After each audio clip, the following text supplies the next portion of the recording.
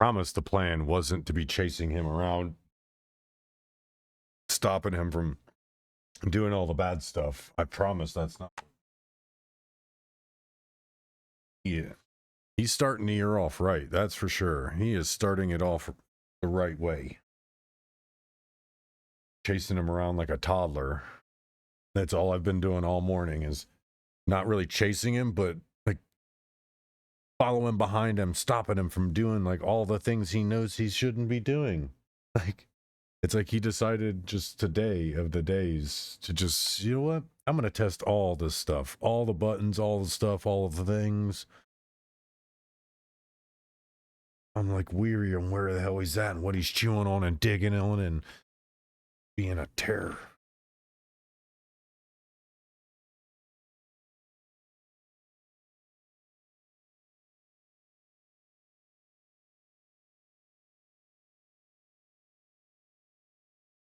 Psychopath, man. Been acting like a psychopath this. Ugh. First thing I actually wanted to talk about was I've been doing some investigative work the last couple days, or since I've been talking about it the last couple days, and I actually know who owns the place that I've been referring to.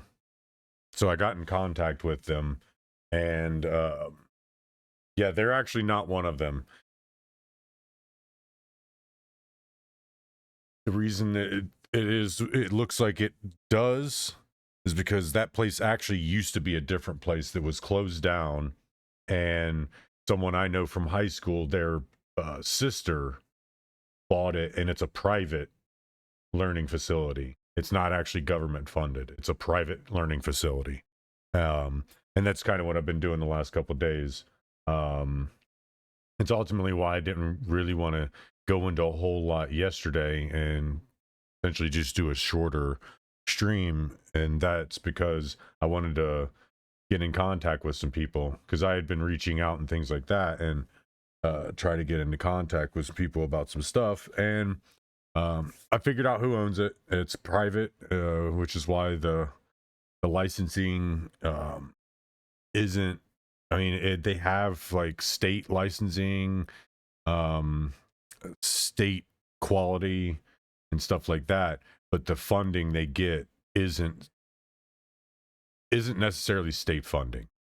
Their funding comes whenever they are operating, which is what I said, which is part of the whole argument against all of this stuff, is because you can't argue that your business is legitimate when people somehow, after all of this broke, decide to break into your place and steal their records, even though they should have been doing that for the entirety of the business. This is how you can tell these things aren't legit. Hold on, he's gotten behind a TV. Hey, oh.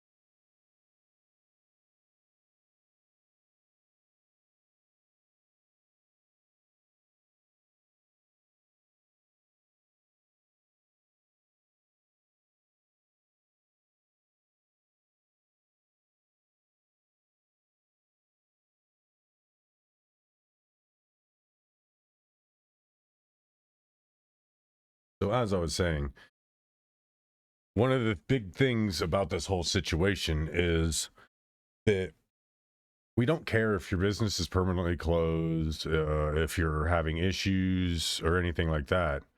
What we care about is you're attempting to fraudulently take money that you're not rightfully deserving of. And as I was saying about the place I've made notice of, I talk to them, I know who they are, and they don't receive the state funding. And I I almost positive they don't receive federal funding. They only receive state funding, and it's based on operation. They have to have paperwork, and they can't get away with an excuse like these people are giving. Somebody conveniently broke into our place days after we were exposed for fraud to steal all the most important paperwork needed to say this whole business is legit and those claims are fraudulent. Like, this is the kind of stuff that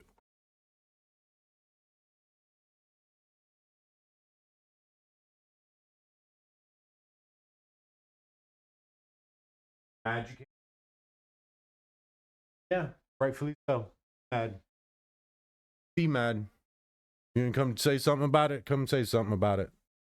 Otherwise, be mad. Wah, wah, wah, wah. And that's one thing that shouldn't happen. They shouldn't say, oh, okay, someone conveniently broke in and stole all the paperwork needed to identify your business as legitimate. It shouldn't fly. These are the kinds of stories and fables that children cook up. As a matter of fact, last night while I was at my family New Year's Eve festivities, my best friend and his kids were there, and his youngest daughter comes running down from the bedroom and starts spinning a tale. And at first, she doesn't use personal identifiable information. She doesn't use any names. She says they, stuff like that. But she spins this little tale. And as she's spinning it, she realizes it's not doing anything. It's not causing her dad to react. So then she starts to alter the story and spin it in a way that she starts identifying people, starts name dropping, trying to get the focus more pointed. And it still doesn't do anything. So then she respins her story, and it gets even more outlandish after that. And this is exactly what's happened. This is exactly what's happening, what you're seeing. Something was exposed, and then people started spinning stories. One guy's story wasn't believed, so we need to do something else. Spin another story. And now you have a whole new story, which is the media 100% being as biased as they can be, while also being absolutely awful at their job. The things that they've lost credibility in doing. Because we can't trust mainstream media, Fox News, CNN, ABC, NBC, MSNBC, The View. We can't trust these people to have anybody's interests in mind other than their own, their shareholders, and the politicians that back them. That's why we don't trust them. That's why we don't trust you. That's why we won't ever trust you.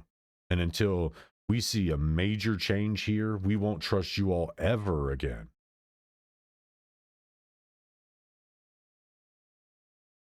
So if you want us to give the trust back, you want to regain our trust, then stop doing this stuff. Because I'm about to show you what I'm talking about. And Asman is right. These people are liars cheats, thieves, and scammers. And they will do anything and everything there is to make sure you know that they're above you. So we're going to go through and watch this.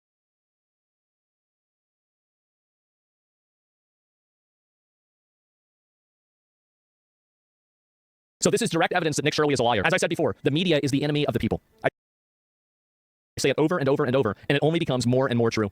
This is ABC Learning Center in Minneapolis. They have to learn ABC and numbers. Director Ahmed Hassan gave WCCO a tour after finding his daycare in the national spotlight. All right, we've arrived to ABC Learning Center. In a now viral video, right-wing YouTuber Nick Shirley claims... Right-wing YouTuber. That right there. That is one thing. I always say it. I'm not the most intelligent person in the world, but I'm also not the stupidest person in the world. And when you do stuff like this, you show that you're dumber than I am. Because I would never, if I want to bring credibility back to the story I'm spinning, I'm not going to create a line in the sand. I'm not going to, it's not going to be a thought in my mind to create a line in the sand for people. You either listen to what I say because he's a right-wing YouTuber. He's a right-wing YouTuber. Do you really think you should be listening to what a right-wing YouTuber is saying?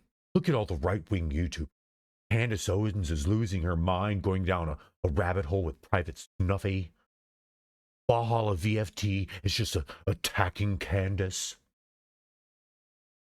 Ian Carroll is just playing damage control for Valhalla with Candace. Candace left YouTube. This is the stuff the media will do to A, distract you from really what's going on.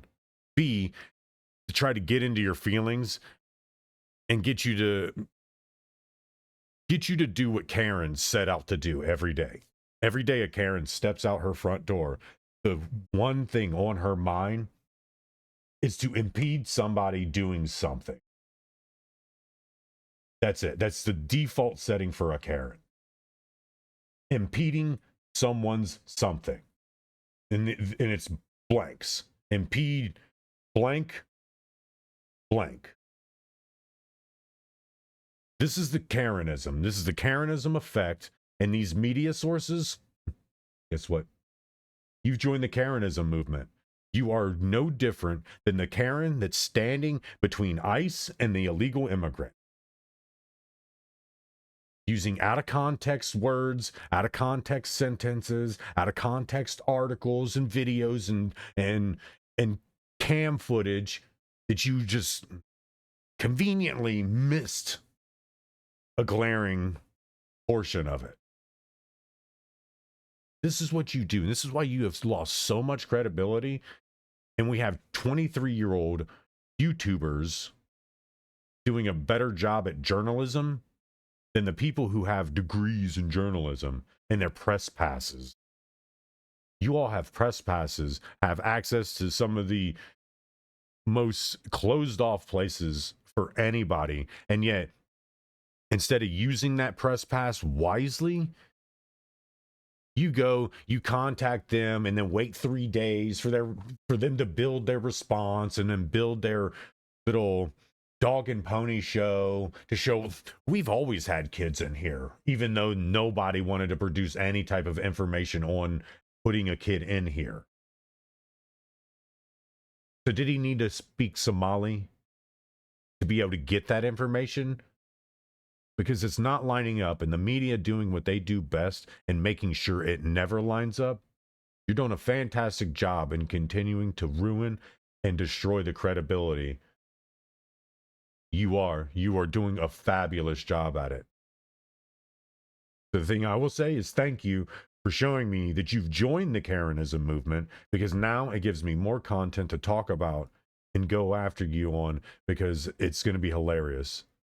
It's so easy to pinpoint you now. All I do is look for the Karen indicators on what you do. And that is one of them. Nick Shirley, the right-wing YouTuber. You want to make yourself seem credible again? Stop choosing a side. Go back to unbiased journalism, unbiased reporting. Well, we can't do that. We're backed by Democrat money, or we're backed by GOP money. We can't just give their money back. We've already laundered it and spent it. You want your credibility back? Stop doing this. Stop creating these one-sided false narratives. Because it's just distracting. Because we've already uncovered it. The law enforcement agencies that should have been looking into it for the last decade, they have to put their eyes on it. We've done the work. Now go and report on something that means something. Because going back and trying to listen to somebody's concocted story after the fact, I mean, if that was the case, if that was so powerful, if the after the fact story was so powerful, that the hindsight 2020 account is so powerful, then I would still have been in the army. I would still be in the army. But the army didn't give a shit about my recounting of an event.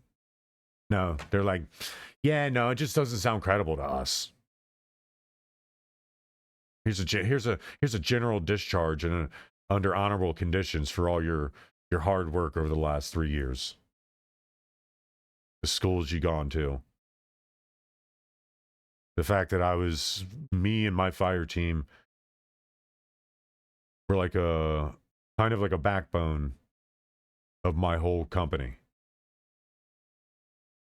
But I just like, you know what? Whatever.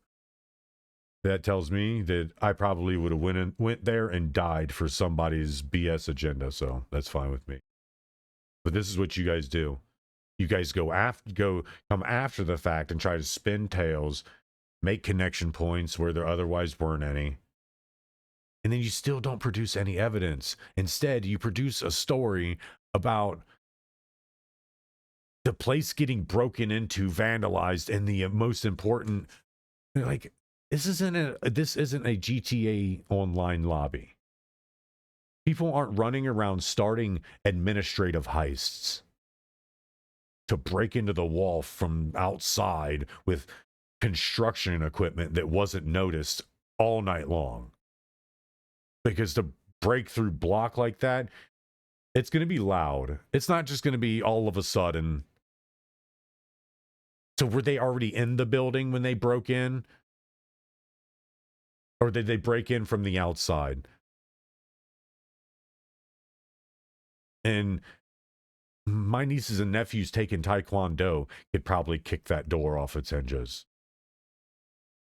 1 6 and the other like 8. This is the purpose of this. Cutting CCAP hurts kids. No, it doesn't, because there were no kids to begin with. It's not hurting kids if there are no kids. What it's doing is it's hurting Mr. $2,000 glasses here. That's what it's hurting. It's hurting those custom cashmere woven burqas or shmogs or whatever it is they want to call them. It's to fund all the fraud. So I don't want to hear it.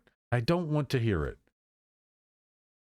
And Governor DeWine, you better hope you've hidden your records very, very well. You better hope you've hidden your records very well. Because to come out and without any evidence say Ohio has protected itself from fraud. Ohio, it's incapable of anybody in Ohio to commit fraud. And yet, as I was watching the post, you were being ratioed in real time.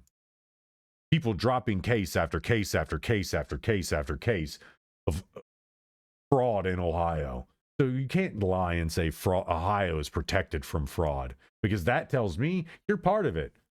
Like, would you expect everybody to all of a sudden not have internet in Ohio? Not be able to research fraud cases in Ohio? Fraud cases under your watch in Ohio? Hey, come on, dude. You should have thought better than that before you started defending businesses where people are they're in such a low class of society, but yet walking around with $2,000 sunglasses.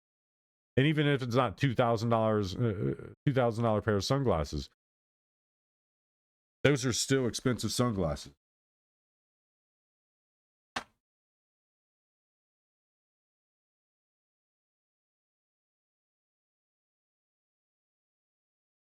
Because these right here, I found these in an Amazon van.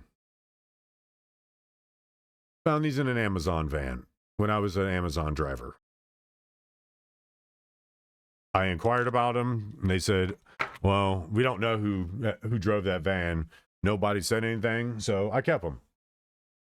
And it wasn't until like 3 years later I did research on them, because I was wanting to look and essentially see if I could go back to the place and get them sized so I can get prescription lenses put in them. And when I was doing the research, I found that these are custom made Oliver Peoples glasses from Italy.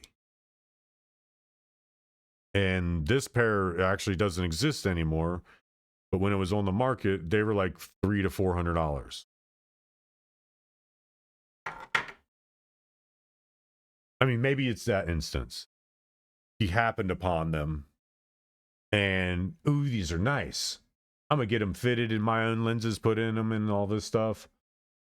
$2,000 pair of glasses. I didn't need to spend $2,000. I mean, that's possible. Like I said, it's not outside the realm of possibility, because it's happened to me actually twice.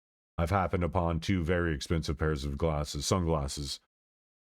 One time was in the Army, and the other time was when I worked for Amazon.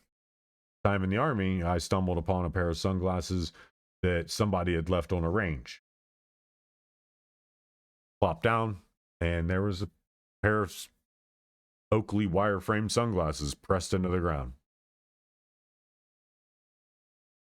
And seeing as I was Private E1, like first week of basic training in AIT, or first week at my unit,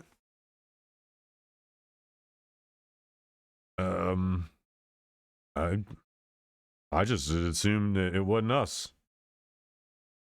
From my knowledge, we hadn't been on the range long, and not many people get brought over to the machine gun range, because you're not training. Everyone trains on a weapon system, but not everyone qualifies to mainly man a weapon system. So if your weapon, you're a gunner, your weapon system is going to be a heavy gun. 240 Bravo, 249. Mark 19s really, a lot of times they don't come off the truck once they're put up. M2s don't come off the truck normally when they get put up. Once you put those two on the trucks, they usually don't come off until end of mission.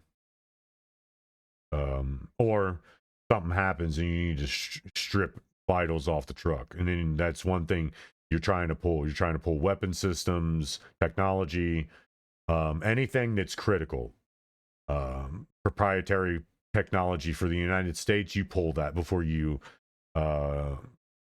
incendiary the truck or the vehicle. But that's how military stuff works. That's why you see our weapon systems around the world, but you don't see our weapon systems around the world. You see knockoff versions of things that we've had our makers make and sell to other countries to make money. But they don't have, like, certain weapon systems only come from certain people and places. Outside that, unless you have a license and a contract to have it, you won't have it. There's only one, the Mark 19 automatic grenade launcher is a perfect example. It was either, I believe it was a Navy invented the weapon system, but they found that it really wasn't useful for them. It was either the Navy or the Marines. One of them two created the weapon system and decided, and after using it and finding it's not very useful for them, the Army bought it, and now the Army use it. That's usually what's you have. I mean, this is probably common knowledge, but I didn't have to go through any security courses, but there's usually 1 or 2 grenade trucks mixed into like 2 or 3 Ma-Deuce trucks. And that's kind of how it works.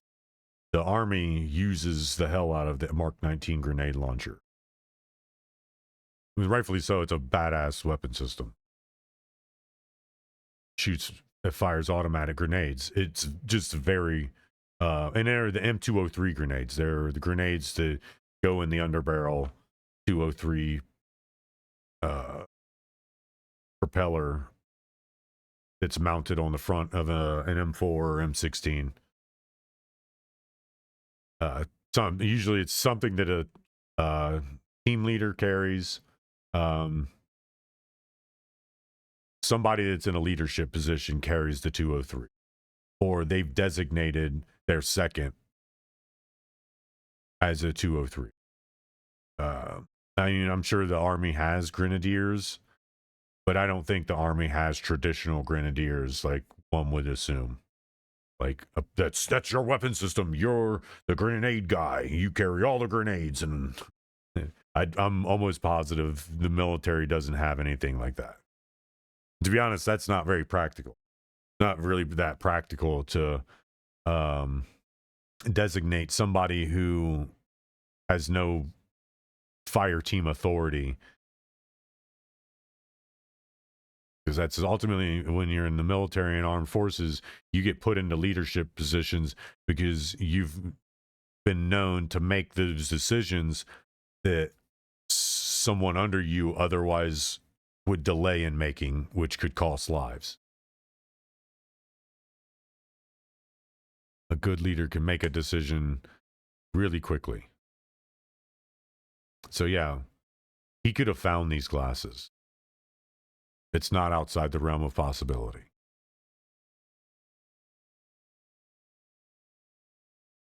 But it took me 21 years to find my first pair of nice sunglasses. And then it took me like 15 more to find that pair. So for me, there's very low odds of finding designer stuff just happen upon it in the world as loot. Not many times. It's not often you find something designer laying around in the world as loot, free loot. But the sunglasses aren't even the thing. Called by the owner. Yesterday morning, I was called by. I played the voice because that's the glaring red flag.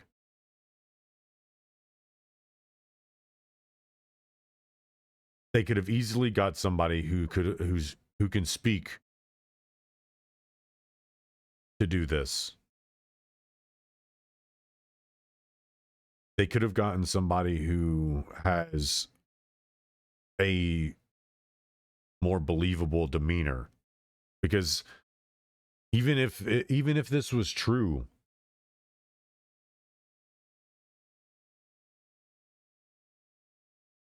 even if this were true, let's say for posterity's sake, for argument's sake, posterity's sake, for argument's sake, let's say it is true.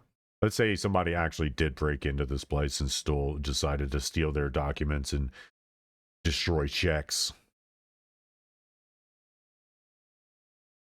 It's hard to believe somebody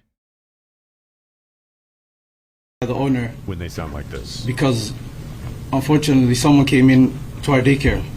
We looked and saw what happened, and We looked and saw what happened. Well, yeah. we saw that the suspect came in from the back, broke in from the back kitchen, and he also destroyed. He. That's key.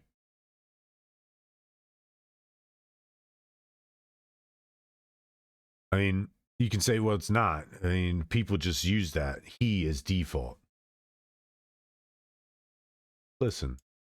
Yesterday morning, I was called by the owner because unfortunately someone came in to our daycare. Unfortunately, someone. We looked and saw what happened, and we saw that the suspect came in from the back. We looked and saw what happened, and the suspect. Broke in from the back kitchen, and he also. So, someone, very vague. Suspect, and they use the terms, we looked and saw what happened, which means they had to have looked on the security cams, security footage. It goes from someone to suspect, from suspect to he. So did they identify somebody in the video?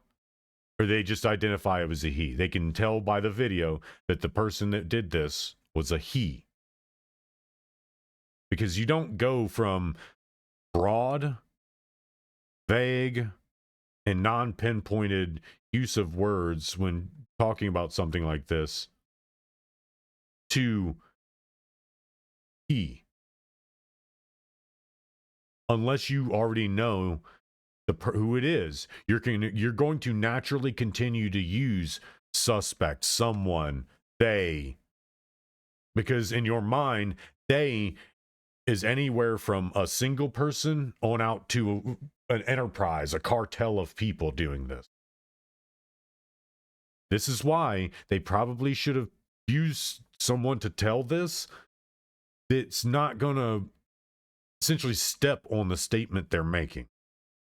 Because by going from very broad using terms that are very broad and kind of identification, like we saw the security camera, we know it's someone.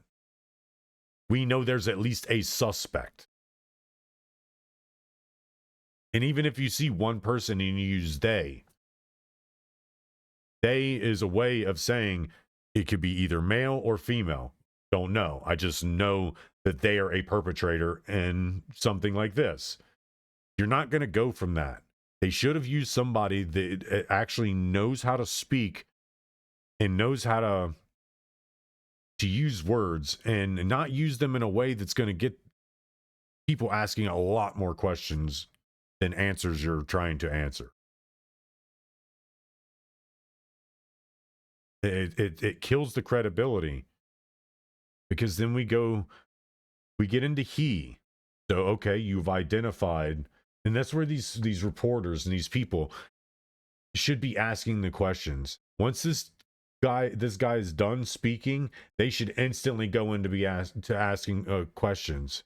So, have you identified the suspect? You said he. Is that an indicator that you have at least identified that the suspect is a he? Or are we using he as a default? Because some of these words are kind of indication on where even law enforcement needs to look. Because did he explain it the exact same way to law enforcement? And did law enforcement ask him those same questions? You saw it on the security camera. Were you able to identify if it was a male or a female? Why did you say in the press conference that it was a he? We saw he. You told us that you didn't know if it was a male or female based on that. Why are you saying he in a press conference? These are very highly scrutinizable things. And again, go back to it, because there's no way that these aren't questions that are at least being asked to just cross something out. Ask the question to cross it out. I mean, what happened to the no question is the only dumb question is one not asked? But even a dumb question is still a good question, because at least it cancels that dumb question out. Like, what happened to that? Did we just go into, well, we realized that there are a lot of dumb questions, so we decided to tell everybody, don't ask any questions. Whatever you're hearing, just take it at face value until somebody proves it instantly as being otherwise. This is what we're being told. This is what we're made to believe is going on and happening. Destroyed. So again, they should have picked somebody else to do this. The wall to come in. As we walked around the daycare, we saw that our office doors was broken into as well. We saw that, unfortunately, there was important documentation, enrollment of the children, and also... Okay, see, and this is where it gets into an even bigger red flag. This is a massive, massive red flag that I don't understand how people aren't seeing it.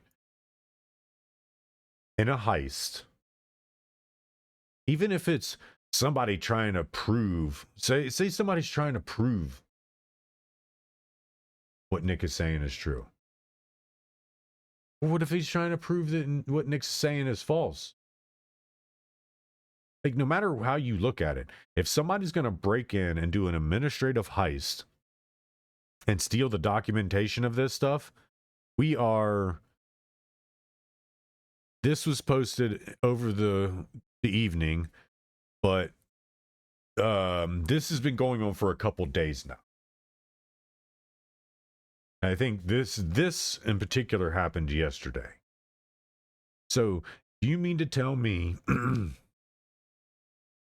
that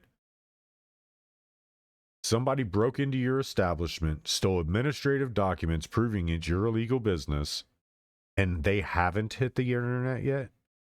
Because say the person is for Nick, and they're trying to make bank, because if you have that information and you're for Nick and it damns these people, or at least damns these businesses,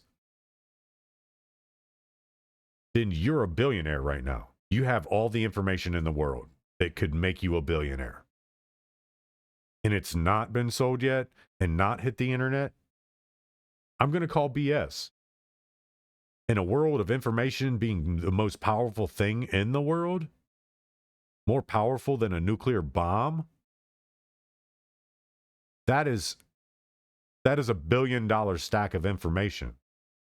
Whoever stole those documents is sitting on billions, if not trillions of dollars in blackmail money. Because if they're willing to break into this place to steal this stuff, they're not going to just sit on it and say, well, it proves Nick wrong, I have to sit on it and hide it. No. They're going to sell it to somebody who's on the other side, and that other side is going to expose it. This is how this game works. I don't know a ton about spycraft, but if I was a spy, that'd be exactly what I would do. If I want to keep the facade up, keep the distraction going, the first thing I would do, once all this got exposed, I would go in, break into these places, steal their documentation, and then sell it to whatever side would benefit from it. Because if the business is fraudulent and that documentation proves it, then you sell it to Nick's side. You sell it to the people that are supporting him. If it proves that Nick is embellishing, he's not telling a whole truth, he's completely lying 100% and just found a way to get all of America on his side, then you sell it to the other side. Because the person who broke in and stole this stuff, if they don't have an invested interest for the Somali side, aka stealing it to destroy it because it proves illegitimacy, then you break in, you broke in to steal it to sell it. Those are the only two real options. Because while the person who broke in and stole it could be the one who exposes it, that puts a spotlight on them. What they're going to do is they're going to do a WikiLeaks style dump of it and sell it that way. They're essentially going to put it somewhere and then sell access to that to somebody. That's how that's going to work. So if these documents haven't already been destroyed and they still exist or existed to begin with, you'll see them be uncovered soon. You're going to see it. You'll see it being uncovered soon by either side. Somebody on either of those sides has those documents if it's not them who've done this heist themselves. Because there is a possibility that somebody from the outside has done this administrative heist. There still is a possibility. If you don't think there still is a possibility of this actually being a legitimate heist, then you probably need to log out of GTA Online. While it wouldn't be as cartoonish and theatrical, the reasons are glaring. The reasons to commit this heist are absolutely glaring. And it's all to do with profit. It's mischievous profit.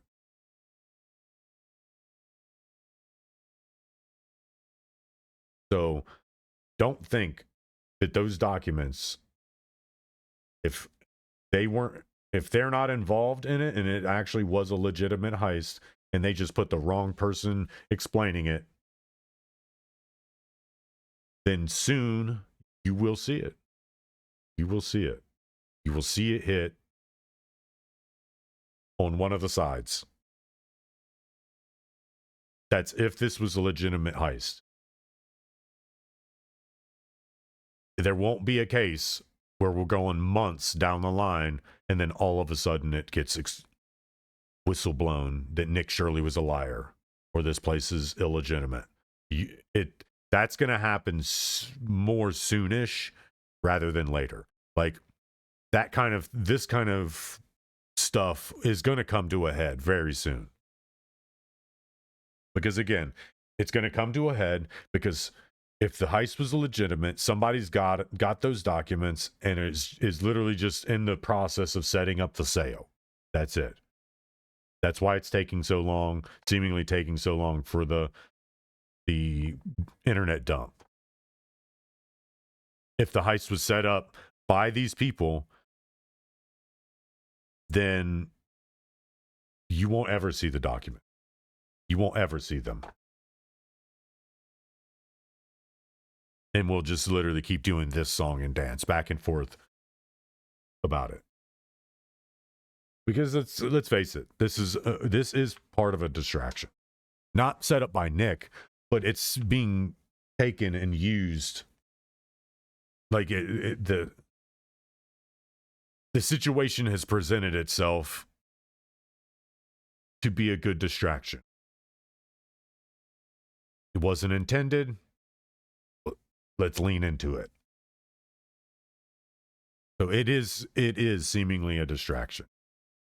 It's just not going to be one that encapsulates a large enough viewership to allow whatever else to take place behind it.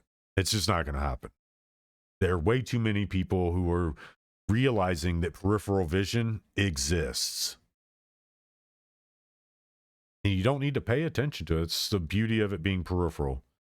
It's off to the side. Don't have to pay attention to it. We know it's there. So, yeah.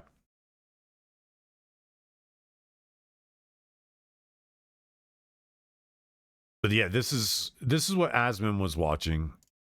So what we're going to do is we're going to go over here and we're going to watch some of Asman's video. It's 48 minutes long. I don't think I'm going to watch 48 minutes. I'm probably going to jump through it.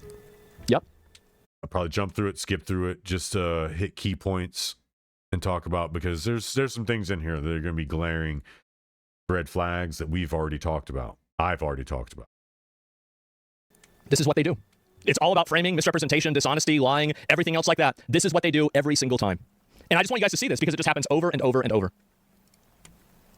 Nearly a dozen daycare centers in Minnesota are taking public funds but not providing a service. He says ABC Learning Center is one of them, knocking on the door in mid-December. I would like to check a child in the daycare. Hassan says his employee didn't Why? respond because Shirley was in a group of about 8 people, and his staff was concerned about recent ICE activity. Is this daycare coming from? No. Why would they be concerned about ICE? Do they have people that are illegal too? Yeah. Like, what's that? No, That's something I said with the Karenism thing. I've said that with the Karenism thing because of the simple fact that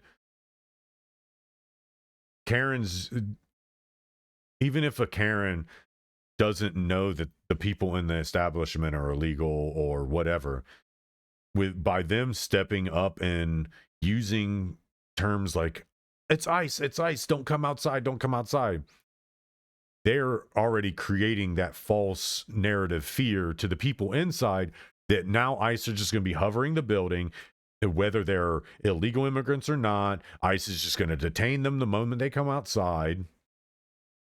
So they're creating a public panic by being allowed to do the things that they do. So we need to shut down this Karenism thing. There needs to be a mind your own business law. That if you weren't there at the beginning of an event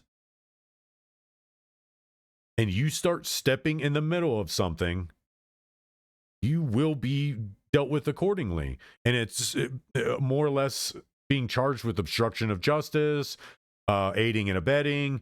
You get charged with crimes that tells everybody going forward, do not trust this person because they're going to do everything in their power to impede the right thing.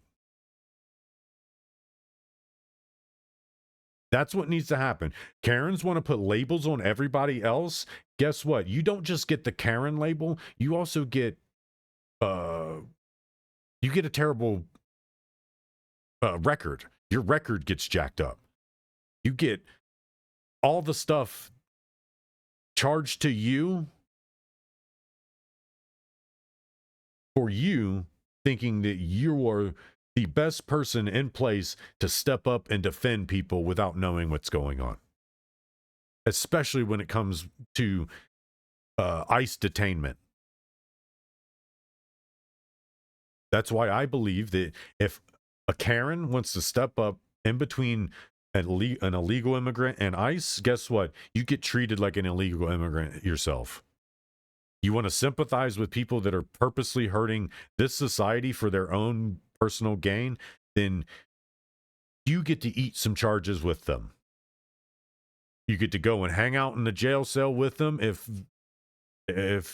they're female and you're female, you get to be their cellmate. And we'll see how they treat you while you're on the inside, because they don't care that you were on their side.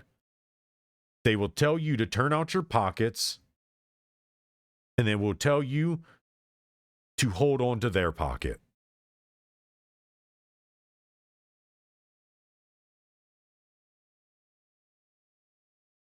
That's what they will do to you. They will not care that you were on their side. But as a matter of fact, what they'll care most about is you didn't fight ICE off them. You didn't put your life on the line for them. This is the mentality of a person who gets hemmed up by ICE would think, which is why they go buck wild and ape shit. They lose it. Because they're trying to pull anybody and everybody into their drama and their problem. And me personally, saying things just, oh, you shouldn't do that. They're real people. Whatever, lady. Just stay over there. The moment you step over here, you'll be in handcuffs too, and you'll be charged with aiding and abetting, an attempt to harbor a fugitive. You'll get charged with things that tell people that you're not a person to be trusted. That's how it'll be. Keep playing the games. And it's not just women. Karenism is an all-encompassing thing. Karenism is a fancy way of saying people who can't mind their own business. That's literally what Karenism is. Those who can't mind their own business, so they start minding others' business. That's Karenism. Add it to the dictionary, learn the definition, and stop these people from being the definition. Because they are the ones that are harboring all this fraud, and they're purposely hurting the American citizen by using sympathy, emotions, and toxic, all of it, as a way to try to guilt somebody into breaking their moral compass. It needs to stop. It needs to stop. Start giving these people the labels they deserve. Hassan showed a security. Yeah, so basically, like, oh, well, we. And another piece to that is Karens are bullies. People will say, well, you can't do the bullying thing. You can't bullying other people. It just enables bullying. When it comes to a Karen, that's literally the only language they speak. They only speak bullying.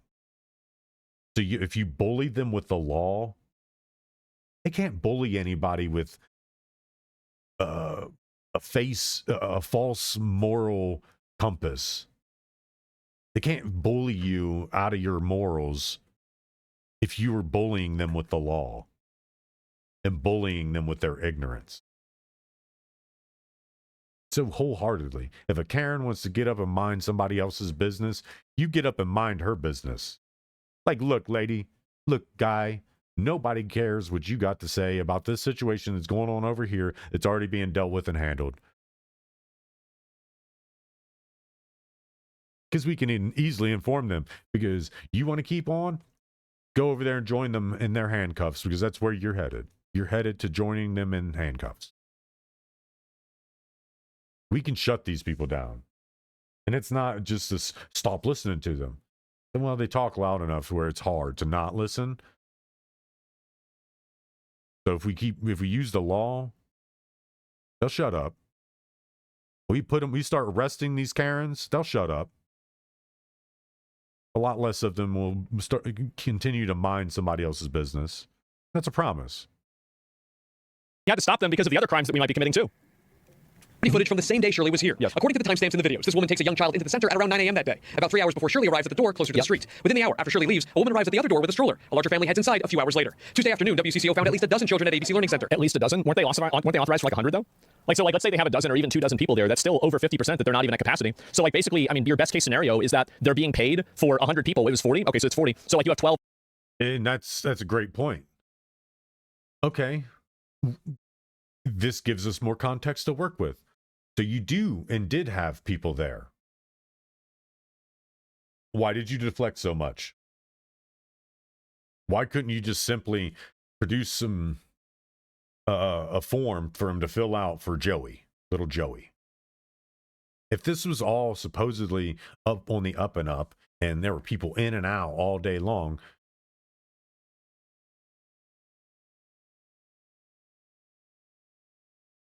or closer to the street. One of the things, 12:50, a single lady coming in at 12:50. Wait, aren't their business hours 2 p.m. though? Why is she showing up an hour early?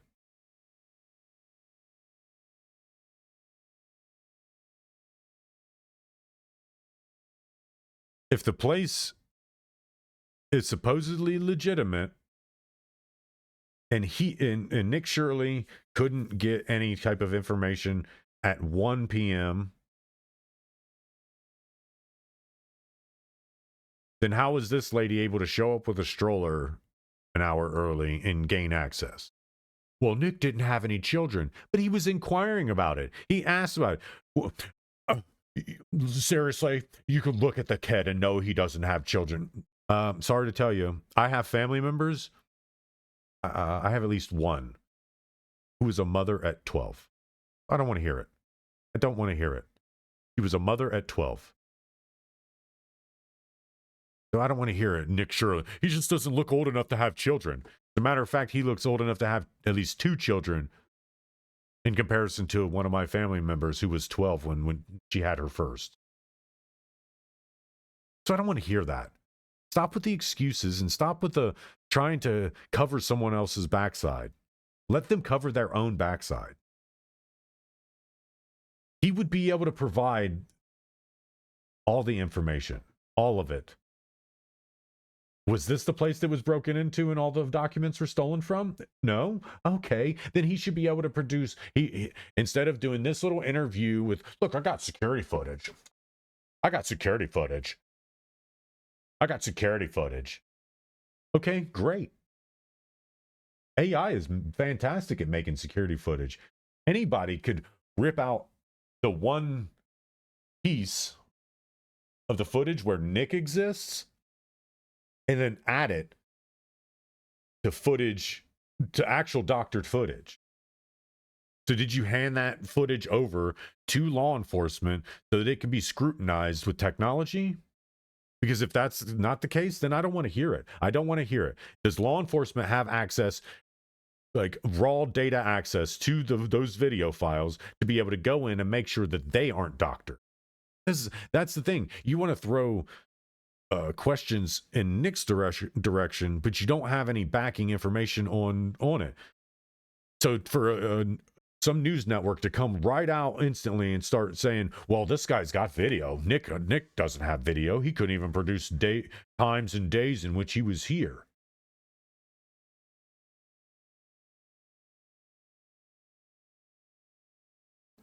Hassan showed us security. Yeah, so basically, like, oh, well, we had to stop them because of the other crimes that we might be committing too. Footage from the same day Shirley was here. Yes. According to the timestamps in the videos, this woman takes a young child into the center at around 9 a.m. that day. Okay. If your business hours are 2 p.m. to 10 p.m., then there shouldn't be anybody there at 9 a.m. There sure as hell shouldn't be anybody there at 9 a.m. And again, why are you blocking the timestamp? Why are you blocking it? ABC or whoever news network this is, like whoever you are. Move your little box down. Because that doesn't say, how do I know that that timestamp is actually the day in which this actually happened? He's claiming this happened. Well, Nick showed up an hour later than that lady who showed up at 9. See the timestamp for the 9 a.m.? Nick showed up an hour later. But we don't get a timestamp for that. We get a blocked timestamp by whoever decided that this was a great place to put this. Covering up evidence. I mean, seriously, I'm not that intelligent, people. I'm not that intelligent. And there's no way that I'm able to see a glaring issue with this. You produce video, but the news made it look bad. This is because they obscured information. Would they be concerned about ICE? Do they have people that are illegal too? Again, on this part right here, that box does the not timestamps in the videos, this move away from that. Woman takes a young child into the center at around 9 a.m. that day, about 3 hours before. See, the box didn't move there. Shirley arrives at the door closer to the street. It sure as hell don't move there. But conveniently you see it moving here. Conveniently, this is the one you see. Conveniently, this is the one you see. Come on, man. Seriously, news networks, you have to get better. If you're going to lie for people, you have to do better. Like, this is fucking insane. There's no way I'm this intelligent. There's no way I'm this good at investigation. I am a bullshitter. That's what I am meant to do. BS, troll, and not make sense. But I just proved it in 3 video clips that you all are using as evidence that it's still a lie. It's still a lie, folks. Just because one of the people who run the facility showed up with their child at 10 to 1 doesn't mean these other two videos. Like, what's that? Are credible. It absolutely discredits both of these videos. Discredited. I just know it's something 04 a.m. And seeing as every single day of every single week of every single month has a 04 a.m. somewhere in it, you can throw 9:04 a.m. out anywhere to anybody. But if you don't actually see, like, it can kind of go down and you can maybe see. And they can say, well, you could take all the tops of these and fill them in. You could take all the tops of this and fill them in, and you could see that it's this day. It's not that hard. And we didn't do it purposely. We have our video footage is highly scrutinized by an editor, but we just didn't notice that we were covering it up with that box. That's just standard. It goes over everything. It gets put on every one of our stock footages. It's our watermark. We're giving credit to the people who gave us the video. It says Nick Shirley is a liar. To me, he's still telling the truth. He's still telling the truth because you haven't proved anything with these videos. I actually wanted to watch them back and scrutinize them heavily for this reason, so that I can ask questions. Because again, I've talked to the people that I had a suspicion of. I've talked to them. I squashed that suspicion. So I'm going back to where it all started. And maybe Nick did miss something. But so far, I'm not seeing it. I'm not seeing what he's missed. I'm still seeing he's caught it all. And it's still global. It's not just Minnesota isolated. It's still global. It hits every single one of the states across the United States, and it hits a lot of the major countries across the world. Maybe not this exact style fraud, but this is a template.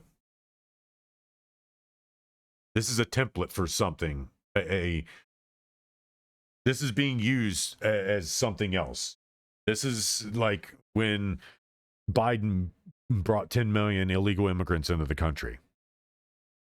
There's an agenda. There's something happening with it, and there's a reason something's happening with it. So again, they're not answering questions. They're not debunking any theories. They're not turning conspiracies into conspiracy theories. They are making it look worse. And the news network that's helping them, you should probably leave it alone. You're doing a fantastic job at being an MVP for our team. I'll tell you that. You are currently the most valuable player for our team. And that's team, this is fraud. You might want to stop. You might want to stop. It's inside a few hours later. Tuesday afternoon, WCCO found at least a dozen. See, this is these last two videos.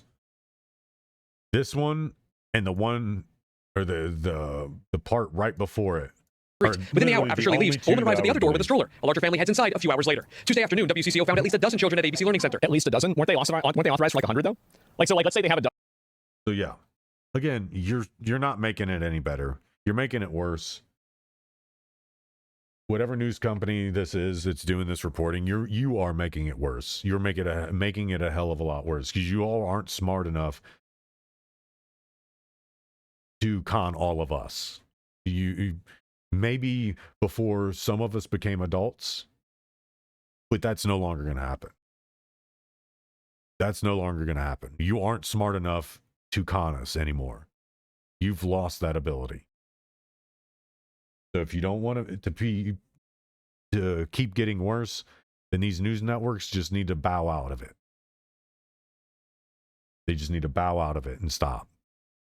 You're making it look worse, because even Asman's asking questions that I didn't really think of, which it makes sense. If you are being paid to operate at 100% capacity, and 100% capacity is 100 children, and you're only housing, or well, I think it was 40. If you're being paid to house and do whatever for 40 children, and you're only, that was what, like 8 kids, and you're only doing this for 8 kids, you should only get 8 kids worth of funding. You shouldn't be getting 40 children worth of funding. You know how you get 40 children worth of funding? Is you bring 40 children into that place on a regular basis, and that's what's housed in there.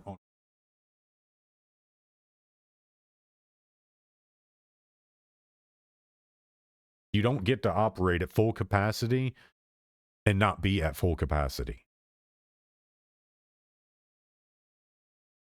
That's fraudulent. It's, again, this is why this is being brought up, is because you all are doing things that you know you shouldn't be doing. You're being given an inch and you're taking 1,000 miles, aka the whole country. You're attempting to take the whole country when we gave you an inch. We literally gave you an inch, and you're taking thousands of miles of country.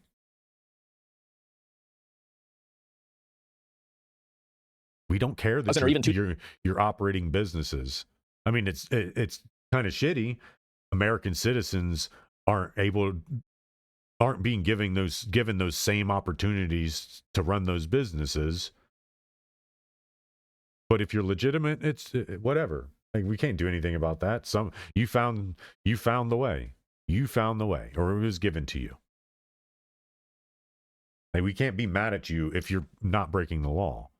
But if you're openly breaking the law, there's going to be hell to pay.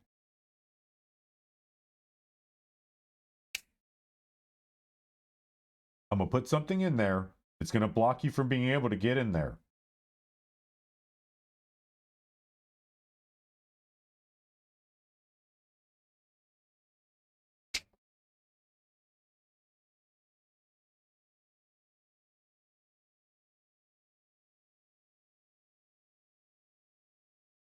Stop. Dude. Put that basket. I would much rather you stay in the box and cardboard down there chewing carpet.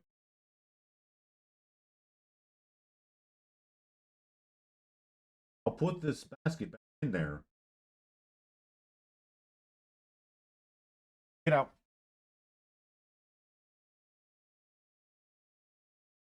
Get out, dude. It's going back.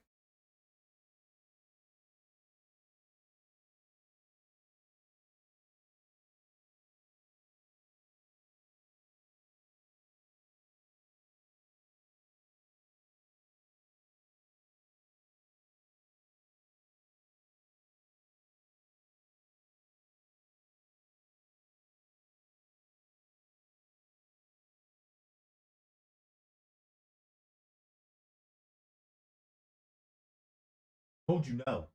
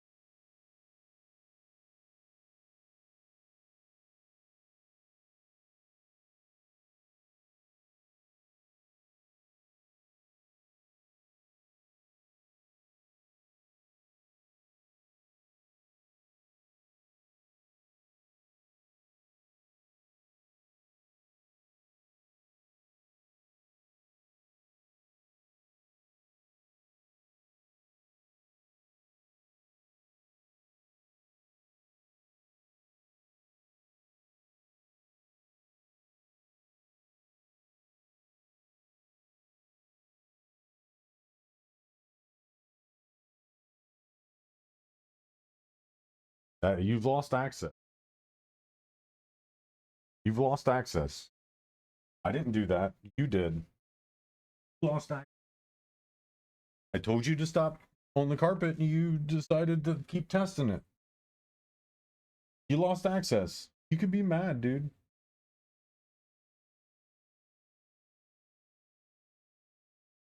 Are you gonna sit there and nugget?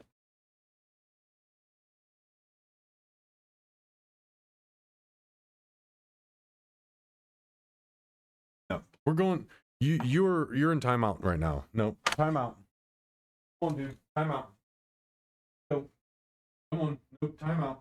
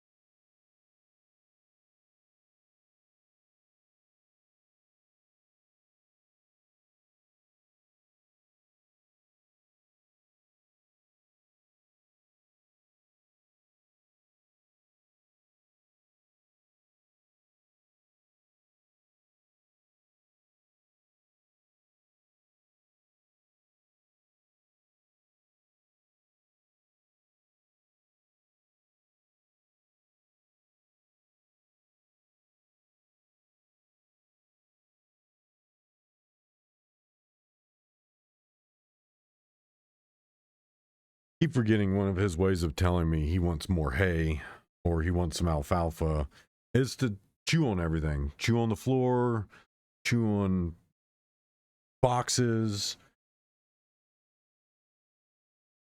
He chews on everything when he's trying to tell me he wants something to actually chew on. Like he wants a little bit of fresh hay. He wants some alfalfa.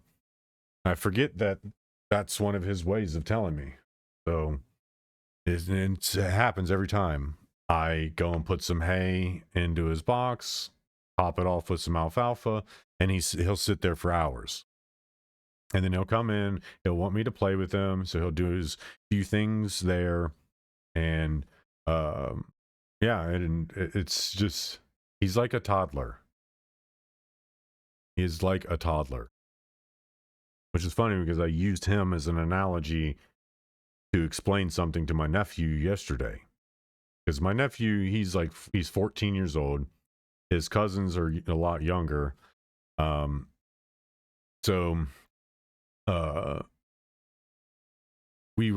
The adults were trying to play a game last night, and as we're sitting there playing the game, the kids kept coming down, and it's a very vulgar game, adult-centric game, and we're trying to like keep them away from the game, just go play upstairs, whatever. And one of the ways they stay away from the adults is my nephew, who's 14, just goes and basically just sits there with them and lets them use him as an anchor point to just run in circles. And I was explaining to him, I said, they're kind of like Sirius, my rabbit. And he's like, what do you mean? I was like, well, how Sirius is he doesn't like anybody being around. He really doesn't. He likes to be on his own, doing his own thing. But he does enjoy the company when it's presented. So when I'm normally around messing with this stuff, he doesn't want me around. But then if I just go and sit there silently and just do whatever, he loves it. He'll run in circles around me, jump off my legs. He uses me as a reference point of playing. And that's what I told him. He treat it like that. Just go up, sit on your phone, play on your phone, and just let them use you as a reference point. Let them run in circles around you and just use you as a reference point. In most cases, if they ask you to interact, you can keep staring at your phone and say, yeah, sure, thanks, cool, awesome. Just use default terms of response. I said, it's just like, it's the same way with Sirius. I said, Sirius can't think and process information, but he acts just like a toddler. He acts just like toddlers do. They don't necessarily want someone there, but they like having someone around because then it gives them a reference point to play with. And he acts just like that. He acts just like that. And when I explained it to him, he understood it really well. And so he went up, and it was like 2 hours before any issues arose.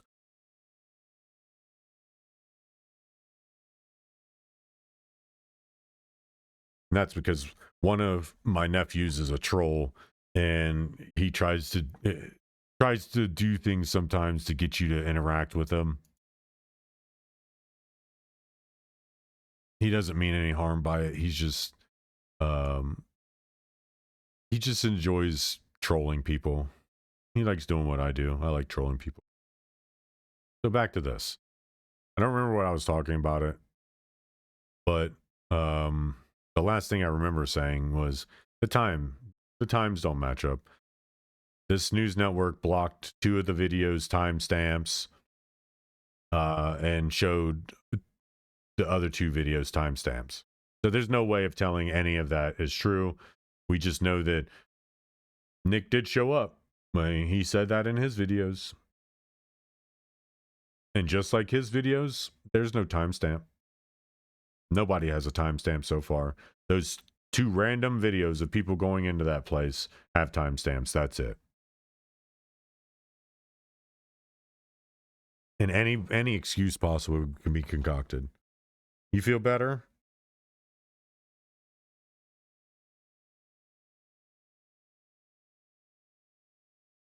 Now that you've dug out or you've eaten some hay, don't be digging out the floor.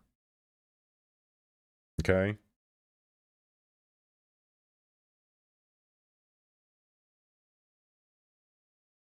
You can close your door, but don't close your door for excavation.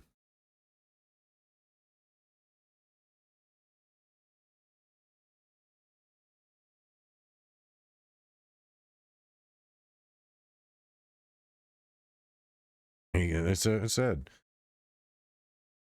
come bolting out. They're doing stuff for me to play with them.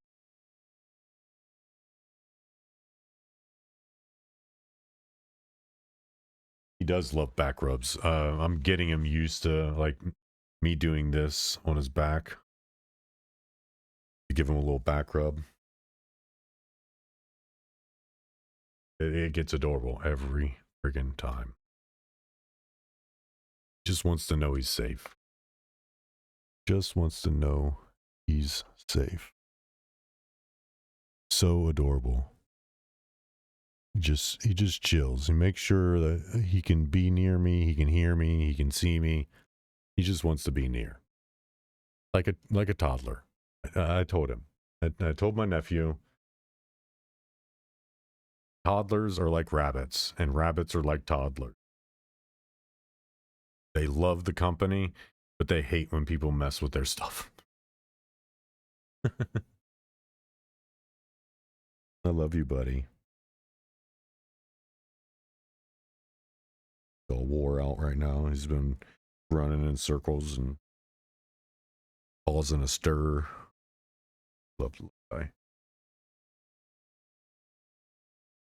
All right, so Dozen people there. That's still over 50% that they're not even at capacity. So like basically, I mean, you're talking about. The capacity.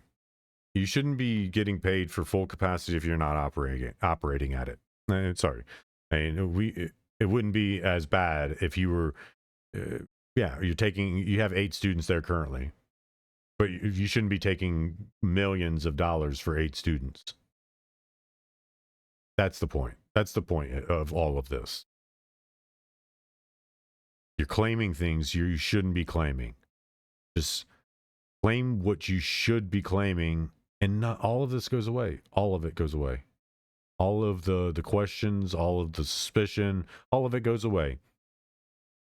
Do what you know you should be doing regardless of who's watching. Even more so when there's no one watching.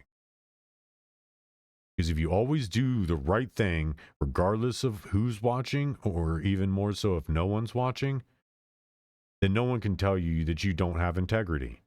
Because that's what I just explained the definition of integrity. It's doing the right thing when no one is watching.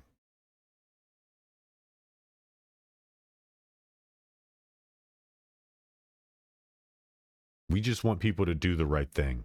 We don't want to kick people out of this country. But people who are coming into it are coming into it with a premeditated sense of committing crime. Just because you see our politicians committing crime doesn't mean that you should fall prey to the same tactics. The only reason why it seems like our politicians can get away with crime is because they have control of our law enforcement.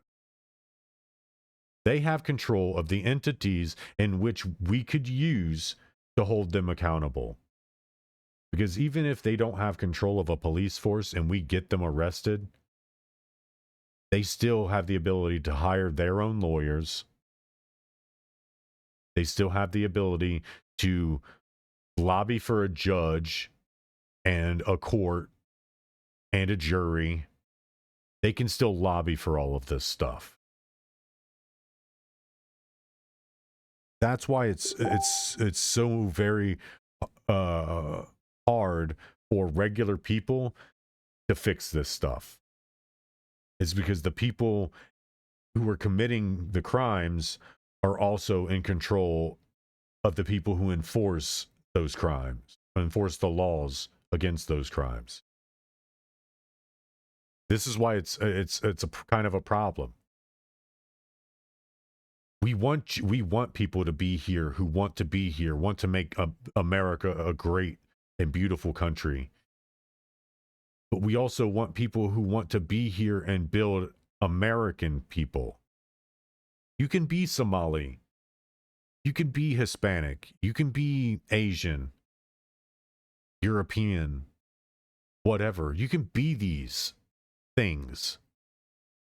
But don't try to make everyone else be you as well.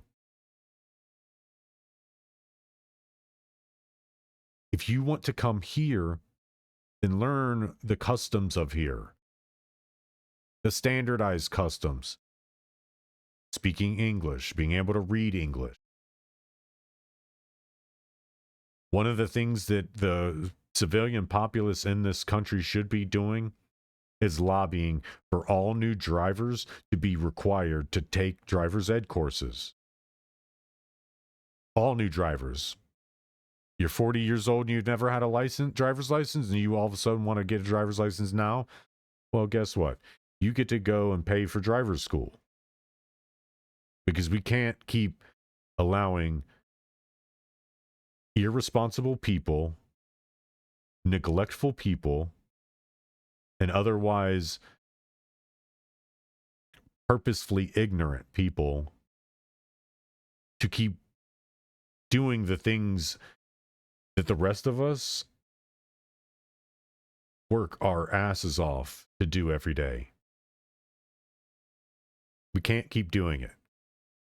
It needs to stop. Like I said the other day, we've been doing this for far too long now for any of this plausible deniability to keep taking root.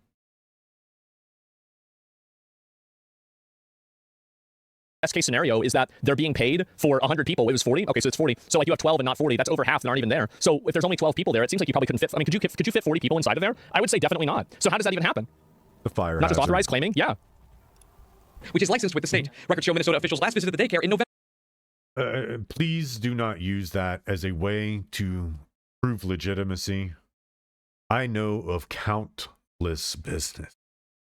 More than I have hands, feet, and friends' hands and feet to count with. The state doesn't actually care whether most of these businesses are legitimate or not. They just want this business to produce money for them. They do not ultimately care. When it does matter is when you have code enforcement causing a stir. That's when the state and city does care. So please do not use your license as a way to prove your legitimacy. Because as proven by the state of Minnesota, who's run by Governor Tim Walz, the state actually doesn't know what it's doing.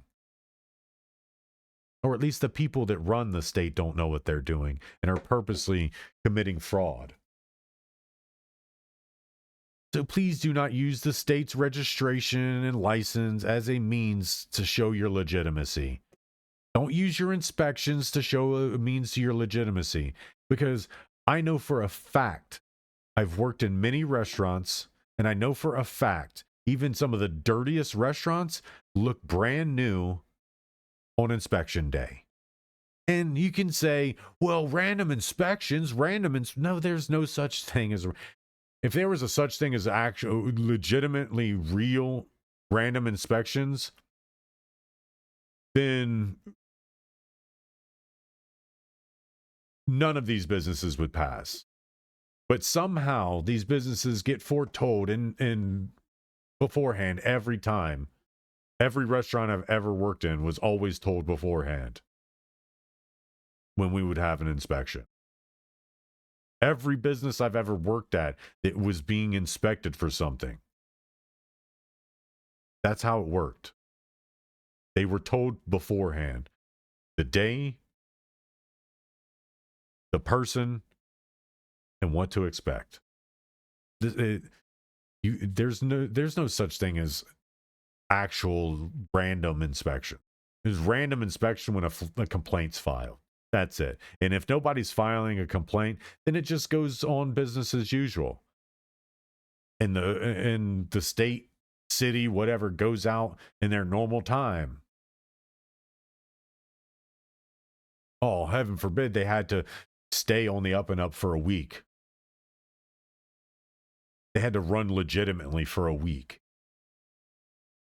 Your arguments are being crushed by your own words. Like, you all are crushing your own arguments by saying these things.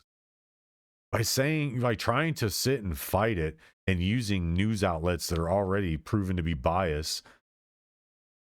By using these things to fight what's being said rather than just producing paperwork. It's like, because we already knew that once this started being exposed and people say, well, go back and scrutinize the paperwork. They have to have paperwork. I mean, it's just, it's how it works.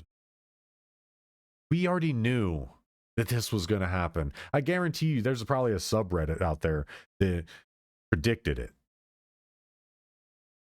I guarantee you somebody on a subreddit predicted that this was going to happen.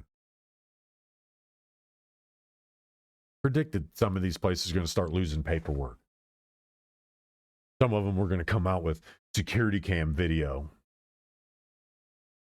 But conveniently enough, the way it's being presented, it still doesn't provide any evidence. It literally doesn't. Two of the 4 videos that they showed in the beginning of this segment showed more illegitimacy to me than it did show legitimacy.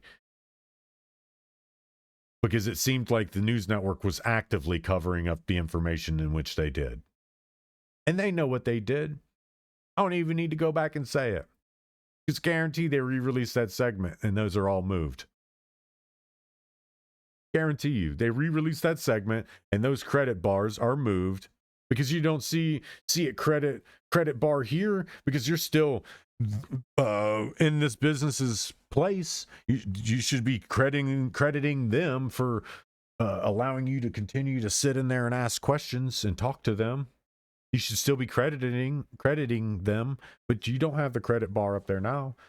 It's conveniently gone now that the videos are gone. And it's awfully funny too. Of all the 4 corners, you could have put that watermark. You decided the corner where the timestamp lived was the best option. The best option for people to know that this video was provided by the same place that's being accused of fraud. Come on, man. I can't be the only one saying and seeing it. Noting some corrected and ongoing violations related to day-to-day operations, but no record of fraud. What did I do? Violations of day-to-day operations. I mean, I looked into a place and saw that they had a violation. And you know what happened during that time of violation? Their license was demoted.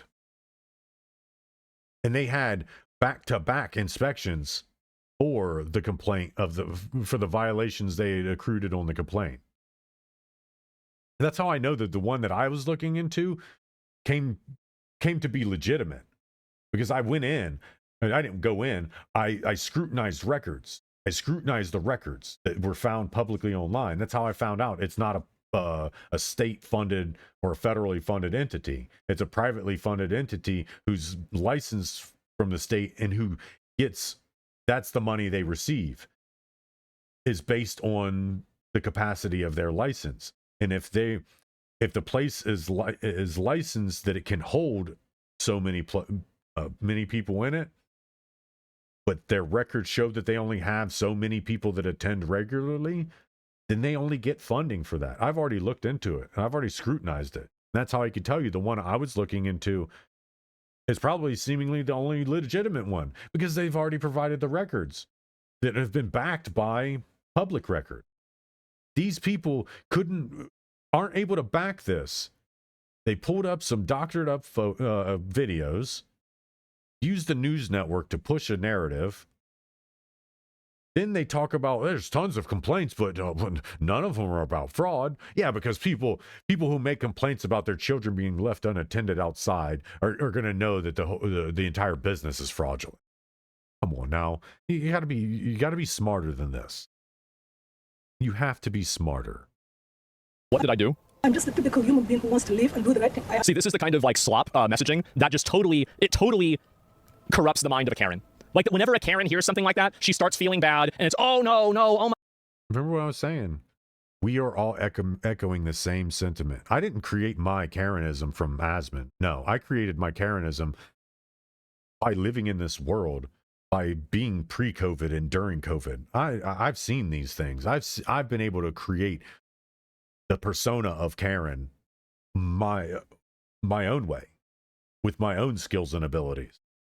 I've been able to pick this stuff out, notice this stuff, and know that the Karenism is basically its own mental illness. Karenism is a mental illness. Also described as the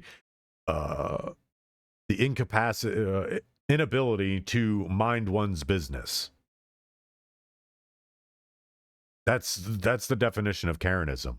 The inability to mind one's own business.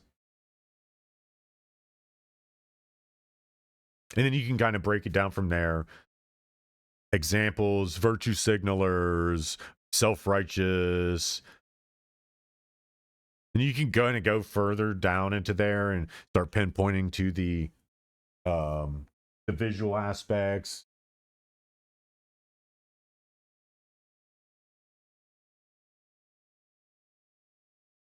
What are you chewing on? It better be something that's not the floor.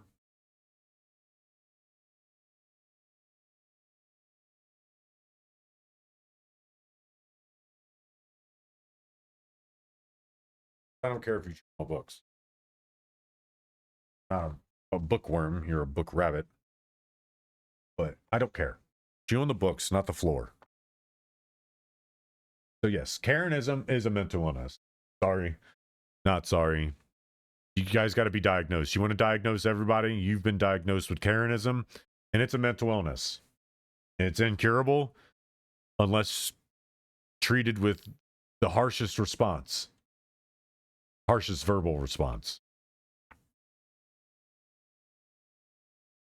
My God, everybody's human, everything's fine. And it's this emotional weaponization that happens. And that's the reason why things have gotten so bad. It's the Karen kryptonite, exactly. Is that they can't go against this because it could make them feel bad.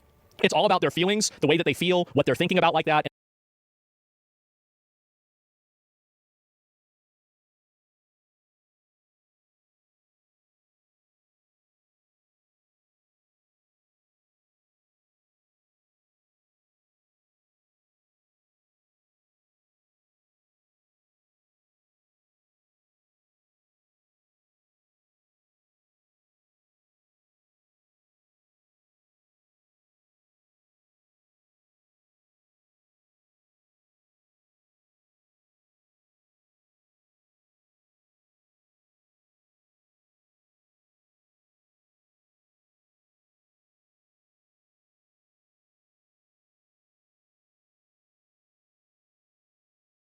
There was another piece to that I wanted to add.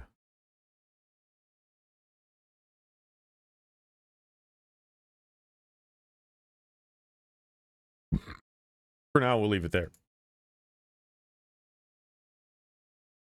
I don't care. Weaponizable is my word now.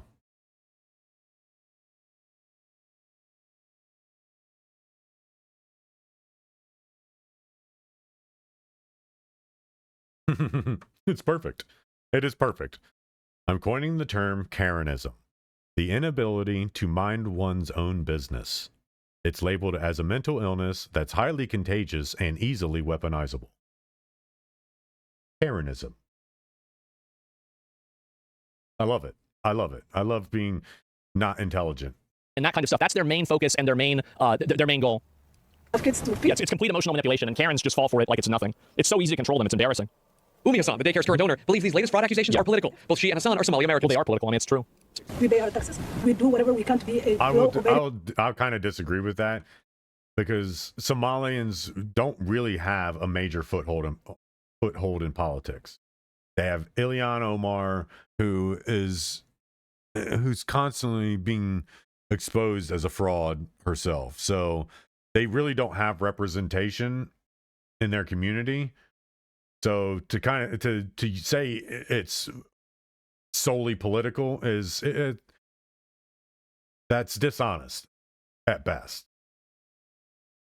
Because what politically are you being pushed away from that this would harm you? That this being labeled as fraud harming you, when which way politically would it? They have one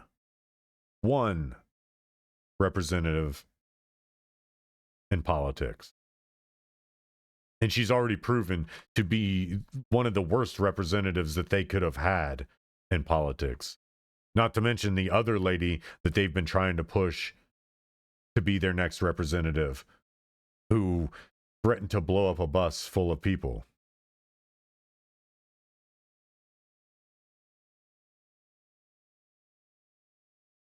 So again, I'm going to disagree that it's not like political reasons are minuscule. They're very small. It's very small of a window for it to be political. Where I would agree that it's political is someone is trying to destroy all the ability for current and future Somali representation. To me, that would be the only reason that it would be political, is that someone's attempting to sabotage the Somali community's ability to gain representation in politics. And I mean, Ilhan Omar does a great enough job at that. We don't need anybody else. We didn't need Nick Shirley to do it.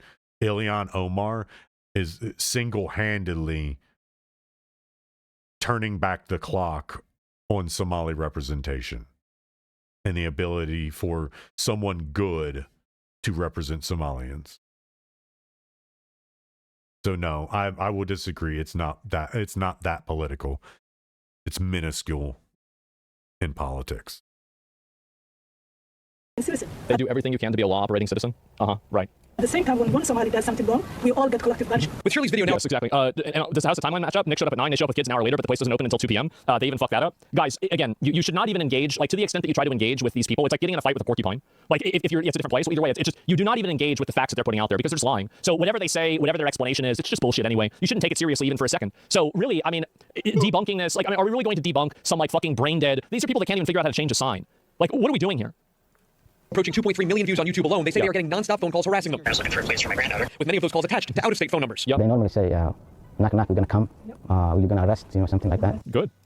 Hassan says they turned over attendance records to comply with the Department of Homeland Security request. They're now waiting to hear back. CBS News is reviewing records related to the same daycares. All but 2 have active licenses. And Aaron, while the active places have violations related to safety or staff training, He went to like 4 or 5 places, and they said all but 2 have active licenses. no recorded evidence. Show 'em. Again, this news network is not helping your cause. You should contact them and ask them to pull this off of the internet, because this is hurting your cause. It is really hurting your cause more than it's helping. If you're wanting to bring credibility to something as a news source, being the advocate for someone, bring the receipts. Like, you see how the internet works, folks. News networks, you need to get with the times. If you're going to come at somebody, then bring receipts. That's what the rest of us are doing. We're bringing all of our receipts with us. And yet you all still fail to grasp this concept. Thank you for the follow. Holy shit. Skeletal Necromancer Knight. Sounds like someone's MMORPG player. But if you want to bring credibility to these things and these organizations and these people, then show the receipts. Do what the internet has been trying to tell you to do for a while now. And that's bring receipts. Bring receipts. If you're saying that all but 2 of these places are licensed, you should have a license here, and we don't need to see your ugly ass mugs. Put a license over both of yous. You are irrelevant in this story. What's relevant are the licenses in which you're speaking about. What's relevant are the timestamps in these videos in which you covered Would they up be concerned about ICE? Do they have people that are illegal with too? your little thingamajig. If you want to bring credibility to this stuff, then stop doing these things. Like we've told you numerous times, it's so easy. It's so easy, but yet you all still continue to do it. Why is this covering up the timestamp? If you're trying to disprove someone's claims, then why did this get past the editing room floor? Why did this timestamp being covered up get past the editing room floor if you're trying to discredit Nick Shirley? And that's not just one. Here's Nick Shirley's time-stamped video. Tell me what time, what day, what year, what month. Please give me that information for this. I'm not talking to Nick Shirley on this. I'm talking to anybody that's trying to discredit him. Tell me, based on this, what time, date, month, year, all. Give me the metadata information for this video. Per the claim of this news source. Per the claim of this news source, you should be able to easily, if they're credible, you should be able to look at this and see right through that and see the date, time, and all of it. You should be able to see all of it. But you can't. It's obscured by their little label. Oh, we got one. This one lines up because it's 10-1 on 12/16. Sometime after Nick had already been there. And then a few hours later, here's another one, 12/16. Again, you can take these 2 videos, pull open a program like this, mash them together, pull open the file on your computer and say, look, we got security cam footage, and then just play video. See? Nick is a liar. It's so easy to doctor video. Well, they're showing it on this from the screen. Oh man. As if people all over the internet are actively stealing other people's content with their phone camera. Come on now. You guys have to be smarter than this. You have to be smarter than this. If you're trying to con people, you got to be a hell of a lot smarter than me. Really, you got to be. Because again, I'm not smart. I'm not that smart. I am dumb. And I'm finding these discrepancies. Me, a dumb person, is finding discrepancies in you all's narrative. I'm not Candace Owens. I'm not Valhalla VFT. I'm not Tucker Carlson, Megyn Kelly, Ben Shapiro. I'm not any of these people. But somehow, I'm finding the neon signs that say the bad guys are here. Criminal hideout right here. I'm finding it. Me. A stupid poor nobody from the west side of Columbus. Come on now. You guys got to do better. You got to do better.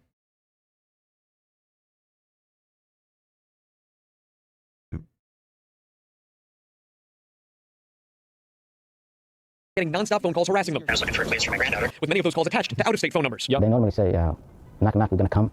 You're going to arrest, something like that. Good. Hassan says they turned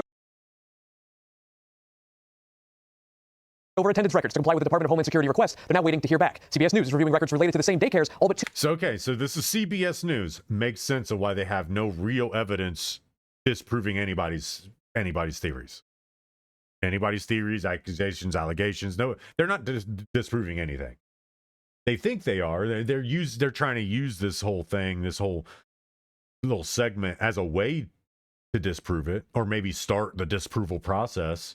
Because if you get enough people not paying attention to the header labels conveniently placed over top of pertinent information, if you get people that look past that, then oh yeah, it's easy to discredit Nick. Oh look, all these videos show evidence. You can't lie in video. The video can't be faked. You got literally, you're playing into Karenism. This was built to play into Karenism, because I guarantee you now that place has got a defense wall of Karens outside protesting Minnesota. This is what's happening now. I don't even need to see any news about it, but I guarantee you there's a wall of Karens out there now that's watched this segment and says, oh, he's got to be lying. Now they got video. That's not fake. It's got to be real. Come on now. We got to be smarter than this. Or at least be smarter than me.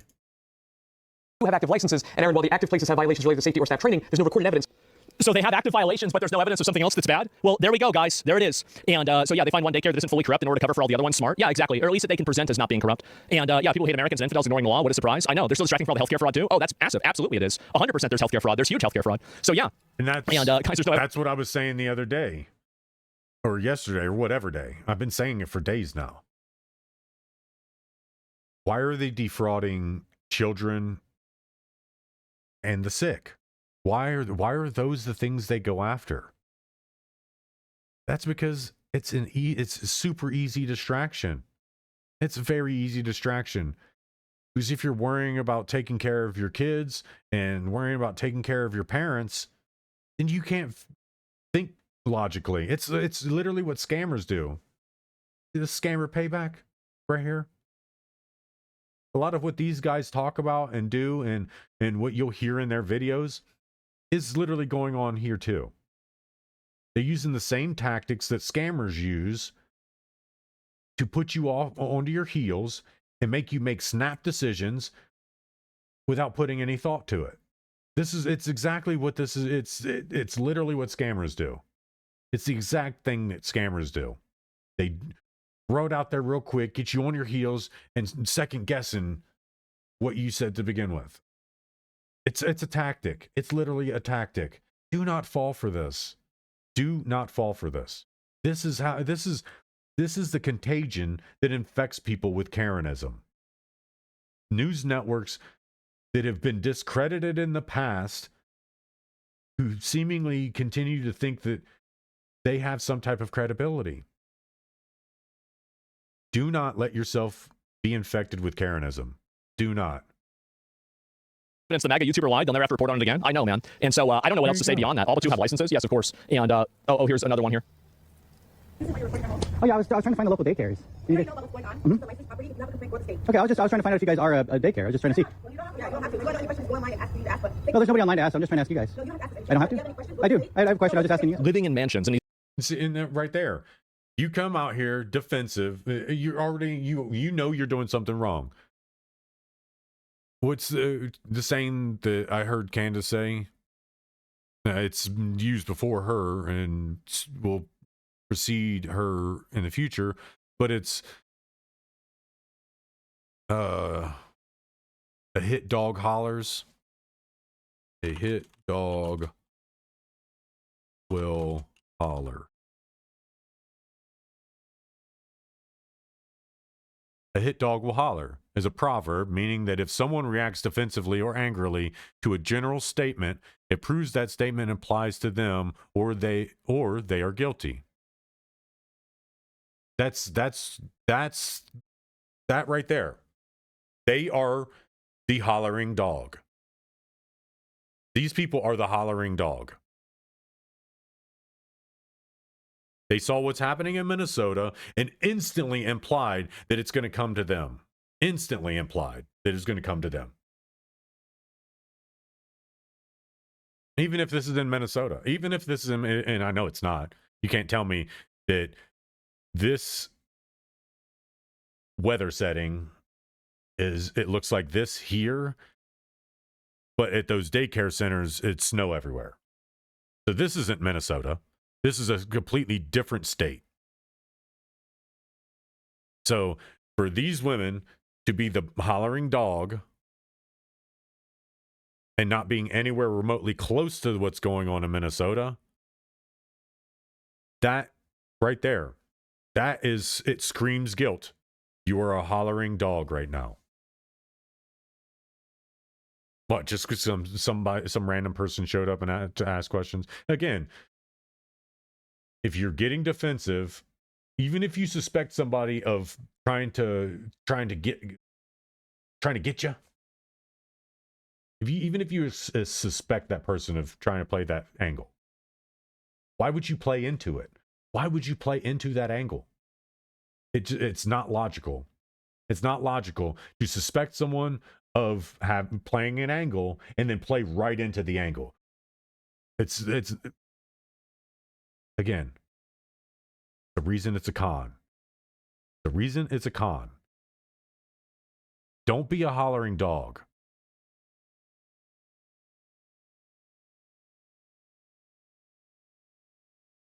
And this is, again, I'm not that intelligent, folks. I'm really not. I'm not that intelligent. And I'm finding glaring issues. A hollering dog right here.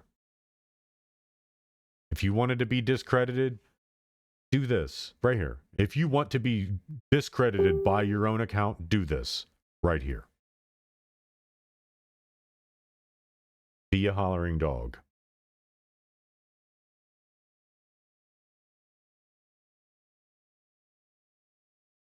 Evidence.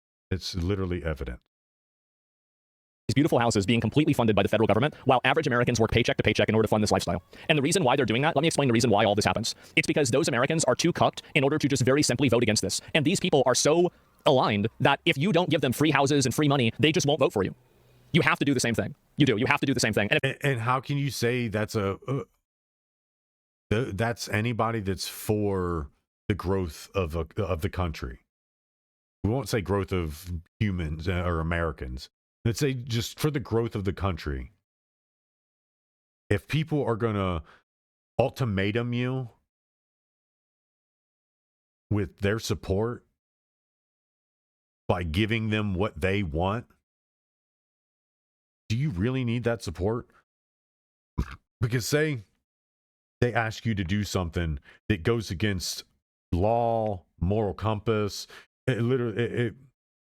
you could not live with yourself after making the decision they are asking you to make in their favor. Just think about it in that sense.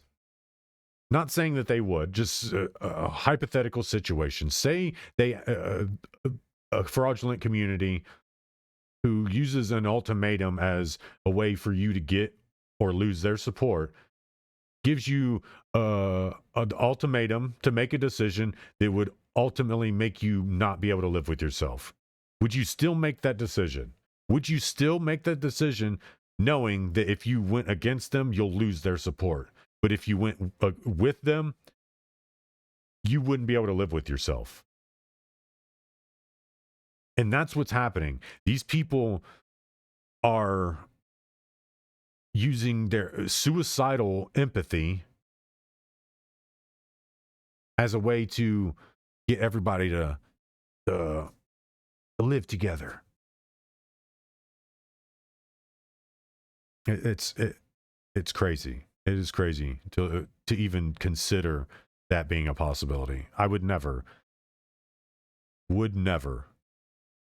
It's just insane. If you don't do that, then they're just going to beat you. Because if they're playing the game and you're not playing the game, then you lose by default. And that's what's happening. And Okay, you guys are listed on the website. It makes everything so for daycare, so. Yeah. that's what it is. You only go to It's, yeah, no, you can. Yeah, I can go door to door. So if you have any questions, go call the chapter check and they'll give you whatever information you need. Okay, so you guys aren't a daycare then. They're not a public daycare, right? Okay, I didn't think so. Oh, I can, yeah. Look at that beautiful door. This is a really nice house. This is an incredibly nice So house. these ones were really hostile. I just knocked on the door just to see if there's a local daycare listed on the websites. You should contact the state. It's interesting. Yep. And it's better than my parents' house. Yeah, look how big this house is. This house is gigantic. Look at this neighborhood. And they've got, look at all these nice cars, these like big SUVs. Look how big this house is. Like this house, if it was in Austin, this would be like a multi-million-dollar house. I mean, yeah, obviously we have high property value here and everything, but this is a gigantic, massive house. It's unacceptable. These people are living in luxury. That's it. They are making Americans jealous. That's right. And yeah, the Heritage American Revolt is going to be amazing. Well, I mean, it's going to be something. I'll certainly say that. And stop them getting mad and violent, to be honest. Well, that's why I'm showing people. I want people to realize and to see how bad this really is. And I think that really that's the reason why, like, make no mistake, I want to radicalize people. My goal with covering this is that I want people to become radical because this is a radical problem. That's why I'm explaining. That's the reason why I'm explaining it in the way that I am. My goal is to make people as radicalized and angry and furious about this as possible, so they will be willing to take whatever steps necessary in order to stop this from happening. That's my goal. I will state it straight out, 100%. That's exactly what I'm trying to do. And informing is good. Yes, informing. And yes, all I'm doing here is I'm just showing people videos. I'm showing people videos and I'm saying, hey guys, this is how bad it really is. It works. Keep doing it. Yes, mission accomplished. Well, I'm doing it non-violently. Of course, non-violently. Nobody's talking about violence. Of course not. So yes, and this is it. Three boats are following each other. Well, I don't know about that. I have to look at it later on. And I will. But we normally support it. Yes, and this is. And by the way, this is radical. This is insane. Like this is a level of betrayal and ridiculous behavior that every single person in America should see and become furious, radicalized, and extreme about. They should. This is crazy. This is insane. You have people living in $1 million houses that are running fake daycares, living the American dream, being funded by, and these people are immigrants. They're not Americans. They don't give a fuck about America. They don't care about this at all. They're voting as a collective block so they can take as much of your money as possible. And I want as many people as possible to see exactly how bad it is. I'm going to make people as radicalized and angry as I possibly can because that is my goal. My goal is to do that. And then hopefully, if I do that enough, it will be one couple of drops in the bucket in the tide that Hold on. This again, this is one of the glaring things I've been saying. One of the glaring things. Right here. This right here. Outside of the text, if they're claiming that someone broke into their building and busted through their wall from the outside in, how is it that none of the neighbors heard the construction equipment, the excavation equipment? How is it that nobody heard this Italian job going on? There's no way. There is no way that this GTA Online level heist happened in the middle of the night and nobody was alerted to it. Nobody heard a sledgehammer hitting a brick wall. No one heard a jackhammer. No one heard anything going on inside the place. No one heard the doors being kicked. You don't understand how loud it's how loud it is when you try to breach a door. Even if it's contained within a building, it is still loud. It's still very, very loud. I know this because I was trained to do that. I was trained to kick doors in. And it is very loud. Breaching a door and breaching anything is very loud. Very loud. It doesn't go unnoticed in the middle of the night when you're that surrounded by neighbors. This isn't the Italian job.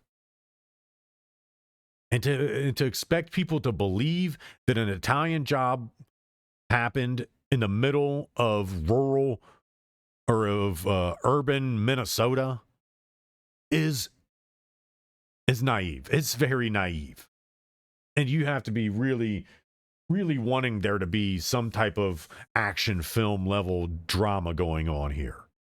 If you really believe that somebody pulled off the Italian job in the middle of the night in urban Minnesota,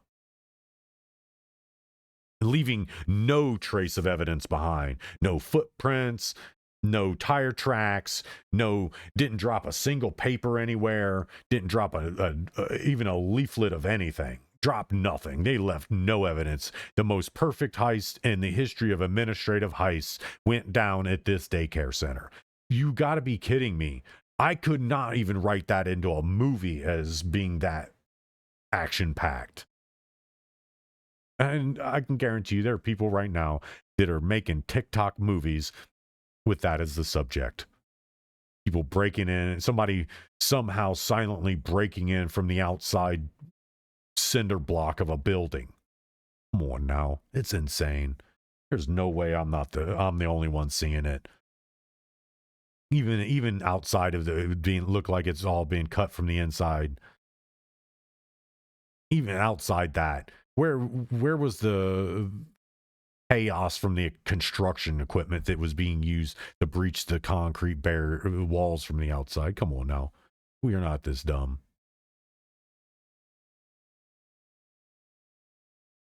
Cause this to change. That is my goal. You've got to expose it. That's my goal too, Asman.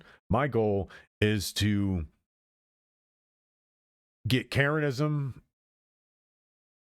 labeled as a mental illness, and anyone who wants to partake in future Karenism, you will be on a 5150. If you want to play around with Karenism, you get to be on a 5150 hold. We can't keep letting these mentally ill people run the streets. Yeah, and it's that simple. They're actually American citizens based on reported data. Well, that can change. So, well, you can't deport me. I'm a citizen. Well, take it away. Just get rid of it. That's it. And so, yes, absolutely. And so, yeah, this isn't like, oh my God, like you can't do this. There are no, by the way, for me, there are no red lines. There are no, like, my goal is simply to make this stop happening. That's what I want to do more than anything.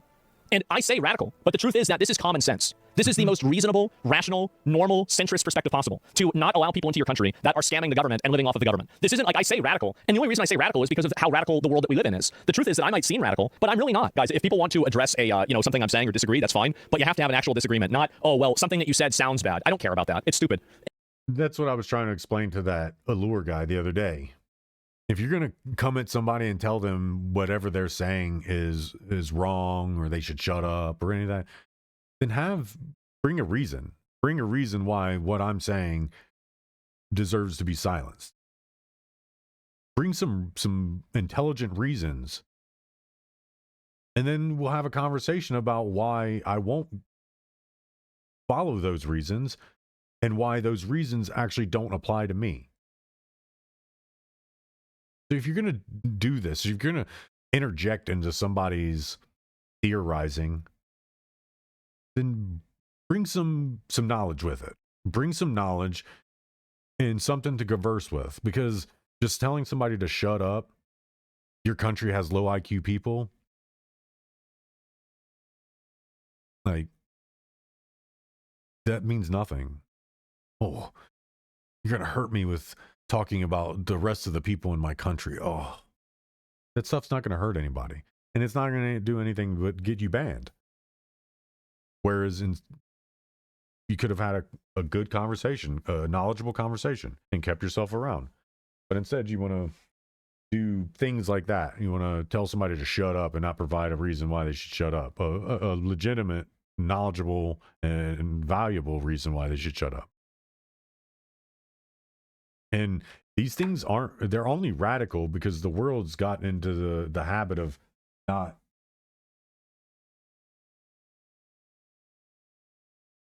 holding people accountable. We don't hold people accountable, and consequences are moot for most everything. That's why it seems like these ideals of, if you're not here to play ball, then you don't get to be in the game. And I'm not going to allow you to sit in the stands being here for free. And that's not radical. That is one of the best ways you look out for your countrymen and your land, is you have that ideology. If you're not here to play ball, then leave the stadium. Leave the stadium. Some instances I would like to leave, to see what it's like being in another country away from America and America's values, seeing what a country's values hold. I would choose Japan,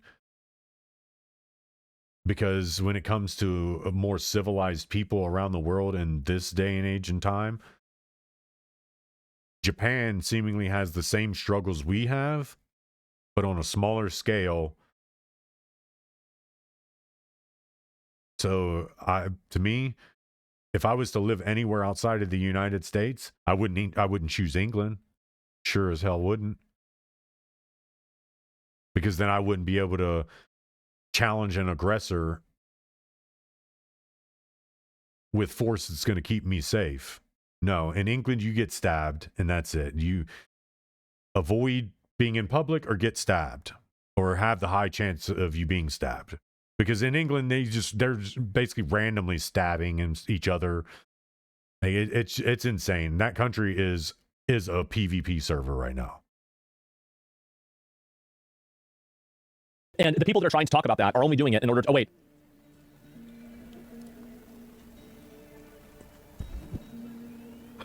Not another one. Oh, God. Here we go. Assisted Like living, your typical too. single-family home, but it bills itself as an assisted living facility, and it receives a lot of taxpayer money. Here in Minnesota, the number of people getting help in assisted living facilities is up, double the growth of other programs. But here's the kicker. The rate of payment in this assisted living space is 10 to 15 times the growth in other programs. Wow. So we pulled the data on assisted living facilities in the Minneapolis area. Minneapolis, as you might expect, has a lot. There's a lot of these videos coming out now? Yeah, because it's everywhere. It's all across the country. 169, St. Paul. This is still only the tip of the iceberg. This is the reason. This is one of the big reasons why we're poor. This is the reason why we have no middle class. It's because all of your money is being redistributed to people like this. With a population of 307,000 has 83. But Brooklyn Center, 30,000 population, has 106. And Brooklyn Park, population of 84,000, has 181, more than Minneapolis, a city 5 times its size. But this assisted living facility puts this all in perspective. It's owned by a man indicted for laundering $1 million in the feeding. So it's owned by a guy that's been indicted. So that means they've already decided that he's broken the law. So he's got $1 million? Wait, what? Our future scam. He's Gandhi Mohammed, now Gandhi Abdi Kadai, and his LLC owns the homes. His wife runs the assisted living facilities, and the state is continuing to pay as he awaits his trial. Wow. Wow. So this guy shelled his company off to his wife while he's being indicted for money crimes, and they don't shut it down. Like, I'm pretty sure that any other instance, if you get in trouble for money crimes, all your businesses become state property now. I'm almost positive that's how it used to work, or should work. And it's insane that we just literally watch them saying that these people broke a law and was able to shell their company over to their wife. Like, come on now. It's insane. Yep. Fucking why? Exactly. This is how bad it really is. And by the way, anybody who's lived around illegal aliens or like low-income communities like this knows that this is just the tip of the iceberg. This is happening all across the country at a mass scale that I don't think that an average person can even really comprehend. We are literally spending $1 trillion, if not trillions of dollars, funding these degenerate, wasteful lifestyles of these people. We went to each of them. We're curious because the man who owns this building was indicted in the Feeding Our Future scandal. Do you know that? No. Don't know that? Yeah.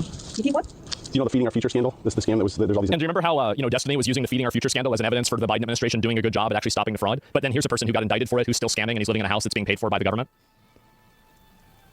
Again, there's a lot of people that they spend so much time reading and researching things and trying to like look at data that they convince themselves that what they can't see in plain sight, or sorry, what they're seeing in plain sight isn't real. It's very obvious what's happening here. It's completely obvious what's happening. Indictments related to false, billing on The big fees. lords? Yeah. No, that's not true. It's not true. But it's not true? That's not true. The way I know nurse, no. These assisted living facilities received over $2.3 million in state money last year alone. A Minnesota Reformer article says he has been paid a whopping $49 million since 2016. Oh my God. That's it. That's your money. And they say, yep. How is it possible that this person who's been indicted in Feeding Our Future also is still collecting checks from the state, running these assisted living centers with his wife? Elite I scammers? honestly have no Absolutely. idea. It seems like the most basic due diligence would have been to run a check of all the people indicted in Feeding Our Future and then make sure they're not getting paid from other state programs. And That's right. At least in Of course. And why is that not happening? Think about that. This is why I think you underestimate how much people keep voting for the wrong things, even when it directly affects them. Not that it isn't making people suffer the consequences, but I don't think it's nearly enough. That's why it has to get worse. Why do people do mental gymnastics to justify their viewpoint and opinions? Because they're stupid. this case, and I've heard perhaps in others, they didn't do that. Yeah. State Representative Kristen Robbins. They don't do the due diligence on purpose. I just said it. Somebody asked the question, why do people do mental gymnastics to justify the stupid decisions they make? They do it because they're infected with Karenism. That is it. That is the reason. That is the reason people do mental gymnastics to justify these asinine decisions they're making, is because they're infected with Karenism. This overwhelming sense of self-righteous, virtue signaling persona. It's like the moment they get infected, they're looking for somebody's business to jump into.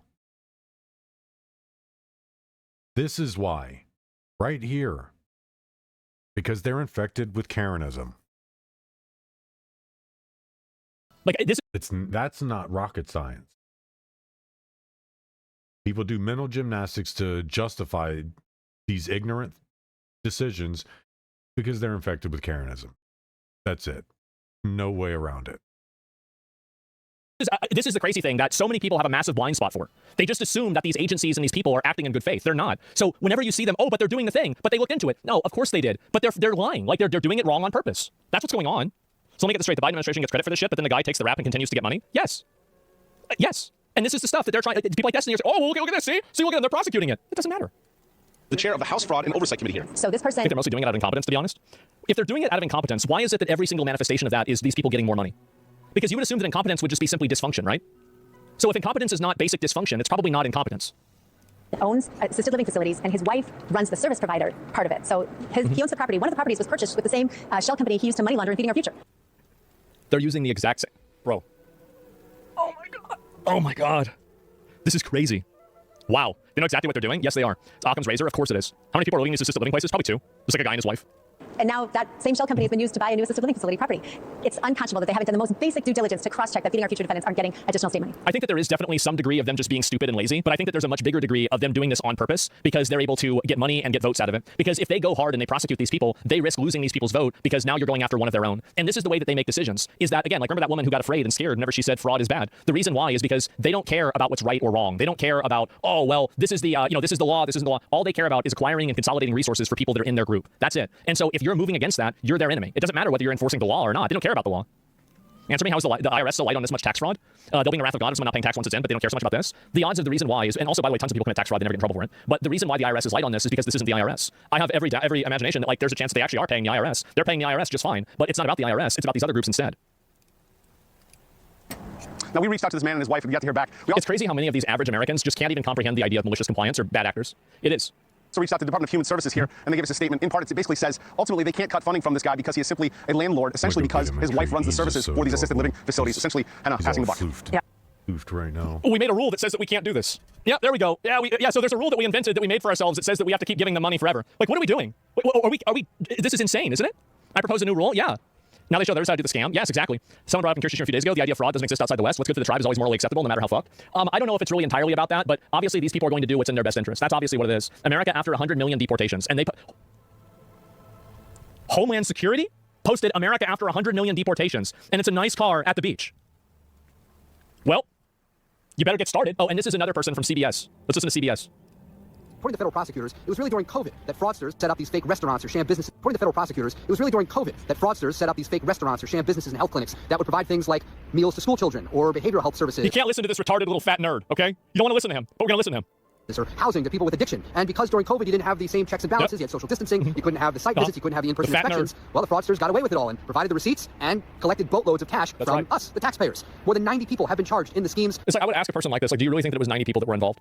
Mostly Somalis, and more than 60 people have been convicted. Now you have this viral video getting traction on. And one thing about this guy was he's not advocating.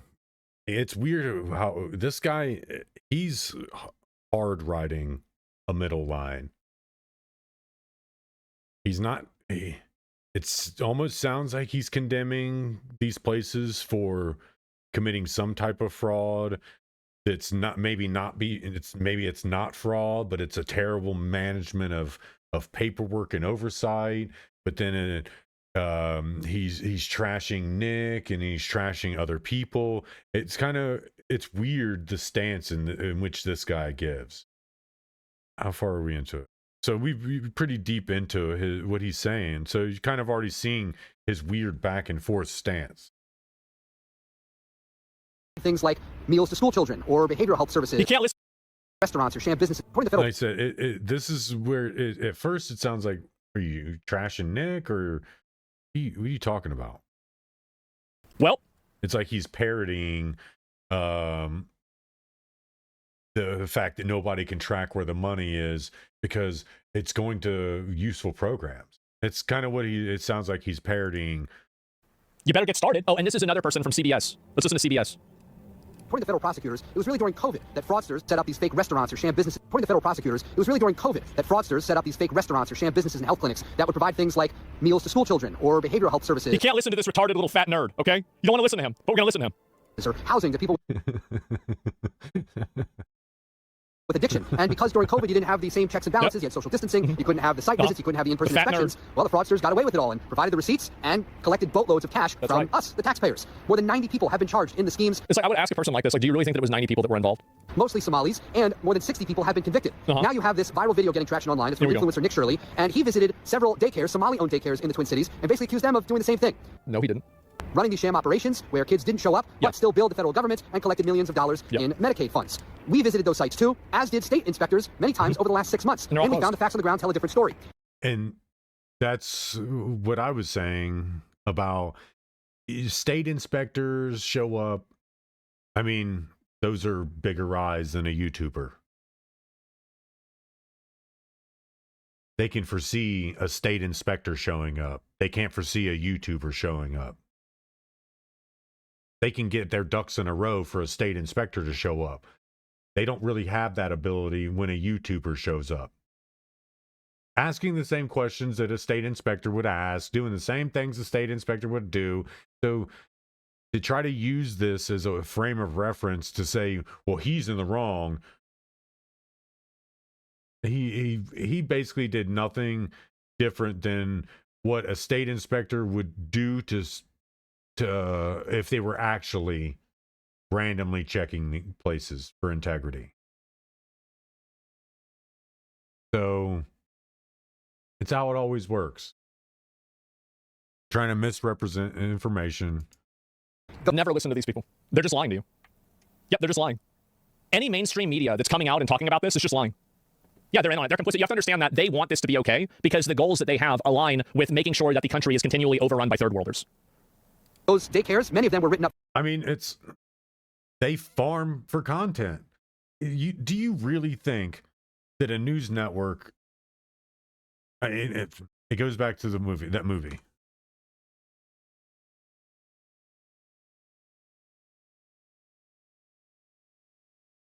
This film right here, called Nightcrawler. Nightcrawler is a 2014 American neo-noir psychological thriller film written and directed by Dan Gilroy in his directorial debut. We know it stars Jake Gyllenhaal as an unhinged stringer. In journalism, a stringer is a freelancer who contributes writing photos or videos to a photo agency, news agency, or other news organization on an ongoing basis, but is paid individually for each piece of published or broadcast work rather than earning a fixed salary. So he's an unhinged stringer who seeks out violent and morbid events late at night in Los Angeles so he can film them and sell the exclusive footage to a local television news station. The supporting cast includes whatever. This film right here. This is what mainstream media is. They are the embodiment of Jake Gyllenhaal's character in Nightcrawler, where they don't really care about telling the story. They care about the shock value of what they're telling about the story. They don't care about the facts being presented in the story in a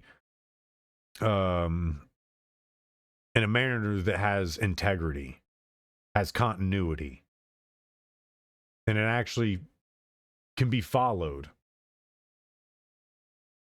And the reason they do that is because they know that if they don't do the shock and awe all the time, regardless of what story they're telling, then they will be like the guy in Nightcrawler. They won't have relevance, and so therefore they look to or look for anything that's going to take them to the edge of the table every time, because that's what these places want. They want to be able to be the most controversial thing that's talking about certain stories, or they want to be the first. They want to get it out first. And in CBS's eyes, if they can talk about the more along the lines of Nick is piggybacking on traction of some other thing that was evidence of fraud involving Somalians, so he's going to make a connection point because of Somalians. If they're going to do that, then we don't need them. We don't need people like this. We don't need these completely dishonest networks of people. And it goes back to the point, if we take these establishments down and don't plan to put them back up, it will hurt us more than it will help us. Which is why we wouldn't actually do that. The moment we start ripping this stuff down, you better believe we already have something to put up in its place. We already have it.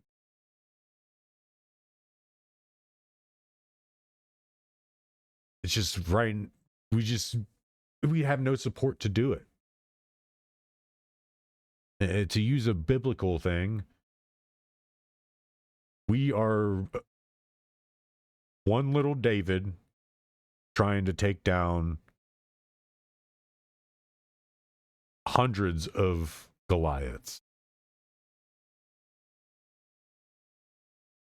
So yeah, do not listen to what these people are saying. They're going to lie you right into believing what they say, infect you with Karenism, because this is where a lot of the Karenism comes. A lot of the Karenism contagion comes from listening to mainstream media, and even then, just listening to anybody. Me, Asman, this guy, anybody. If you're listening to anyone and taking what they say and running with it, you're kind of infecting yourself with the contagion. Because then it's going to be hard for you to listen to a counter argument, even one that disproves your current argument. So don't listen to people. Take what everybody's saying and then kind of formulate your own judgment on it. And if you still have questions from there, then go out and figure it out for yourself, because then nobody's going to be able to answer that question for you. If one of the content creators that currently exists that's talking about any of this stuff isn't answering a question that you have, that you've asked, that's because you're asking it to the wrong people. Don't listen to what everybody, don't believe what everybody says. Listen to what they say, but don't believe it. Goes into a saying that I created. I'll try anything, but I won't try shit. And there are only two things that I don't eat: hominy and shit. Whether literal or proverbial. I will not eat any shit that somebody tries to feed me. Don't let yourself fall prey to it. Don't eat someone else's shit, because that's what's going to happen. Someone's going to feed you shit, and you're going to eat it. For safety violations, things like maybe busted equipment or staff training issues, but that's not the same as being fraudulent. Right. So it's important to put all this into context. Granted, fraud is indisputably. See, that's another thing I don't agree with. I completely disagree with that, because I'm sorry to tell you, there are parts of Amazon that are really fraudulent. Them talking about them being the safest warehouse company in existence is a 100% fraudulent statement.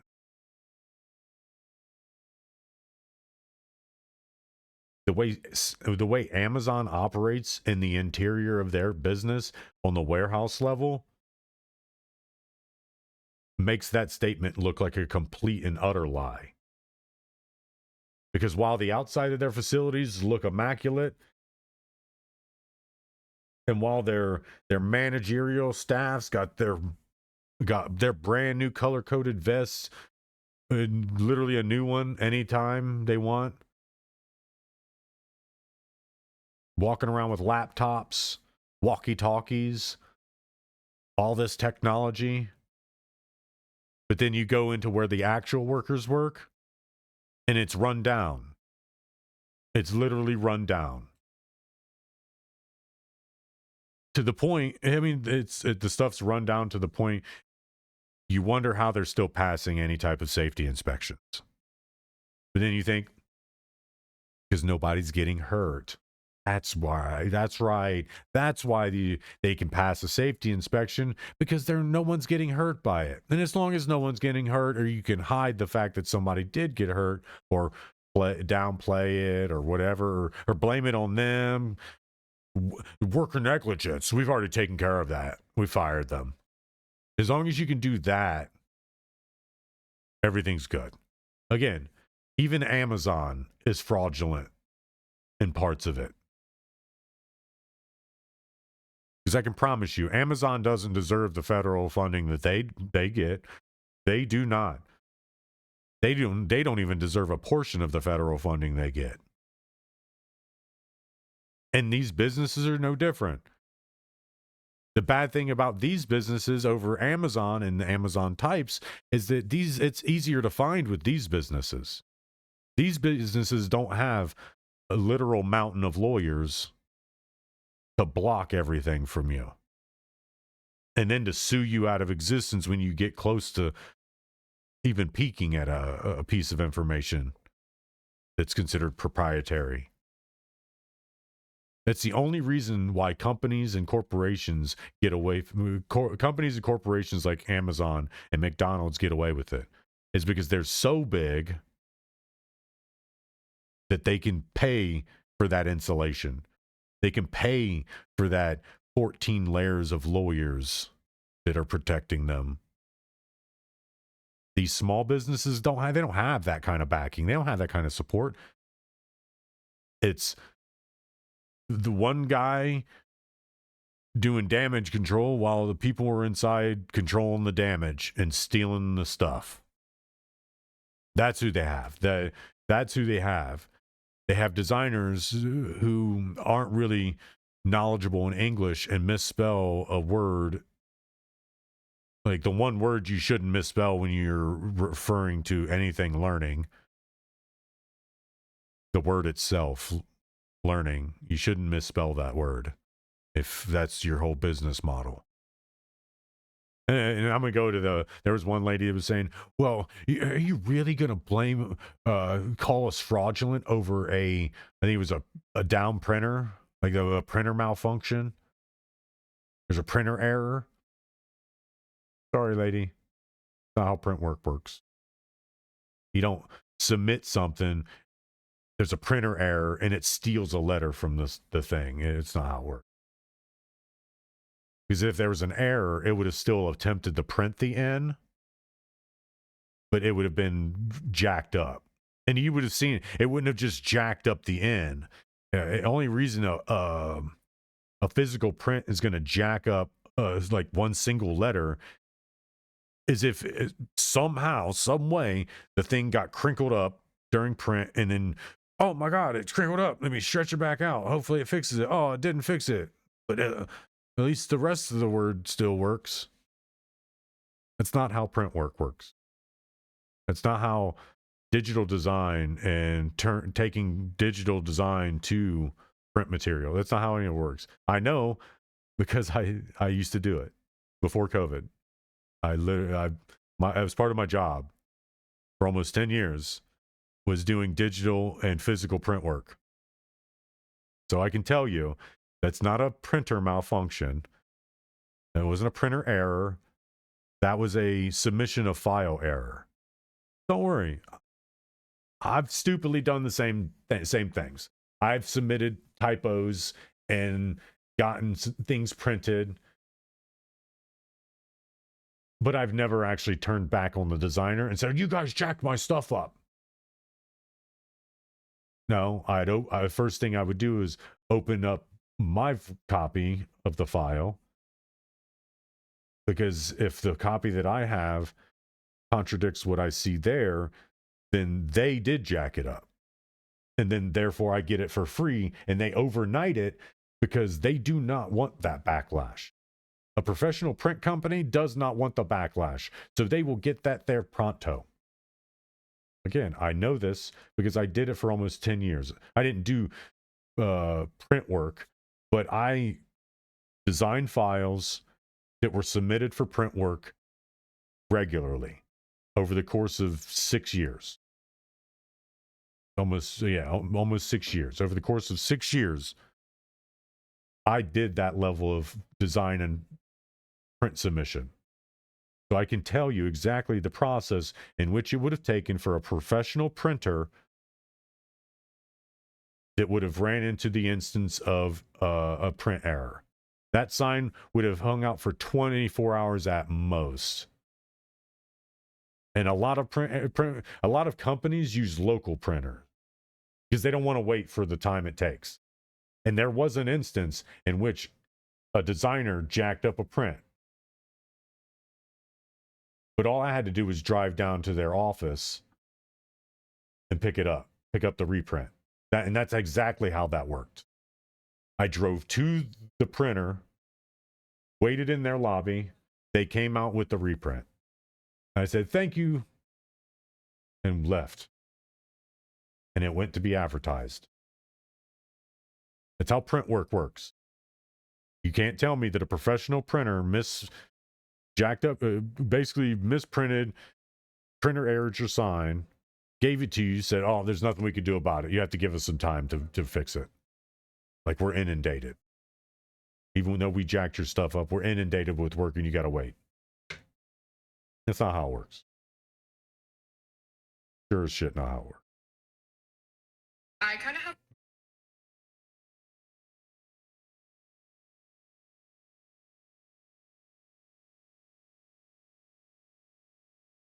So again, the sign thing is a glaring thing. Because even if the people didn't all right out of the gate realize it was misspelled, somebody had to have connected the dots. Like, is that supposed to say learning, or is it actually supposed to say leering? Leering. Supposed to be learning, right? Somebody would have brought notice to it. And I'm not saying a misspelled sign is signs of fraud, but something as simple as a misspelled sign going unnoticed for however long and no one realizing to make a connection to it, it raises questions. It raises questions about who's overseeing that business. Because if it was my business and I was overseeing it, I would go in every single day asking, where's my new sign? I can't run a legitimate business that helps the community if the community looks at me like I'm ignorant, looks at me like I'm illiterate. And that's part of the problem, is you're giving businesses to people that don't really have respect for a business to begin with. They have respect for the money and the profits that they're going to make at it, but you think they're really going to respect that business? And if they're not going to respect the business, you think they're going to really respect the community around them? No, they're not. They're not going to respect the business. They're not going to put that level of energy into a business that makes a business a good, successful American dream business. And the community's going to notice that. The community's going to feel that energy, and they're not going to show up to your business. They're not going to do business with you. You think you're going to have kids flocking to you when you're the guy in the neighborhood that's like, I don't care. I don't care. My sign's misspelled. Who cares? You either come to me and want to use my services and not worry about the misspelled sign, or you can go away. You can go away. I don't need your business. If that's how you treat families and children, then you don't need to be in that profession. You do not need to be in that profession if you cannot handle yourself accordingly. You have to be sickeningly inviting to really run that business like you should. it has to be disgusting how inviting you are to families and children and anybody even asking questions about information about your business. And if you're dealing with children and the sick, you have to be nauseatingly inviting. Like it makes me want to vomit. That has to be the emotion you invoke on an overly negative person being in that business world, dealing with children and sick people. Because when you deal with children, you're that first line of defense for their future, for the progression of their future. And if you're not nauseatingly inviting to them, how can they trust you to usher them correctly in the right direction? They can't. Well, the thing of it is they won't even know to not trust you. And the sad and unfortunate thing is they will blindly follow you, because children, they follow the person they see as the leader, the one that they see as the ruler of the situation, the ruler of the area. And if you're not nauseatingly inviting a child, you can't expect a child to trust you. I would expect a child to do the opposite and be terrified of somebody who's not nauseatingly inviting in a capacity like a daycare or a learning center. And the same thing goes with the sick. The reason you need to be nauseatingly inviting to the sick is because of that reason. They are sick. They don't see life in any positive manner whatsoever. They might get glimpses of it day to day, moment to moment, but they don't get the overwhelming urges of positivity.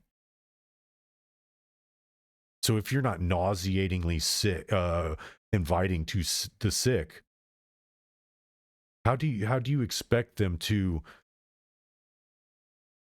take the positive steps forward, whether they can recover from the sickness or whether they can't? Being overwhelmingly inviting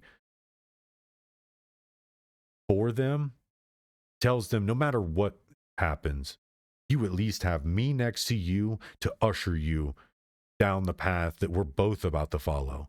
Me, not physically and literally, but I'm here with you all the way through and through, spirit, top to bottom. And that's how you need to be in the healthcare industry. That's why I don't question my sister-in-law, my cousins, my mom, my sisters. I never questioned them going into the healthcare field. I don't even think about questioning it. It's because I know how they are with children and with sick and with people who were just looking for that more than a moment's worth of hope and positivity. That's what these people really are looking for. They don't care that you have the medication to help them, because as far as they can tell, it's all doing not enough. Because if it was doing enough, they wouldn't be sick. So the medication is just the science experiment that they're willing to go through for the hope of being better, of getting better, of being healed, of being cured. And if that's all they have is taking their medications every day, doing your make sure to do your regimens, if that's all they have every single day, then there's no wonder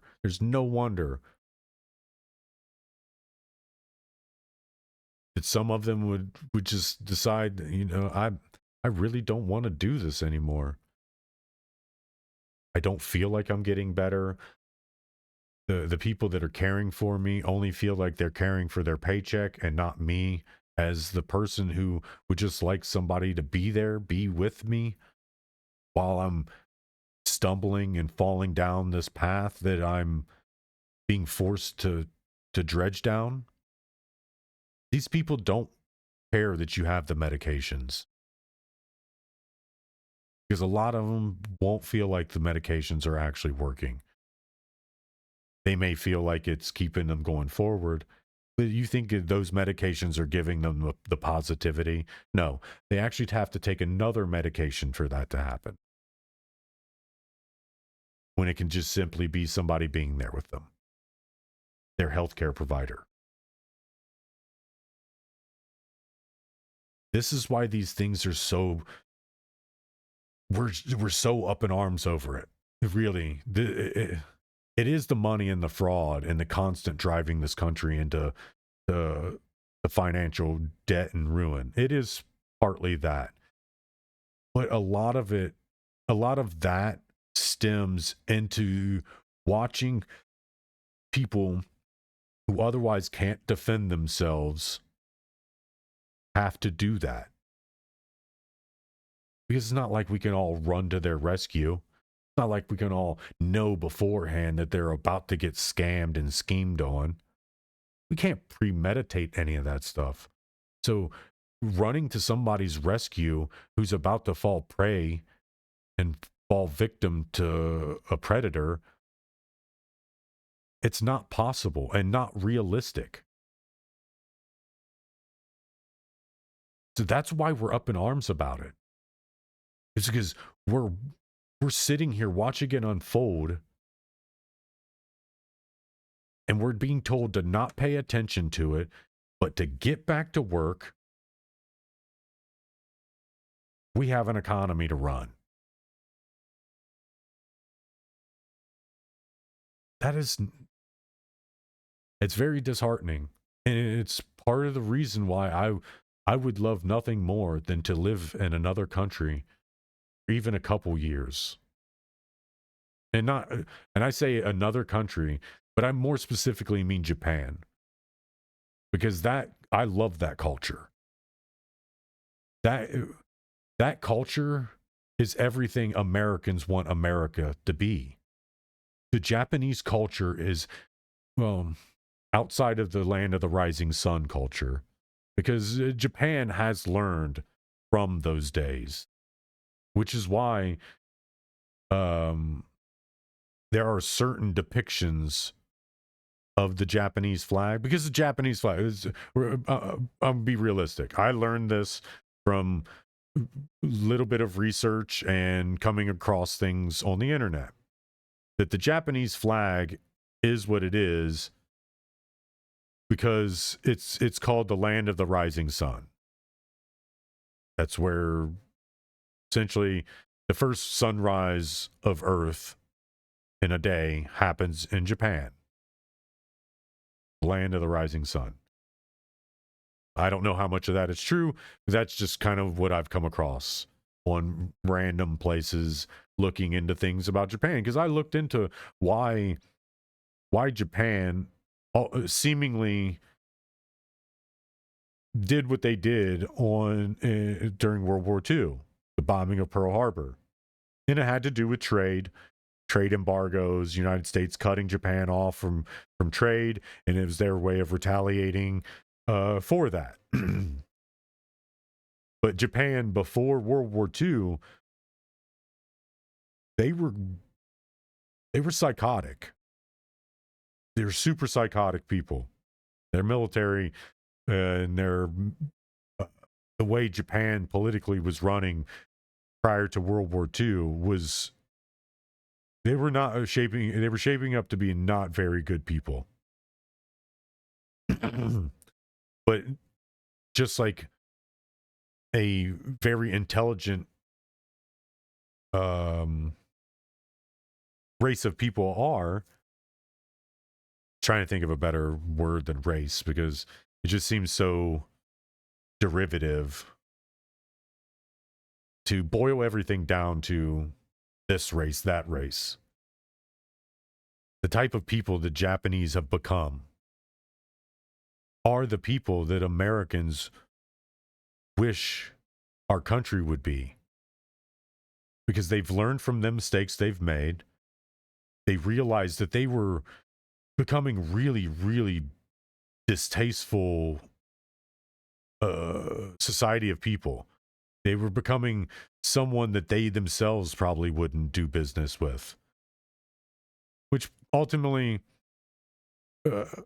probably told them, like, look, I'm not going to say what America did was right, but what America did put us into a perspective where we made major changes about ourselves. And again, I'm not saying United States should have dropped the bombs on Nagasaki and Hiroshima. Not saying that at all. I've looked into multiple times asking ChatGPT, Claude, and all those AI programs. I've asked them many times in many different ways if there was another way that all could have gone down, and they all came to the same thing: is that the United States gave so many opportunities for the Japanese to stand down, the Japanese military to stand down. It actually took so long from the time of producing the bomb to dropping it that Japan knew that it was kind of inevitable. They got wind that America was working on something devastating that would end their conflict with Japan in a night. So Japan started to kind of warn their citizens, but not really warn their citizens. They were basically saying, America is going to attack us, but we have a strong belief we'll be able to stand against them and hold them off. While like 48 to 72 hours prior to the bombs being dropped, America sent B-2 bombers, or they sent planes over Japan that were dropping leaflets. And on those leaflets, it was written in Japanese that they needed to evacuate, that the Japanese government had denied all attempts to end the conflict between the United States and Japan. And so it was like the first time they'd ever used the mother of all bombs terms. But America didn't come right out and say they're going to drop a nuclear bomb. But what they did was they said that their attack is going to be an attack that's possibly going to end the entire war. And even then, the Japanese government still denied and still said that they have a chance. They have a chance to stand against the United States and hold them off. And so they didn't, like the evacuation, they started the evacuation, but it was kind of too late. By the time they actually started evacuating people, it was way too late, and more people died than were saved. Which goes to show that, yes, America gave ample warnings. The Japanese didn't heed those warnings. But it also says that that level of escalation has a lot of consequences. Whether they're good or bad remains to be seen. It was just one of those instances that was a wake-up call for the government of Japan. And they essentially started their change from being the land of the rising sun to the weirdly nymphomatic Japanese culture we see nowadays. It's weirdly enough that I'm pretty sure pornography and sex toys and prostitution and stuff like that, I'm pretty sure that's illegal in Japan. I'll have to look that up in a moment, but I'm almost positive, like, all the pornography that we do here and see here and get here and can produce here, that is all illegal in Japan. But doesn't mean they are not allowed to produce the products that they can then sell to the rest of the world.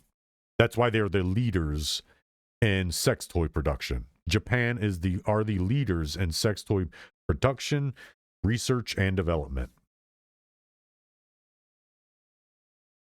And that's because they can think about it kind of objectively. They can look at it as something more economical because it's illegal. Doesn't mean that they don't still have pornography problems like we do here. It just means that you don't hear about it as much. It's not like OnlyFans is not the number one thing people talk about in Japan. Whereas in America, it's like the second sentence in a conversation with somebody you just met 10 minutes ago, inquiring about their OnlyFans page.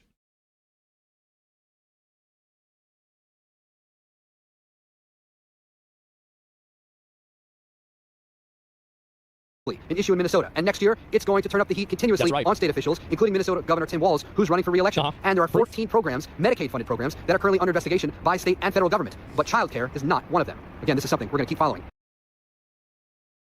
And that's what I was saying. As he's talking, it sounds like he's jumping back and forth, trying to like pretend like he's being this is straight objective journalism, trying to get the truth out there. But then it's like, wait, you're siding with them, talking about the things that Nick did were not right, and then kind of talking about against them, saying, well, how are they federally funded? Childcare is not covered under those programs. It's like, what is going on here, guy? So yeah, do not listen to these people. They will straight up lie to your face.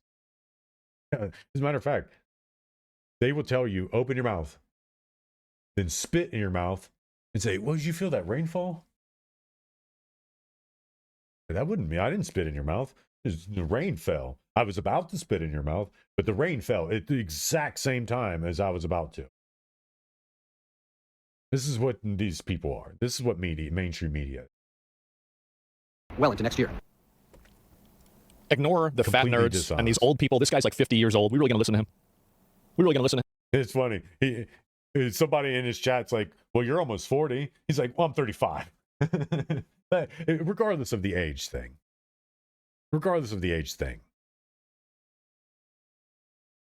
Whoever told this guy to go out there and say these words, put him in the line of fire. Because now he's going to be looked at as just another shill for the propaganda machine who would much rather hide the truth than believe that society can accept it. That's how he's going to be looked at.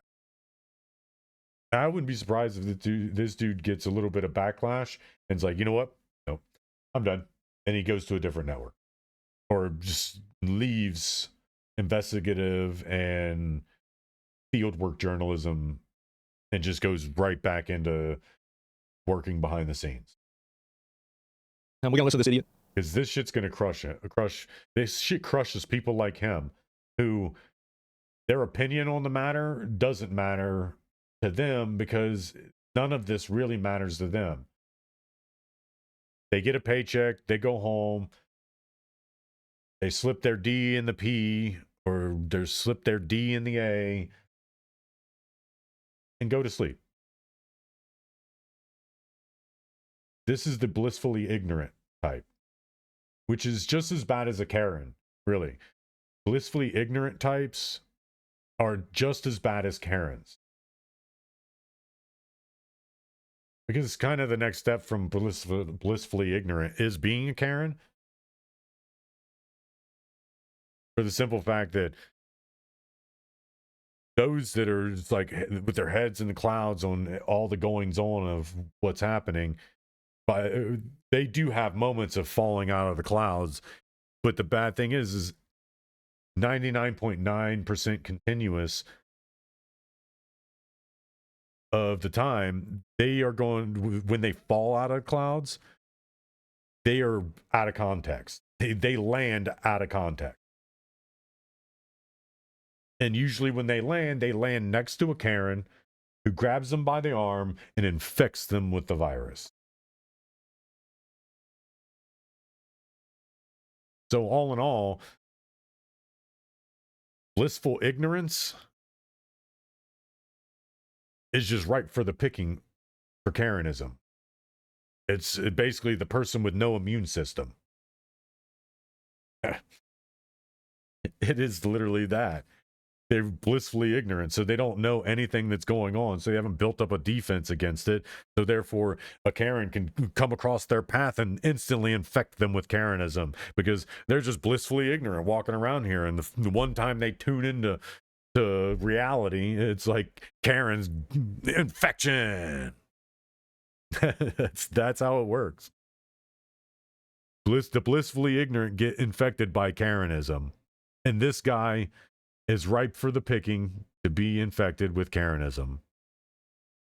Only 14, he's a lying retard. That's right, it's a lying retard. Never, and again, never listen to this at all. Never take it seriously. He's a retard goober playing on your emotions. Exactly. Aren't you almost 40? Yeah, I'm not 50 though, I'll tell you that. And spiritually, I'm not 35. Like everybody, see, here's the thing, is everybody's always accusing all these other guys of being old. I never get accused of being old, except for I'm accusing myself. So the thing is that I might be old, but I'm not actually, like, no, what I'm saying is like basically, okay, so I don't act that way. Like there are people. I know what he's saying.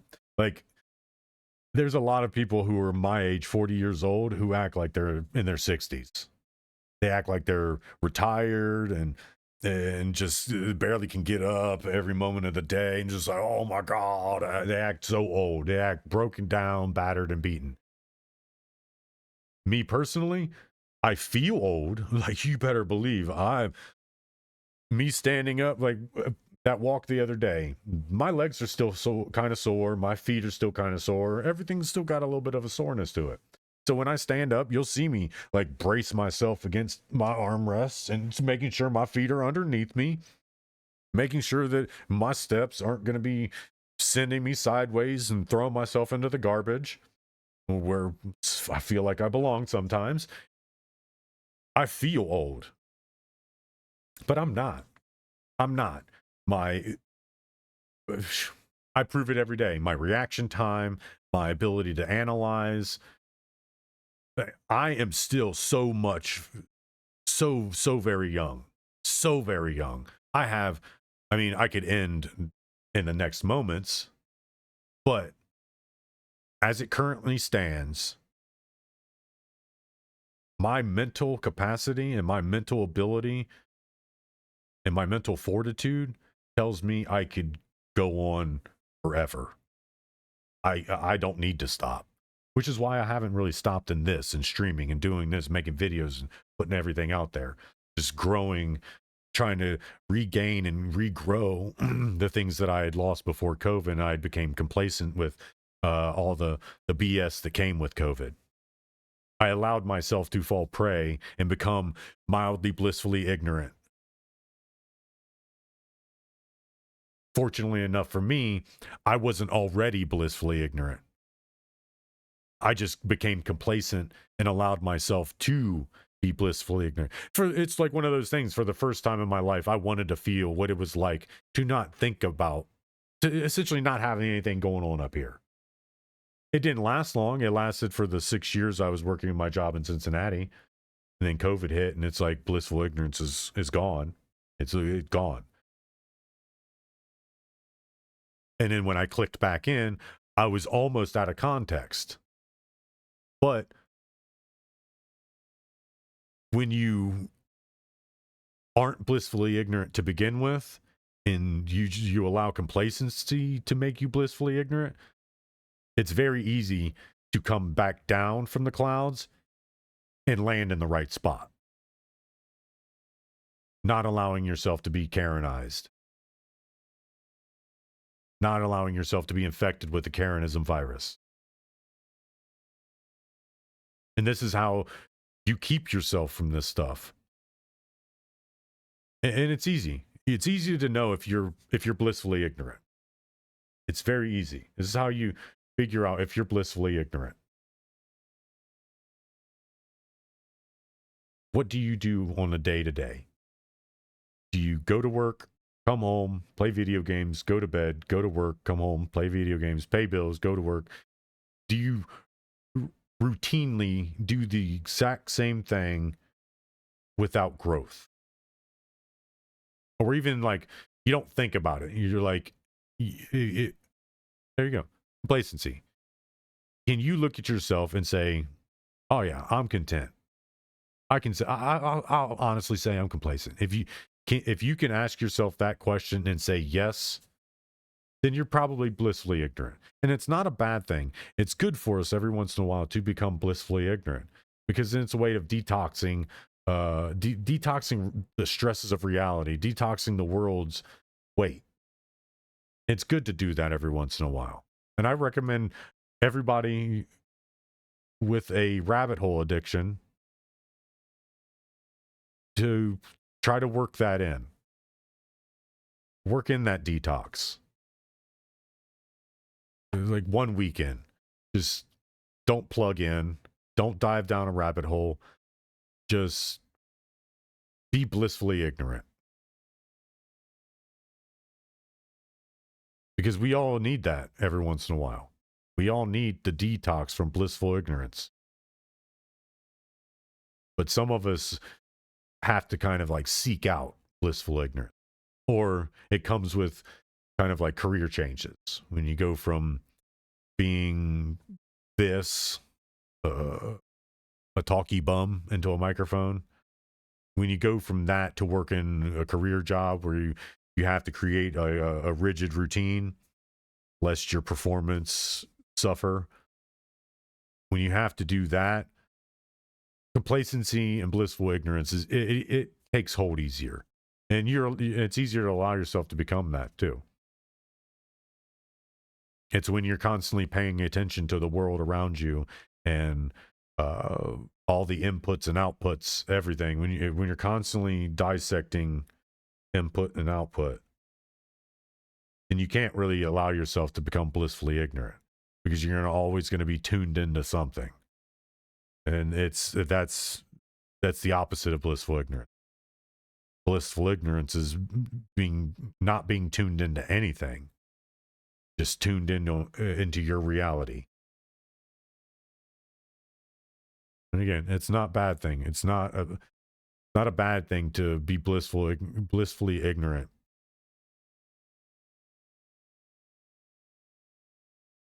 Sometimes. It's bad that people are blissfully ignorant for 60, 70, 80 years, their entire lives. It's bad. Because then the world has been put through the suffering around them. And whether they could have been the one that could save it, or whether they couldn't have been. Being present in some of the world's happenings is what we need people to be and to do. So we can't have people always being blissfully ignorant, because then you're going to be like this guy, and then you're going to get infected with Karenism, and by the time you do tune in, you're tuning in out of context, holding up your phone, and just impeding the rights and justices of law-abiding citizens of this nation. So yeah, don't let yourself get infected. They act old. They act like they're old and fat and tired and slow. No, bro, that's not me. That's not me at all. You know, an old soul? No, I feel... Well, he can say he doesn't act that way, but I guarantee you, there are instances he'll stand up and he'll feel the knee creak. It doesn't mean you're feeling old. It just means that your body's telling you, hey, we are getting old. That's the thing. I know my body is telling me we're getting old. But I'm also telling my body, like, look, dude, are you dead yet? Are you falling out? Oh, is it broken? Are you bleeding? Are you dying? No? Then keep going. We got a lot of road to run. Well, we don't really run, we walk. And I walk about 5 miles an hour. That if I'm uninterrupted on a walk, I can average about 5 miles per hour walking. You can question it if you'd like, but I have the Google Maps evidence to prove it. And that's kind of the difference in a lot of people. A lot of people get into that blissful ignorance and they allow the complacency to tell them, you're getting old, you need to just stay here and chill out and relax. And so they stay ignorant. And then they get into the midlife crisis and they're like, I need to do something. And then they fall out of the clouds and they land in a pile of Karenism shit. And then they're infected by it. Now they have Karenism and they're yelling at 23-year-olds, calling them ICE and recording them on their cell phone. Don't allow yourself to be Karenized. You're like, yeah. And I'm coining that shit. That shit sounds so good. That sounds so friggin' fluid. Allowing yourself to be Karenized.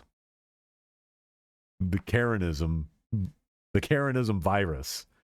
It's contagious, highly contagious, and weaponizable. It's a biological attack without actually doing anything biological. It's a neurological attack. Karenism is a neurological attack. So now we're gonna have to redo the NBC, which is nuclear, biological, and chemical. It's gonna have to be NNBC, neurological, nuclear, biological, and chemical. That's the new warfare, neurological warfare, brought on by the Karens and Karenism.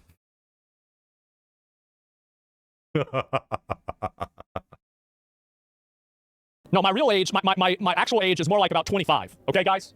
And it's going to stay that way, by the way. It's going to stay that way and ain't going to change. So next year, it's still going to be 25. He says it's going to stay that way and it ain't going to change. He's so off topic right now. It's so goofy. At least when I go off topic, I kind of try to make this round about the city and come back. He's off topic, talking about I'm 25. It's going to be that way and it ain't going to change. This guy's he's 50 and nobody should listen to him. That's why I like watching Asman, not for his opinions, because I mean, some of his opinions are good, some of them I don't care for. I mean, it's just how it is. It's what makes people likable. Not really likable. It's what makes a person a good person. Really, is that you can have a difference in opinion and still like the person. You're not allowing that difference in opinion to be like where the rubber meets the road. That's it. I'm sorry. I can't accept your opinion and therefore I can't accept you. That's sad. It's really sad that people have to cut themselves off in that fashion. So what? You're friends with somebody who has a difference of opinion than you. And while it is extreme, an extreme difference in opinion, like, cutting ties with somebody because their opinion politically doesn't align with yours is why echo chambering is a real threat in this political society we have. Is because none of these people want to actually talk and be communicable to someone else with another opinion. And if you're not willing to at least sit down and talk to someone with the difference in opinion, how do you expect to get things done?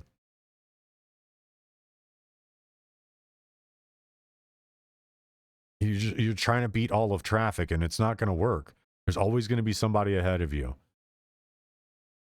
Stop and just run. The video didn't show anything? Yeah, because he's just a retard. He's just a retard out there talking shit. That's all there is to it. Reddit mods need to be held accountable. Nick Shirley exposes Somali fraud still happening in minimal. We can't have things like this that could be fake news posted. That's right. Anyone can make a YouTube video with no journalistic standards and say just about anything they want. There are a ton of YouTube videos out there just telling people what they want to hear. If you want to source this from an actual news source, you can. The actual news sources are fake, and the random independent citizen journalists are real. That's the way it actually is. These, every single one of these big companies is just trying to lie to you. They're trying to lie to you so they can continue pacifying you from your righteous and justified anger that your country is being raped, looted, and pillaged by a bunch of third worlders, and it's being enabled by the media and the government, and the entire society is created around making you feel bad and making you afraid to call it out.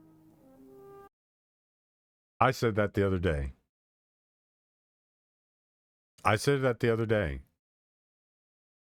This is the Karenism virus. This right here is the Karenism virus.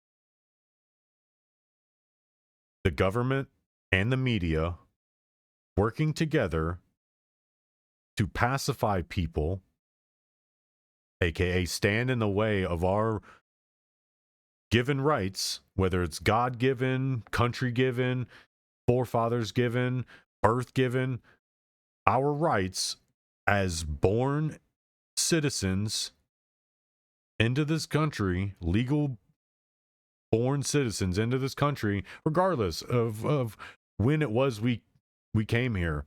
We are in 2025, where all the people who have a very deep setting in this country, we are all saying the same thing.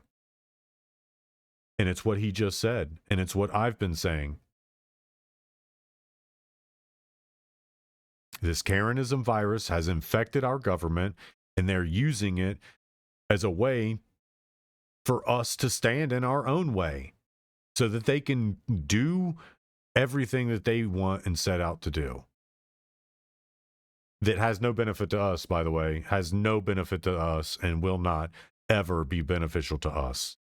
Which is why they do a tit for tat on bills, levies, laws. There's always you got to sacrifice something to get something.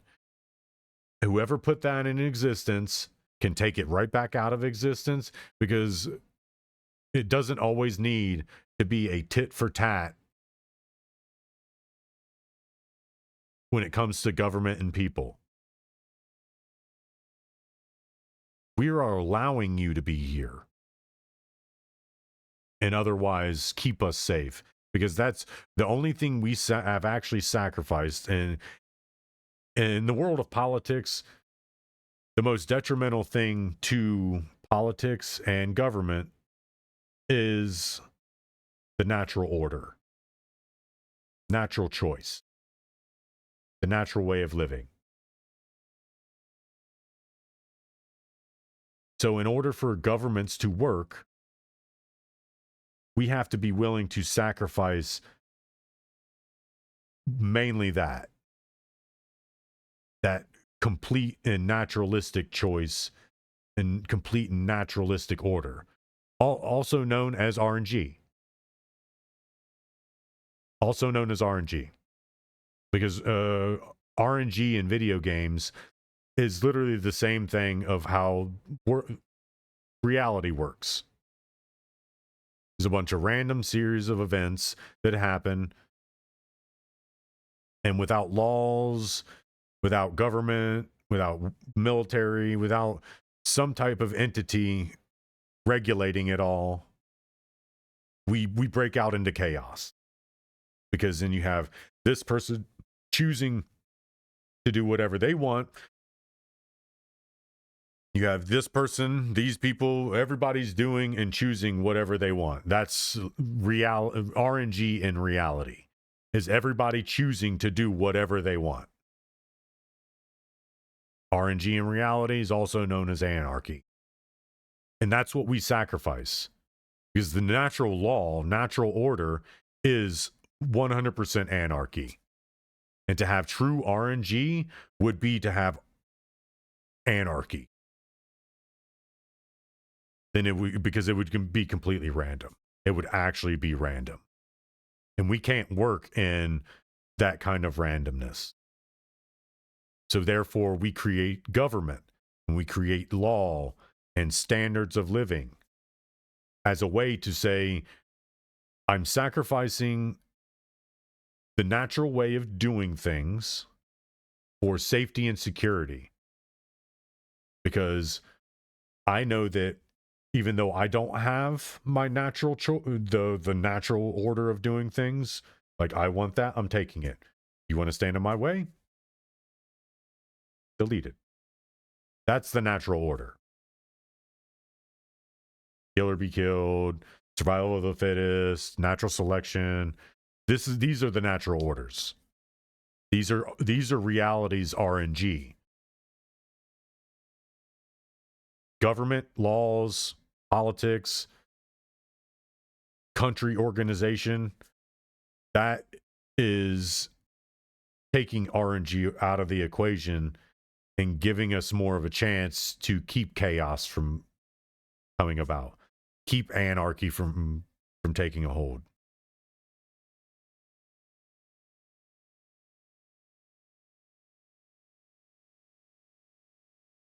So I agree with him wholeheartedly. We have to snub out Karenism. Because we keep allowing people to be infected by it, this stuff's going to keep rooted. And it goes back to what I was saying a couple days ago. Karenism is fraud's mask. Because you throw a Karen in the path of somebody who's more reserved than Nick Shirley, it shuts them down. And quite easily it'll shut them down. So we have to stamp out the Karenism. The mind your own business. If you weren't here in the beginning, if you didn't see the before, the during, and the after of an event, do not get involved. Because if you see the before, the during, and the after, you're not a Karen when you get involved. You're not. You know what you are from there? You're an eyewitness.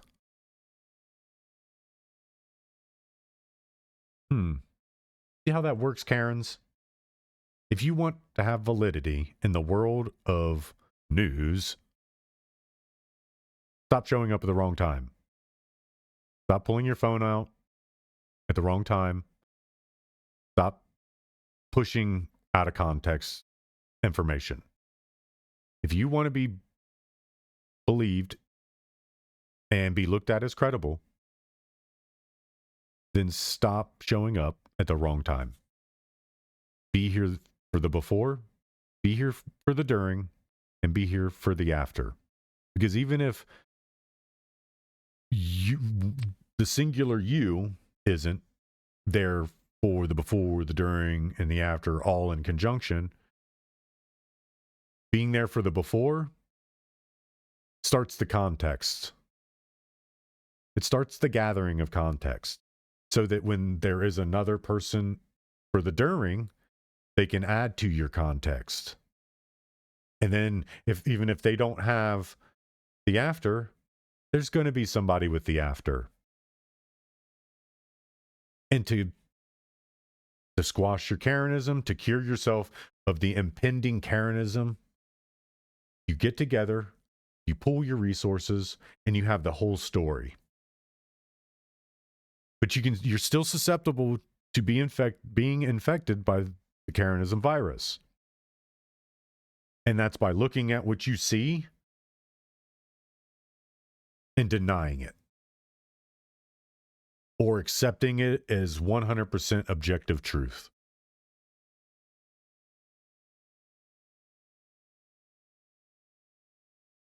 You are still susceptible. And the way you further keep yourself away from being infected is you keep asking questions about it. You don't go straight off the cliff and start dropping accusations. Just ask questions. Because there are at least 5 very easy questions that you were taught in elementary school how to use. Because I'm pretty sure most all of us born and raised before COVID did some type of current event. Like you pulled out an article from the newspaper or from the internet and you had to write about it. More specifically, you had to write the who, the what, the when, the where, and the why. And if you do those 5 things, literally the who, the what, the when, the where, and the why, those 5 things will be the the best prescription you can take for curing yourself of Karenism. You don't have to accuse anybody of anything. Just ask who, what, when, where, and why. That's it. And you can start your path forward in curing Karenism. Because then you won't be in the conversation at the wrong time. You'll be completely caught up. You won't jump to a snap judgment. You make a false accusation. You won't hop from doormat of conclusion to doormat of conclusion. Because you'll be privy. You won't be a Karen. And you'll be more mindful of what side you can actually take that's in the right. Because while being self-righteous and virtue signaling is part of that infection, you can be self-righteous and virtue signaling to the side of the truth. I mean, that's just kind of like having the sniffles while your immune system's being compromised by the infection itself. Because as long as you're still asking the who, what, the when, the where, and the why, you probably are going to keep yourself being infected by the wrong side's virus. So just ask these questions to yourself. Who, what, when, where, why. And if you're having to ask the who, what, the when, the where, and the why without having some type of basic information, like, that's the great thing about being an eyewitness to something. You can answer those questions without a single bit of specific information at all. Because if you see something happening, you already have the who, the what, the when, the where. From there, how and why. You've done 80% of the work. Yeah, about if 5 is 100%, take it down to 50% being 100%. Take away 2, it's probably about 80%. So, yeah, about 80% of it can be answered by just being present. Literally being present. Not hard. Really not hard. That's the way it is. Cry about it, mauled about it, bitch about it, but it's true. Call them out. That's right. Yeah, all those retards think feel good, sad, really, isn't it? I know. And guess who's malding? I'm not suicidal. Fuck no. And yeah, it's 100% true. Destiny Robinson, yeah, telling me to trust the same news sources that's sponsored by gambling websites. Yeah, it's so fucking embarrassing, isn't it? But yeah, let me go back. I'll look at a few more of these posts here too. But yeah, there's even more of these. Okay, here we go. After the fraud scandal in Minnesota, a TikToker decided to investigate daycare centers in Ohio, which has the country's second largest Somali population. I wonder what we're going to find here. All right, so a lot of this fraud in Minnesota is centered around daycares. And now there are claims about... No, it's not. That's just the fraud that's been discovered so far. Daycares coming up from Ohio, and this is crazy. I'm just going to start showing you some of these examples here. But basically, Columbus is home to the nation's second largest Somali community behind Minnesota. There's about 60,000 Somali Americans in Columbus, and there's 500 Somali-owned businesses. And if you're not caught up on this, the FBI is now investigating this fraud in Minnesota. They say that it might reach up to $9 billion, one of the largest Medicaid frauds in American history. Way more. And federal officials have portrayed the Somali community as a hotspot for fraud. And I mean portrayed, but most of the fraud defendants are of Somali descent in Minnesota. So people just started using this tool where you can look up daycare centers in Ohio to look these places up. So here's one, 161 Childcare LLC. And it's listed at this address. So I literally just put this address in my own personal Google Maps, and this is what I see. Oh, wow. Because the one I already looked into that's near me,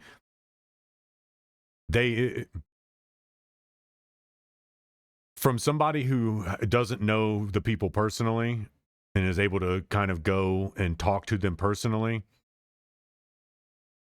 snap judgments, Karenism could be made.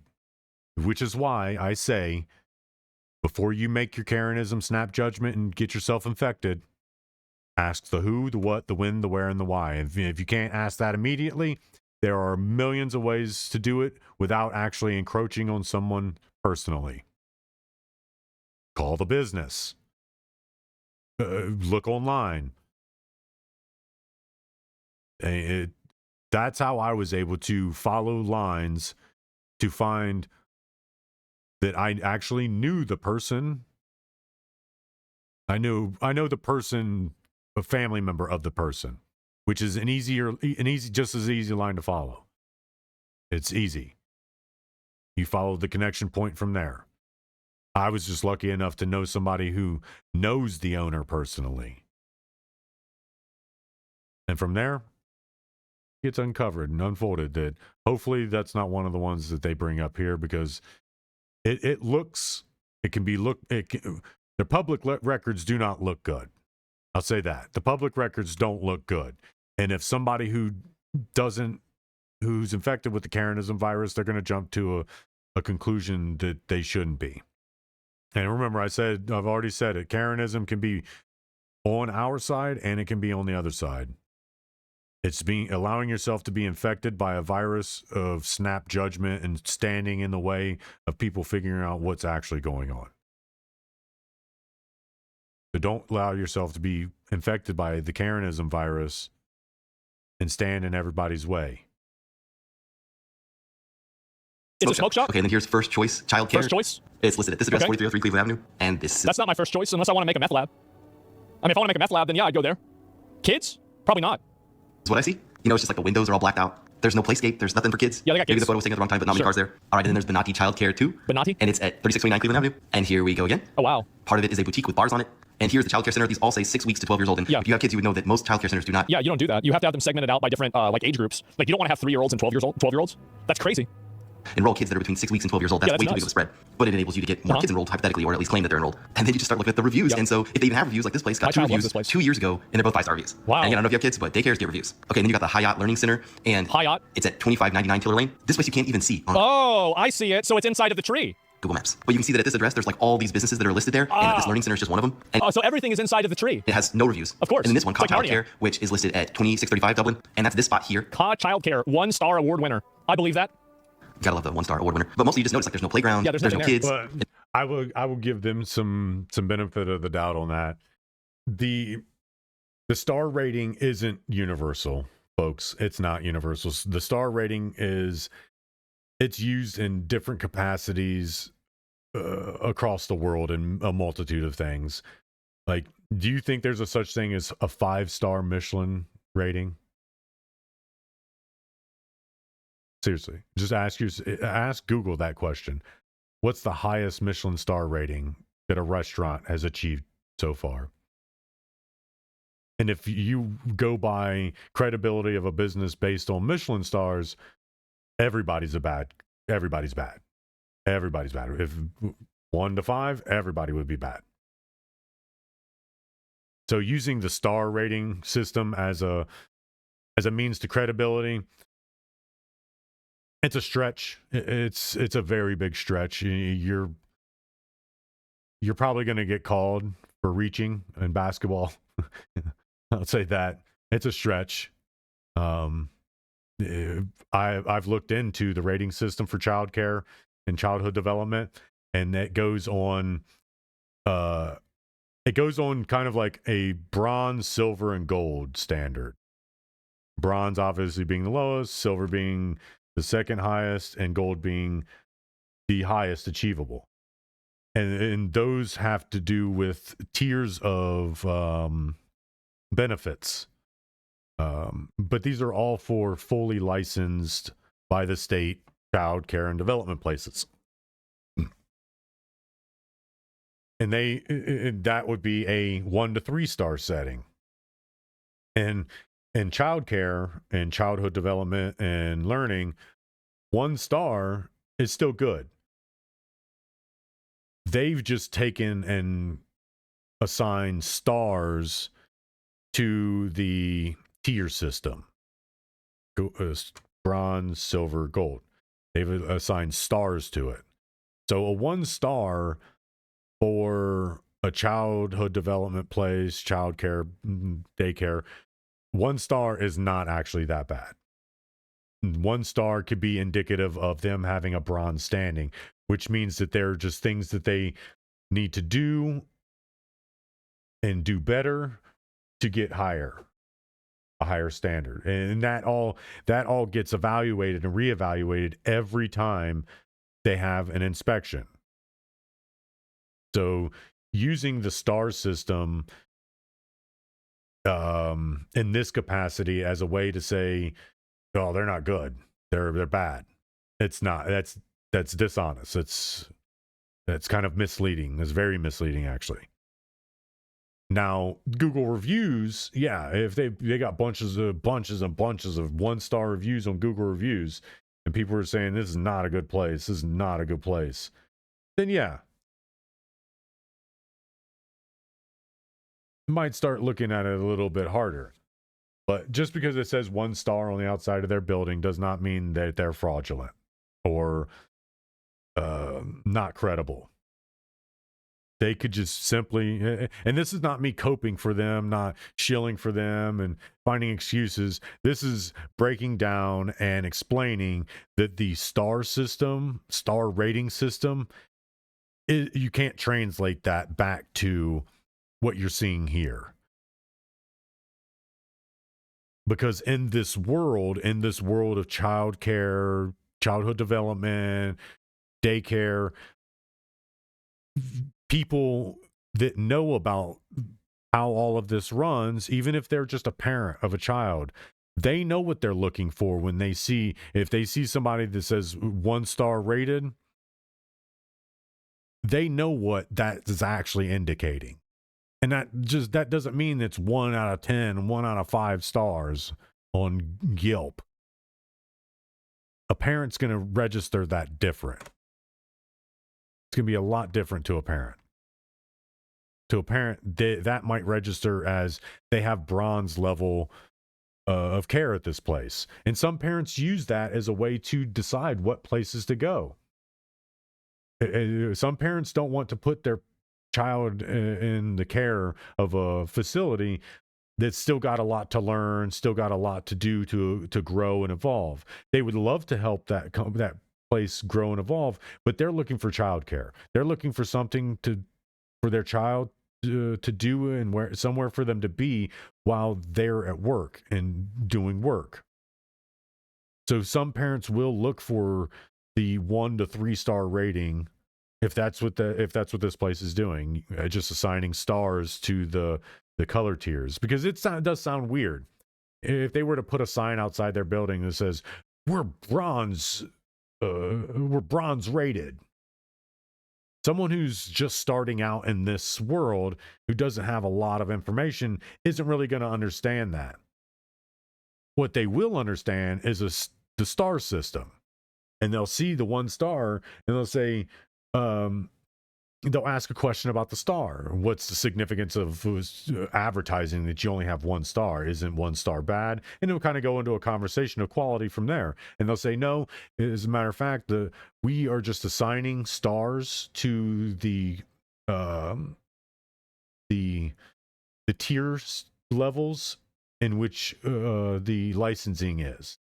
And then they'll say, what do you mean? And they'll say, well, once you finally get fully licensed, the first tier you pretty much start in with, if you don't have a lot of stuff already in place, if you're still working to grow and build the business, you're going to start off with bronze.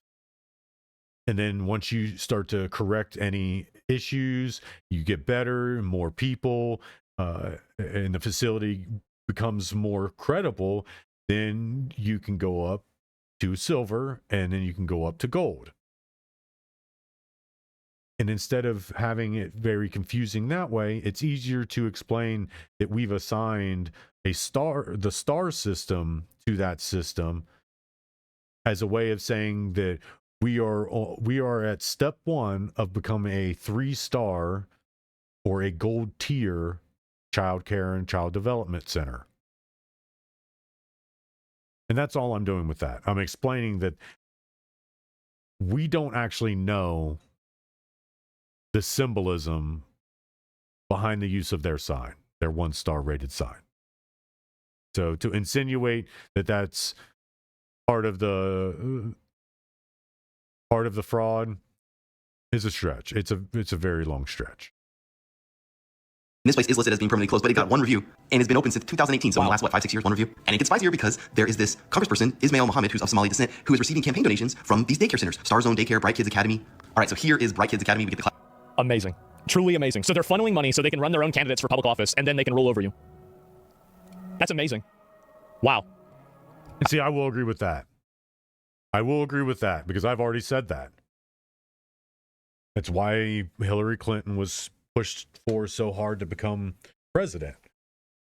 It was not because they wanted the first woman president, is because no one would have shielded harder for all this than Hillary Clinton. Hillary Clinton would have been the godsend to making sure this fraud or this kind of fraud stays rooted in this country forever.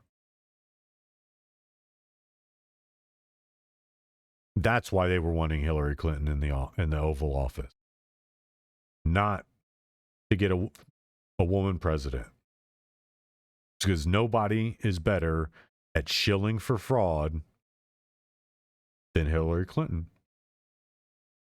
Because then you could be Clintoned without anybody ever knowing. There won't even be a news article about it. No one would even know you went missing if she was to take the Oval Office.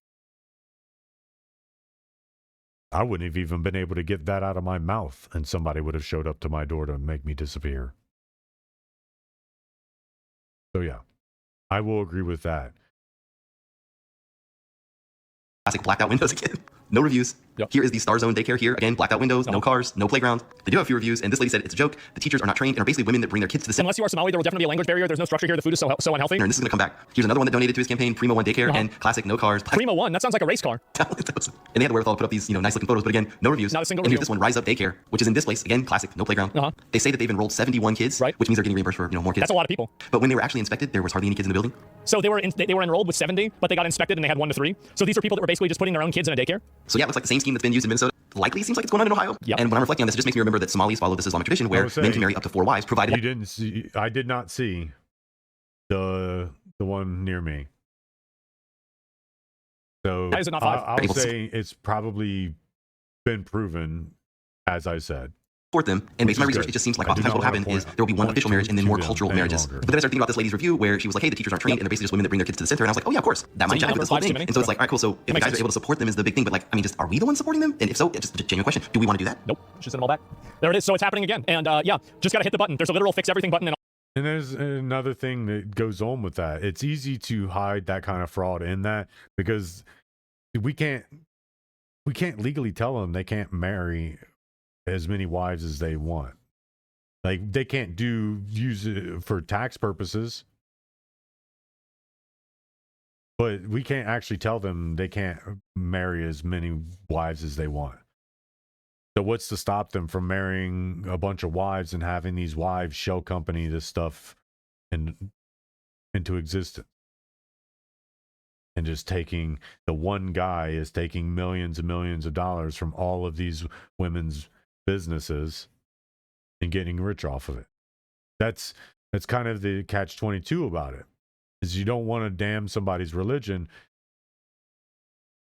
but it's hard to look positively at it when me, who's not that intelligent, can think about easy loopholes for them to take to defraud the public. All we got to do is press it. Press the button. There it is. And then you even have, this is what I think is funny, is that you have this guy right here. This is a legal affairs reporter from Politico who is suggesting that at some point, the amateur effort to knock on doors of home daycares intersects with robust stand your ground laws. Man. That's a threat? Oh no, he's clearly encouraging people to shoot somebody who comes onto their building or comes into their house. Because when I say house, I mean house, not place of business, because they're not doing business. How do we press the button? You just round up all these people that are involved with the scams and you send them back. Anybody, this is what I've said it before, I'll say it again. I say it again and again and again and again and again. I get tired of saying it. Anybody who is a net negative taxpayer needs to go back. So what's this? CNN, this is... Right now, Republican lawmakers are asking Minnesota's Democratic Governor Tim Walz to resign after a renewed focus on a state fraud investigation. A viral YouTube video by a creator who shared anti-immigrant and anti-Muslim videos in the past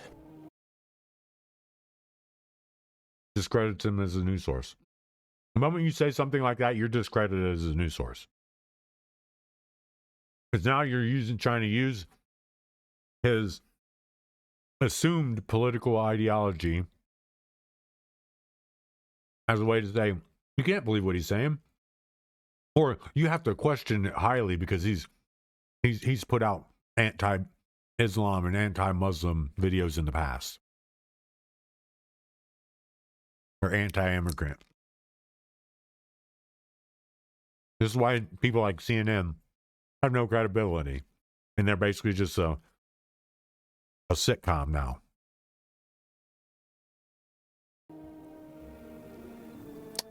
Time is ticking. This is coming to an end. You can enjoy it while you like it, while it lasts. You're gonna ride the ship to the bottom of the ocean. That's what's gonna happen, pieces of shit. This is what they do. This is a propaganda machine. Mm-hmm. Same shit, different day. Absolutely. The media is dead. I know. Fraud investigation. A viral YouTube video by a creator who shared anti-immigrant and anti-Muslim videos in the past. This is what they do. This is what they do every time. Thank you, Elon. Keep in mind, if it wasn't for Elon Musk, Nick Shirley would be deplatformed. And I will say, as much shit as I give Elon Musk for the stupid stuff he says, I will say, if it wasn't for him, a lot of us would have been deplatformed, and we would continue to be deplatformed. I will give him that. Because I was being deplatformed during COVID. I was actively being shadow banned and deplatformed from all the platforms I had built a following on. And it came out that all of these companies are actually guilty of it. And none of them have made it right by anybody. None of them. Zero. Not one of them have been held responsible for infringing on our first American right. These corporations and these companies infringed on our first American right, and our government allowed them to do it. And in many cases, they told them to do it. And some of us are still hurting because of it.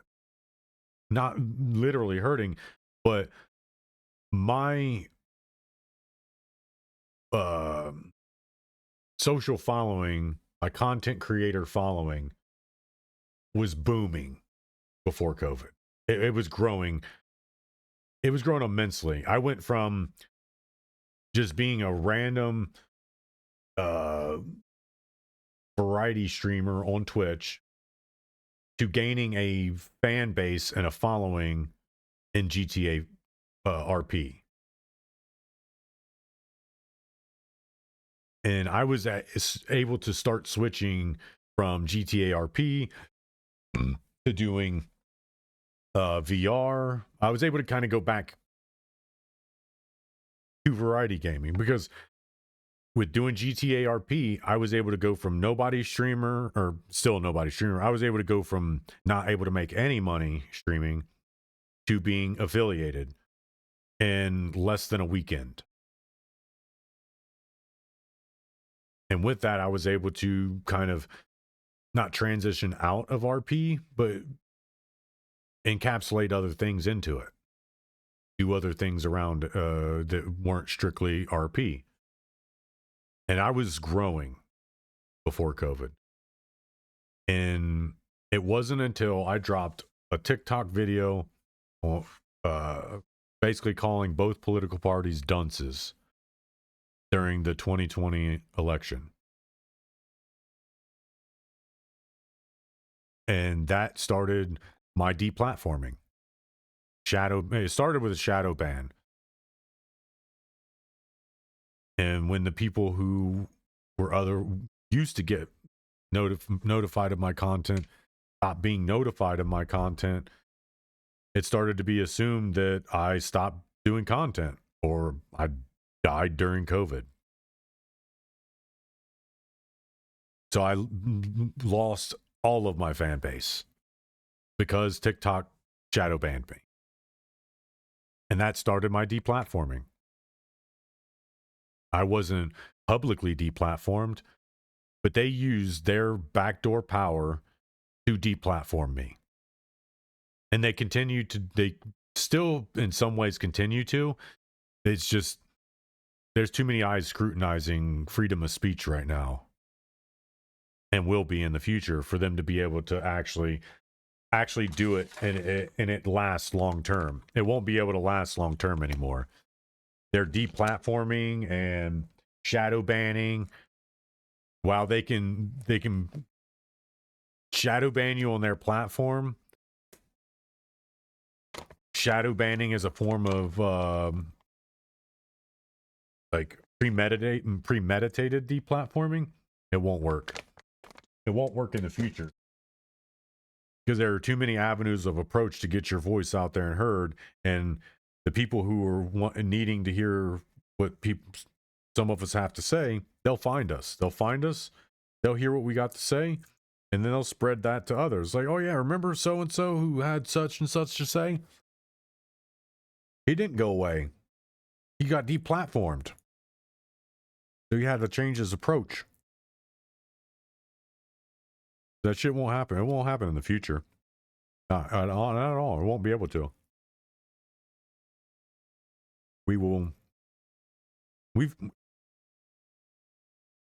We're starting to take back everything.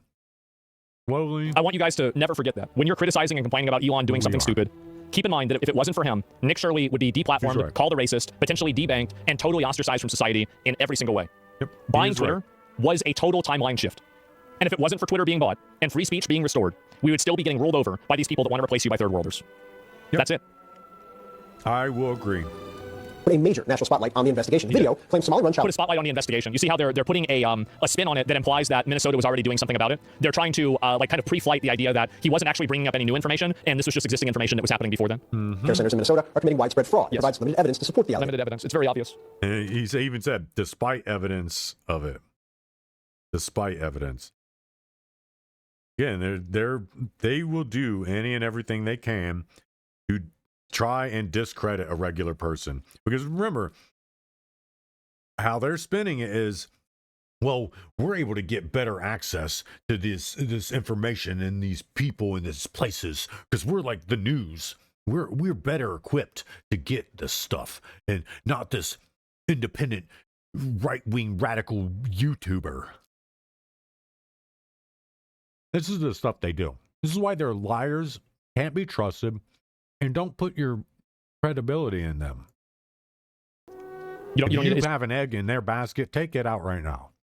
No, you probably can't because it's broken. So just chalk it up. If you have an egg in any of these news outlets' basket, just chalk it up as it's broken, and you won't see the return of it. Because once you do that, you'll be able to find a source that isn't asking you to put your eggs in their basket. And if they are, you're putting it in that basket because you want them to have that egg. Regardless of what they do with that egg, you want them to have it. Don't just put your eggs in anybody's baskets. Make them give you a reason to invest in them. It's like it's how companies work. Like if you go to a job or go to a company to apply for a job,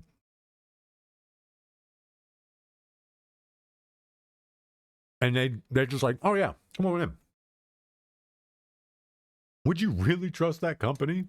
If they, like being hired on the spot is a real thing, and it's possible.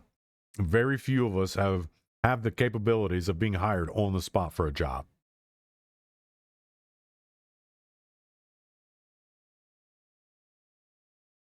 When you go to a job application, go to a company and apply for a job, 9 times out of 10, they want to take every avenue of approach they can to make sure that you're going to be an asset to their company. Not a liability, an asset. They want you to bring value to their company.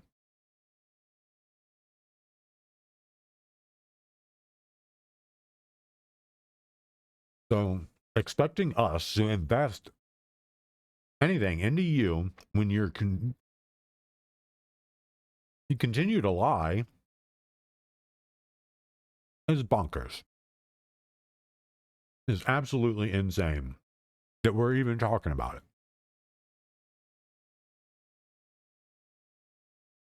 It's just like, again, we are ruled by people that have an IQ of 101. That's it. This is the majority of people. Well, I mean, literally, it's 100 is average, but still. No one ever talks to that woman at the end of the video? Yes. It was a video that was amplified by Vice President J.D. Vance, Attorney General Pam Bondi, and Elon Musk. Now, the FBI and DHS say they are surging resources into Minnesota, including at those child care centers. CNN's Whitney Wild is in Minneapolis. And Whitney, Actually, I wanted to look at that.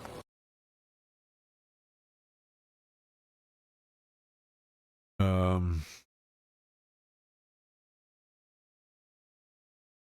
know how to frame that question. Countries rated by IQ. 2025.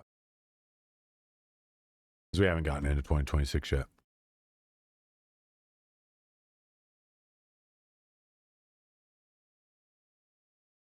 $105, $106.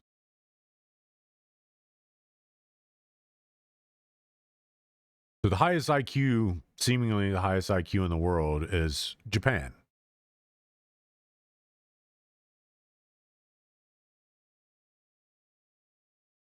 And so that's funny. United States and Kingdom have about the same intelligence level. So for anybody that tries to say that United States citizens are some of the dumbest people in the world, it's obviously not true. It was according to essentially world statistics.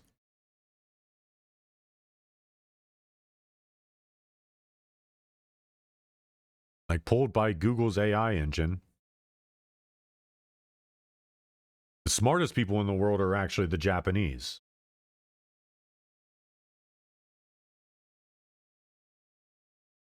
And the dumbest people in the world, according to the countries that are developed, it would be India.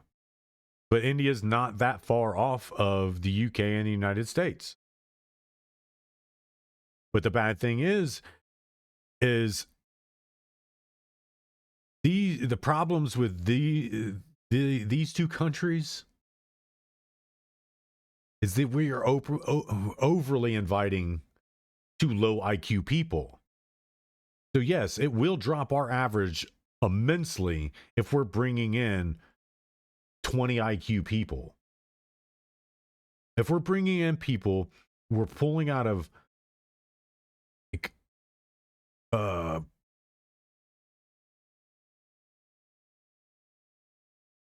primitive. Damn, it was hard to think. Couldn't find that word. If I saw it, but it ran by, and I'm like, "Hey, where the hell are you going? I need you." And it's like, "Catch me if you can!" Like, get back here. Primitive. We are pulling primitive societies into our country, and when you do that, you're gonna tank the intelligence level of the population. 10,000 extremely low IQ people would tank the IQ of the country. So I would say this is partly why the United States and the UK are so low in national intelligence levels. It's because we have too many liberal policies that are accepting extremely low IQ people here just so they can do menial tasks, just so they can mow your lawn, just so they can sell you strawberries on the side of the road, just so they can drive Amazon Flex around the city, Uber Eats, DoorDash, just so they can work these menial jobs that would be better served with our own people doing. This is why our IQ, our national IQ is so low, because we're bringing over extremely low, non-existent IQ people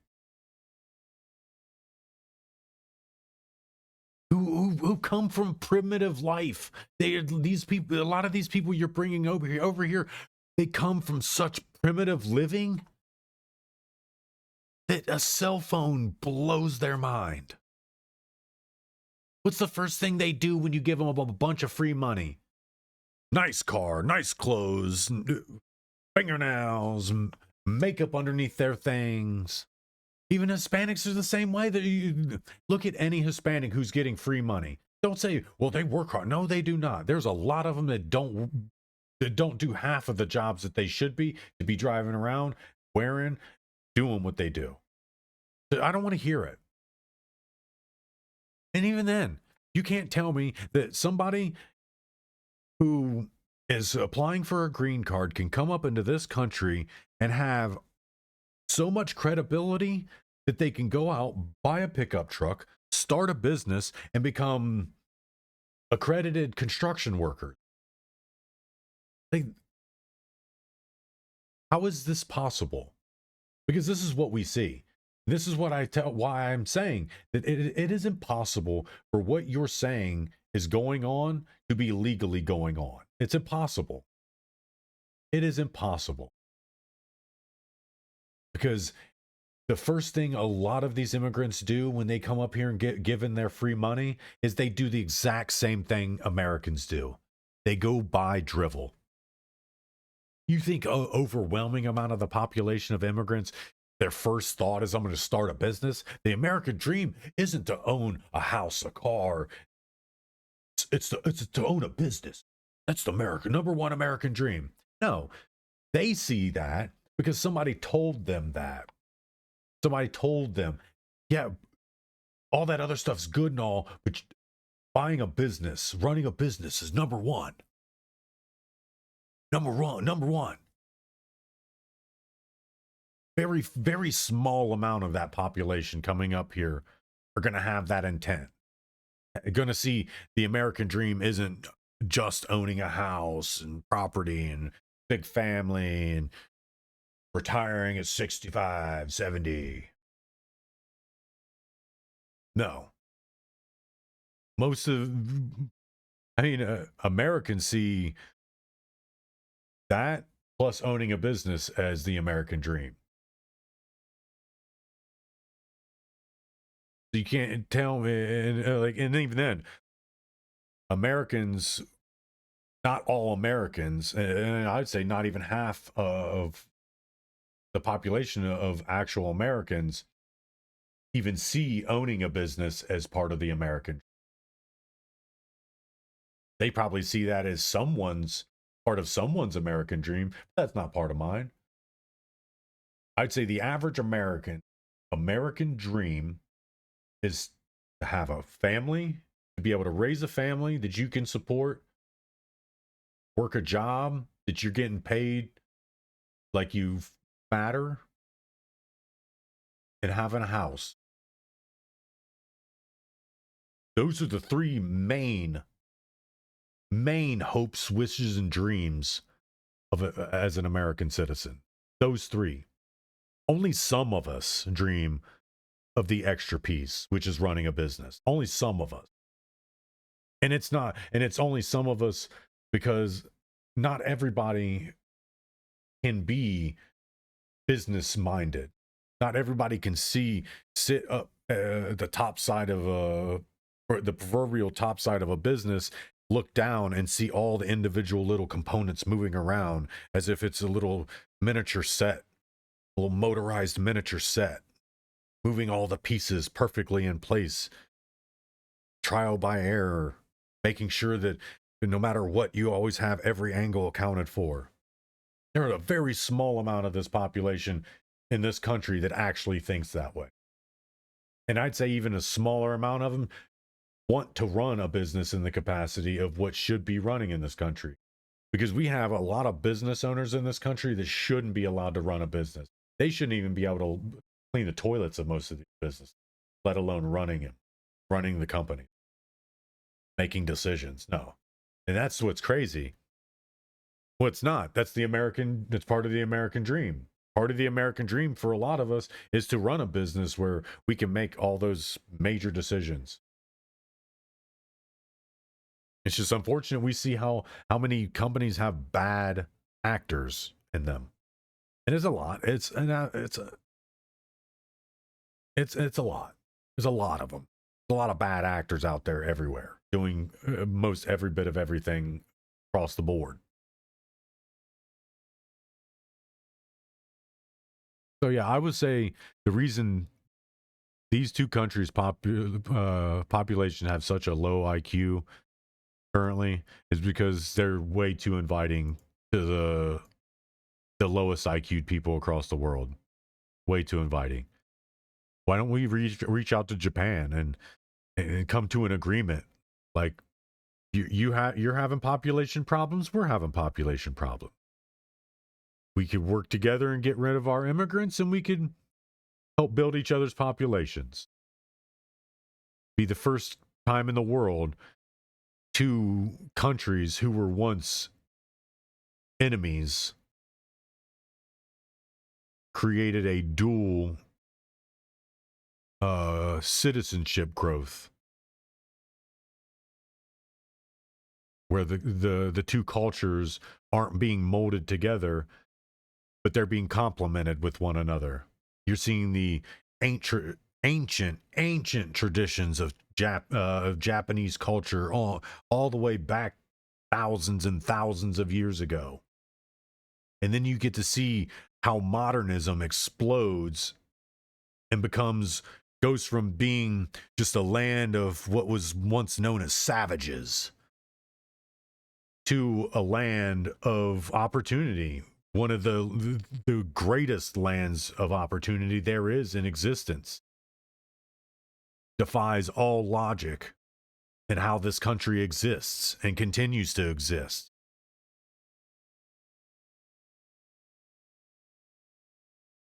I'm telling you, this is what we need to do. We need to go over and start not kissing their ass, but really getting to know the Japanese in a way that we can bring these two civilizations together, opposite ends of the world, but closer than anyone could ever be. I'm literally writing you all the advertising for it. I'm giving you essentially free, well, not free advertising, because then you can't say you created it, because you obviously didn't. But I'm giving you this ability. You wanna really get the Nobel Peace Prize? Connect two nations that were once mortal enemies. That's what you do. You connect us and Japan. We know you hate China. We know you will never do any type of long-term business with China. But Japan has come a long way since their time of being psychopaths. And if you want to look at it, America's no different in many, many ways. And in some ways, we're worse. Like, we could be pushed to the escalation point of dropping a nuclear bomb on you. Granted, the likelihood of us doing that is very, very low, but not something that won't happen and couldn't happen. It's something that wholeheartedly could happen. Which is why Donald Trump basically threatened Iran with it. You don't talk about the B-2 bomber without threatening of a nuclear strike. Because that's what that plane is for. That plane is for delivering nuclear arsenal to a target. Is ultimately why it doesn't really land. I think it lands like twice a year. And it's landing, the places in which it lands never change, but the time in which they're landing there does. You'll never be able to predetermine where the B-2 bomber is. If you've not been made aware of where it is, you won't ever know where it is until it's too late. And it just is a rule of thumb. If you can hear the B-2 bomber, you're safe. I'll just say that. If you can hear it, you're safe. Because if you were the B-2 bomber's target, you wouldn't hear it. And if you did hear it, you're just lucky enough that the ordnance landed away from you. Because you won't hear a B-2 bomber if you're a target. That plane's not meant to be known where it's at. One of the most dangerous airplanes in the world's arsenal.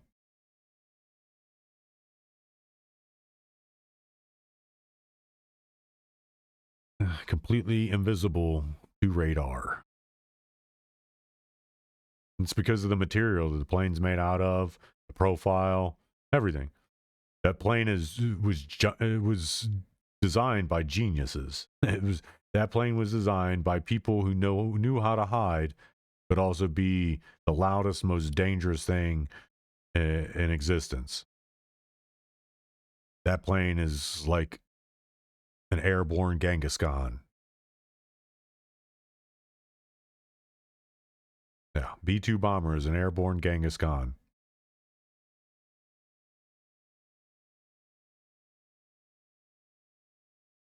So yeah, if the United States and the UK were to stop bringing in low IQ people,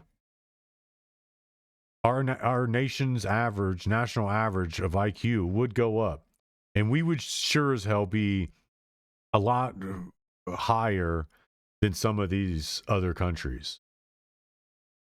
We are doing this to ourselves. And it's not because, it's because Americans are lazy, duh. Hamburger eating fat people. No, this is our government that does this to us. Our government and our societal leaders do this to us and have been doing this to us. Bringing in people that bring no value to our society, that are doing nothing but hurting our overall intelligence. Like it brings forth the I feel dumber having known this. Which means that this probably dropped to 0.73. I lost us an IQ point.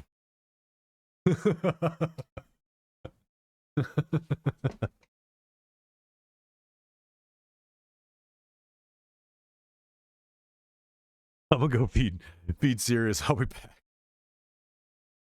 I'm gonna put. Well, there's one agency saying basically today that they are concerned about the tactics that the video shows, but at the same time, they take all allegations of fraud seriously. This has been a problem. They said they take all allegations of fraud seriously? Okay, well then there's no reason to worry. In Minnesota for... See, here's the problem, really. It's that most old people are stupid, and we're going to have to wait for them to die in order to actually have a real change. And I know that sounds like a very crass thing to say, but it's true. The majority of old people that listen to this bullshit and vote are just morons. They're stupid. That's the reason why they get called up all the time and get scammed constantly. That's the reason why they're reposting pictures of Jesus being photoshopped or AI'd as like a fish, and they're saying amen. They're morons. And we gotta wait for them to effectively leave the voting pool. And then maybe this problem can be solved. That's it. The butterbrains? Yep.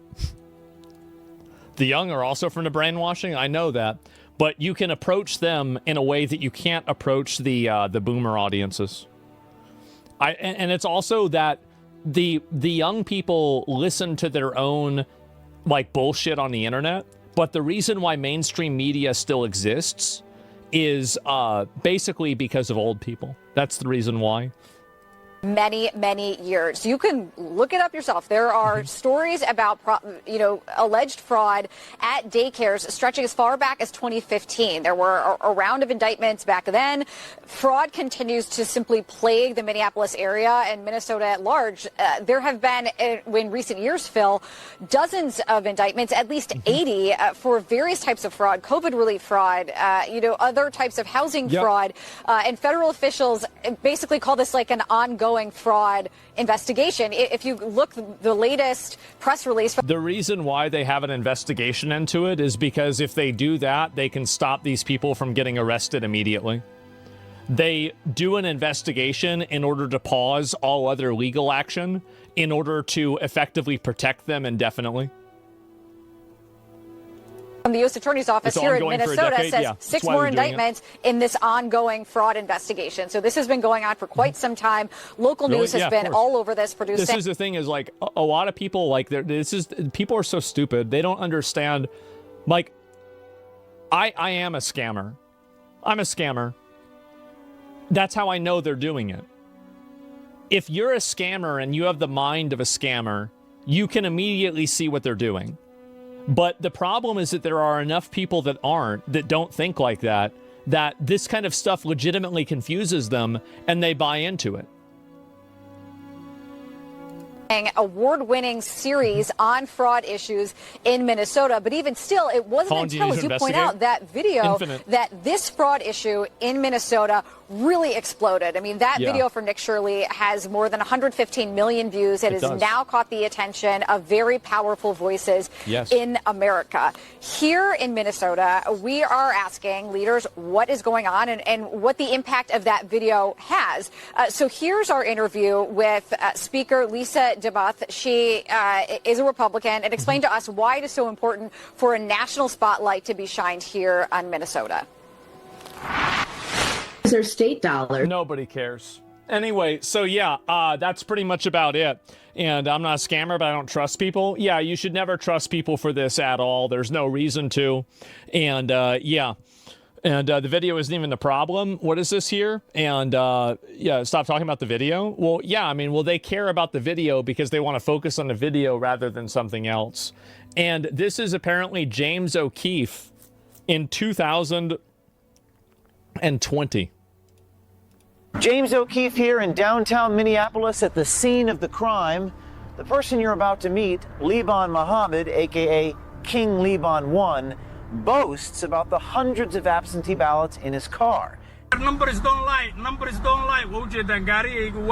see my car is full. Absent ballots. Absent. What do you think the probability is that these people cheat elections? Is it 100% or 200%?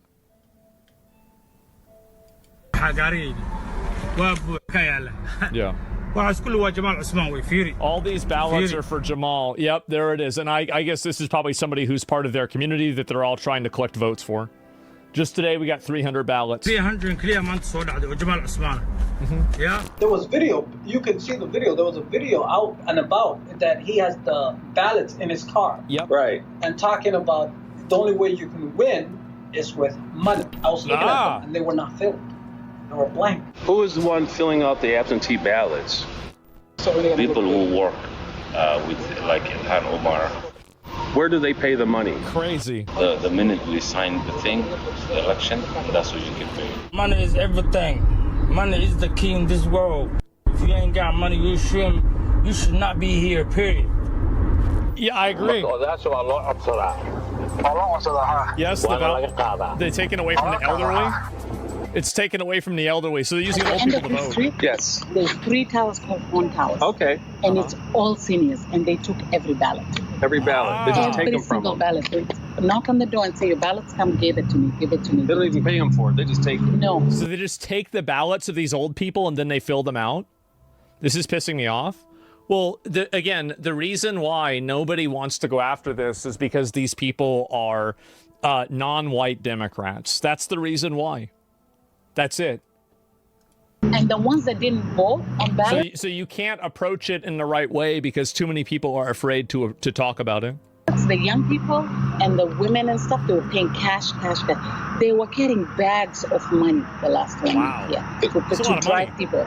So there's a vested interest, but we are victims of the system. They don't give a shit about any Somali. Yep. 2 in the morning, still hustling. Who is the one filling out the absentee ballots? He's just recording himself doing it. People who work with, like Ilhan Omar and other candidates work for them.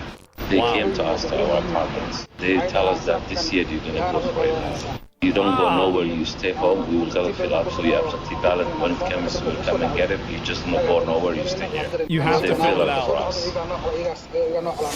Yep, and I bet it's like this everywhere. It's not like it's beginning here. This is just what's been going on for a very long time. Do you think they're going to get away with it now? I think they will. Yeah, I do. I think that they will get away with it. And it's just going to continue going. Oh, Elon retweeted. Yeah, exactly. Oh, wow. Breaking. Streamer Asmongold says the Somalian fraud is far larger than arresting a few Somalians, that entire families must be denaturalized and deported, and that the officials who allowed it to happen must face treason and capital punishments, or he is done voting. Elon, my fucking man.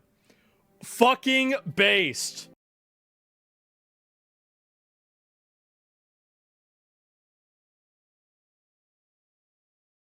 Pop-ups are prompts. Now sometimes they're safe, and other times they're fake. But what if I used it against scammers? We're gonna use a pop-up prompt just like this. Pop-ups are so this is direct evidence that Nick Shirley is a liar. And these are, there's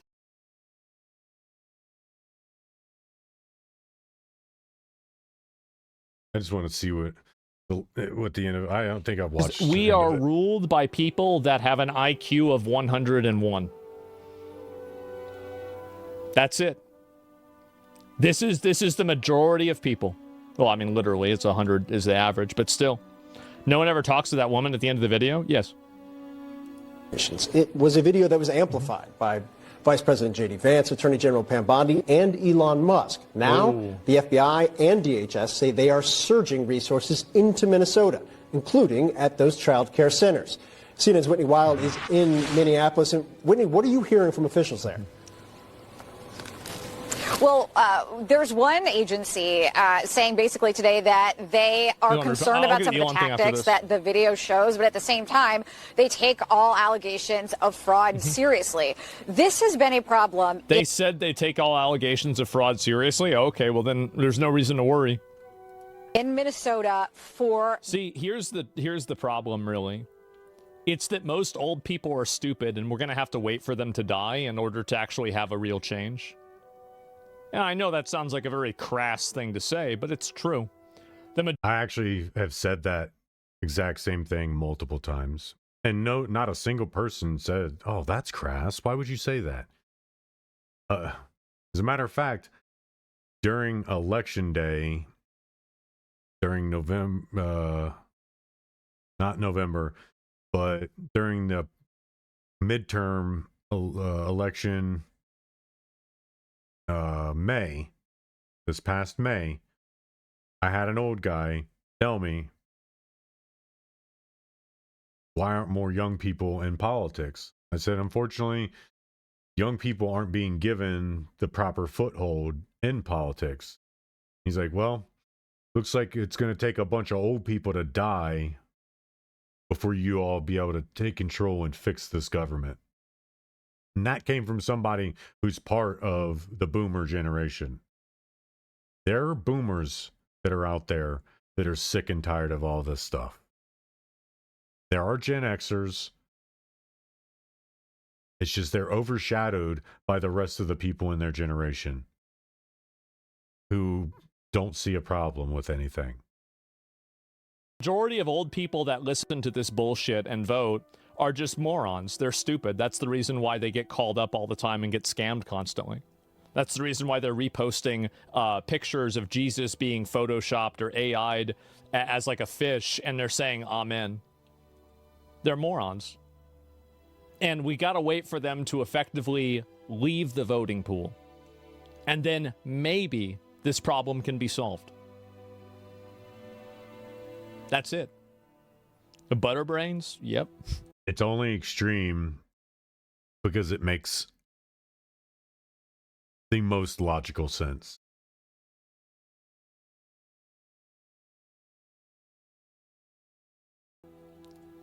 The young are also from the brainwashing. I know that, but you can approach them in a way that you can't approach the boomer audiences.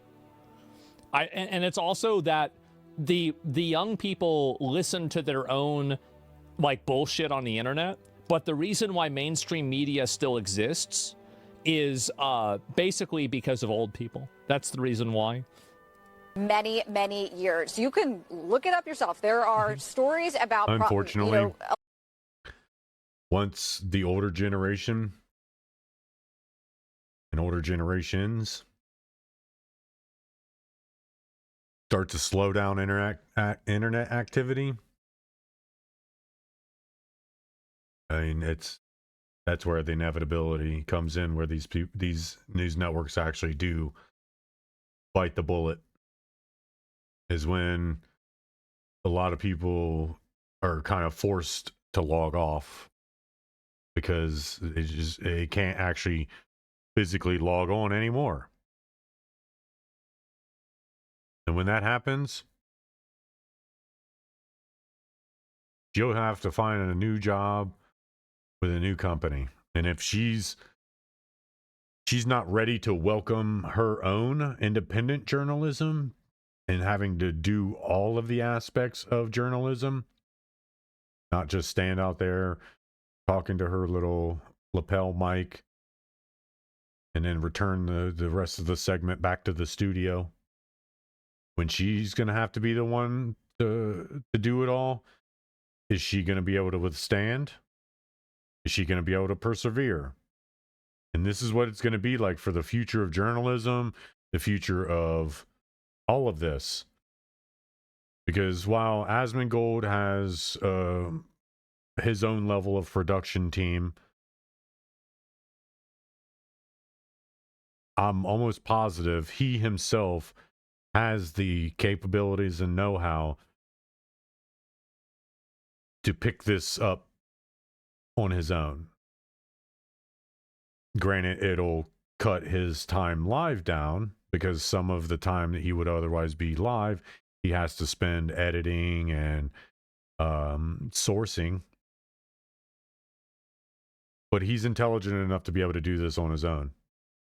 Is she intelligent enough to be able to do it on her own? Are any of these other news network people intelligent enough and capable enough to be able to do any of this on their own? See, I don't have a fan base or a following, so this is literally just me pumping source material. That's it. That's it. And even if I'd never make any money off of it, I still can go and work a regular job.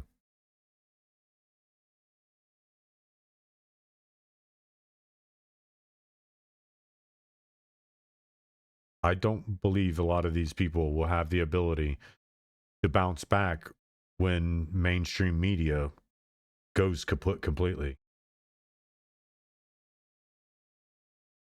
I don't believe they will have the ability to.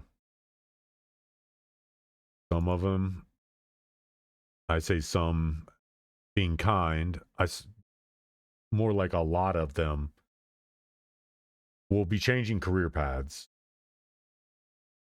And if they don't change career paths, they're going to get taken on by someone like the Daily Wire or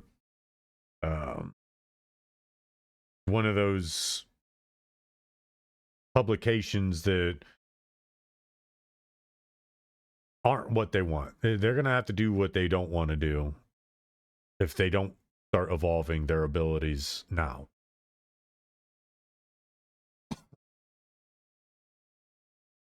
Alleged fraud at daycares stretching as far back as 2015. There were a round of indictments back then. Fraud continues to simply plague the Minneapolis area and Minnesota at large. There have been, in recent years, Phil, dozens of indictments, at least 80 for various types of fraud, COVID relief fraud, other types of housing fraud.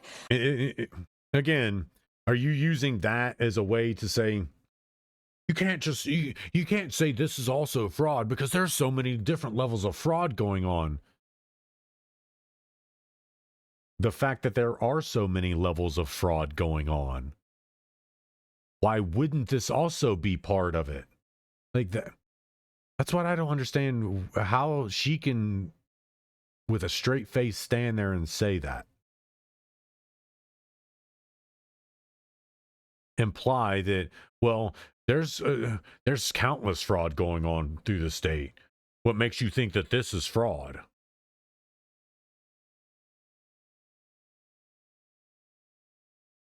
Exactly what she's saying. And that's even worse, girl. That's even worse. And if you don't see that, you probably should start getting out of journalism now. And, well, she said it.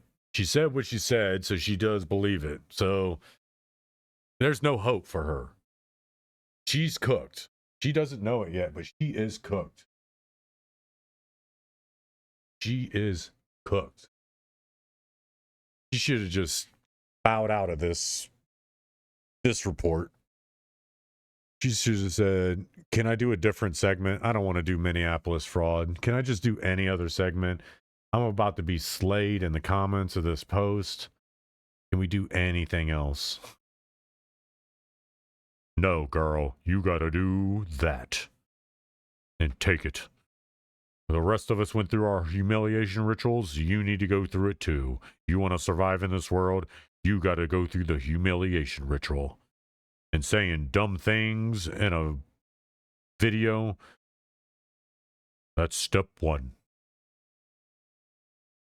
And federal officials basically call this like an ongoing fraud investigation. If you look, the latest press release. The reason why they have an investigation into it is because if they do that, they can stop these people from getting arrested immediately. They do an investigation in order to pause all other legal action in order to effectively protect them indefinitely. From the U.S. Attorney's Office here in Minnesota says 6 more indictments in this ongoing fraud investigation. Remember what I said the other day? It's been going on since 2015, and the reason Donald Trump couldn't get it gone and attack it in 2016 is because they had him hemmed up on all kind of legal stuff. So the Democrats have known about this for a lot longer than 2015, and this has been going on for a lot longer than 2015. Who knows? Maybe it started with Obama.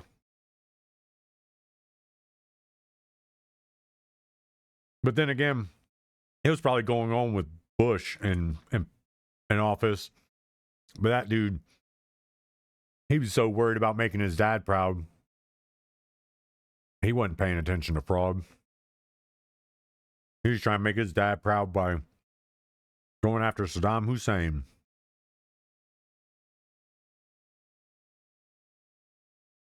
So,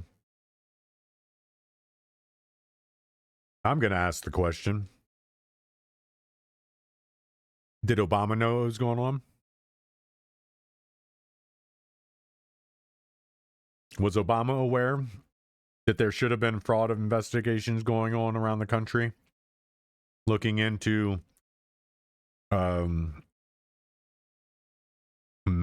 Medicare, all this? Sounds like somebody should have been looking into it a lot further back than we are now. Because I'm going to come out and say it too. I look for it to be made known that this actually goes a lot further back. And there have been investigations that have sporadically popped up about these types of frauds.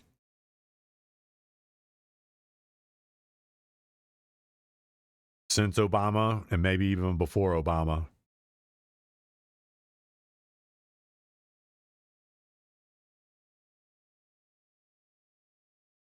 That's what I think. Investigation. So this has been going on for quite some time. Local news has been all over this. Producing. This is the thing: is like a lot of people like people are so stupid. They don't understand. Like, I am a scammer. I'm a scammer. That's how I know they're doing it. If you're a scammer and you have the mind of a scammer, you can immediately see what they're doing.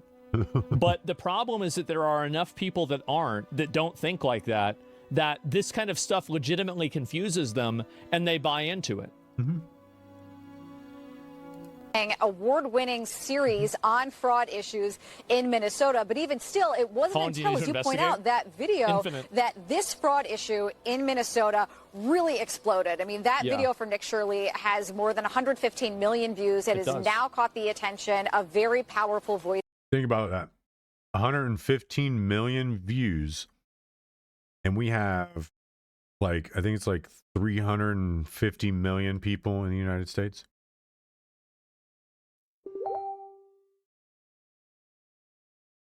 U.S. population. I'm going to learn how to spell one day.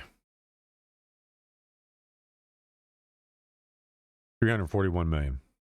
So more than half, almost half the population. Yes. In Or more than America. half. Here in 150 Minnesota. million is 150 and 150 is 300, and that's 41 million more people. So more than half the population.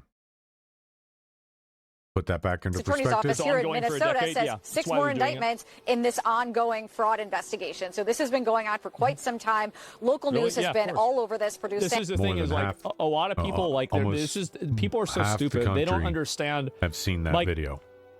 I am a scammer. I'm a scammer. Back that for.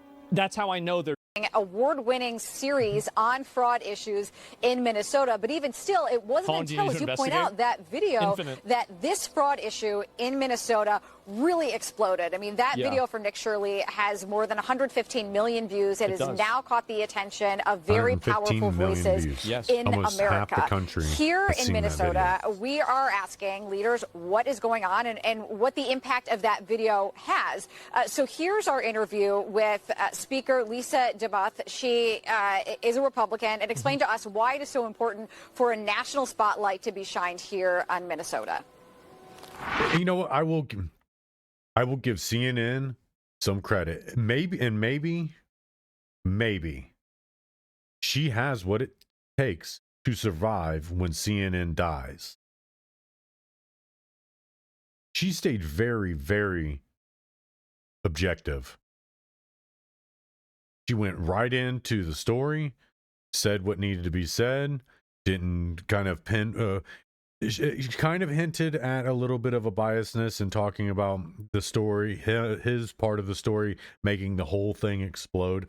But then she kind of pulls it back in by saying that, go back and listen to her. I will say she's doing really good at staying unbiased. And which is why I say she might actually survive when CNN dies. I think she is intelligent enough to be able to take her road or her show on the road. Proverbially. Metaphorically. Fucking words.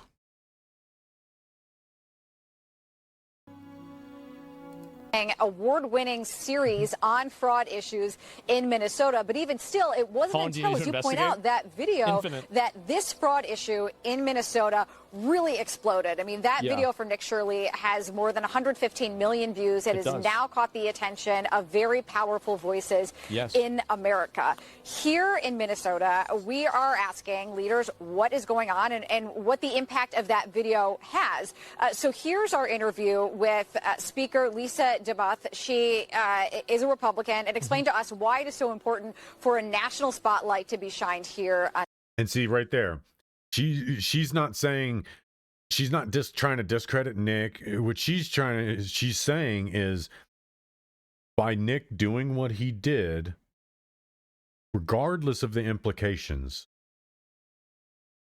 it told the federal government that there is an issue that is going on and it needs attention, like yesterday.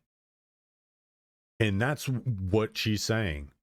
And that's why I feel like she would survive when CNN goes away. Because she's staying unbiased, and I would have ventured to guess she works for CNN because she wants to be a journalist.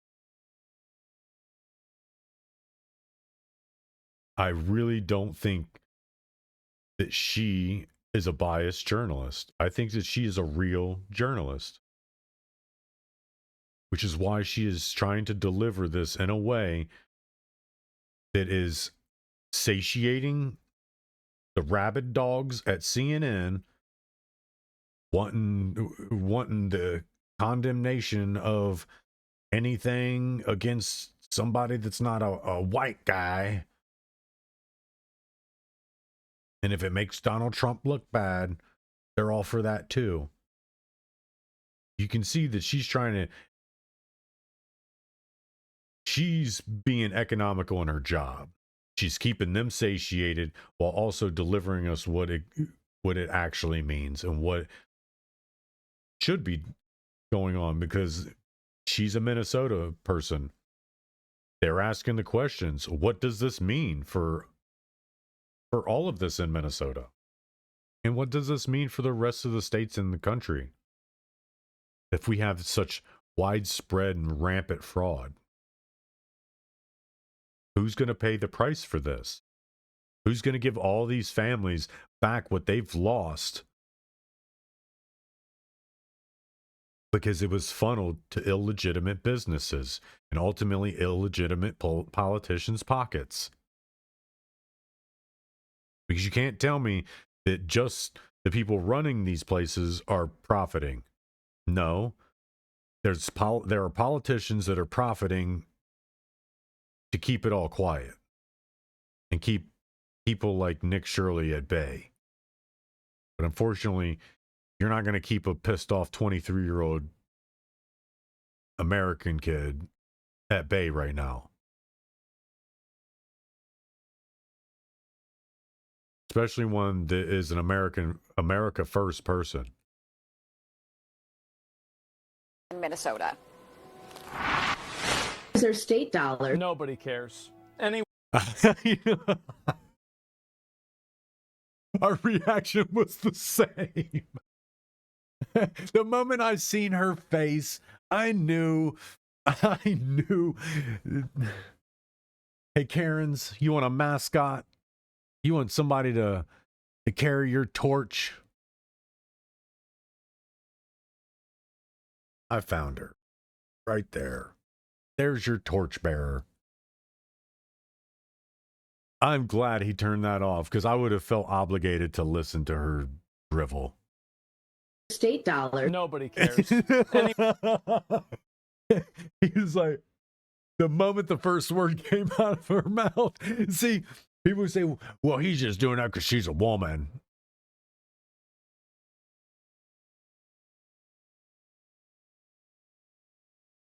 The segment of time in which he watched her speak starts about 40:09 and goes to pretty much right here. It goes to like pretty much like right here.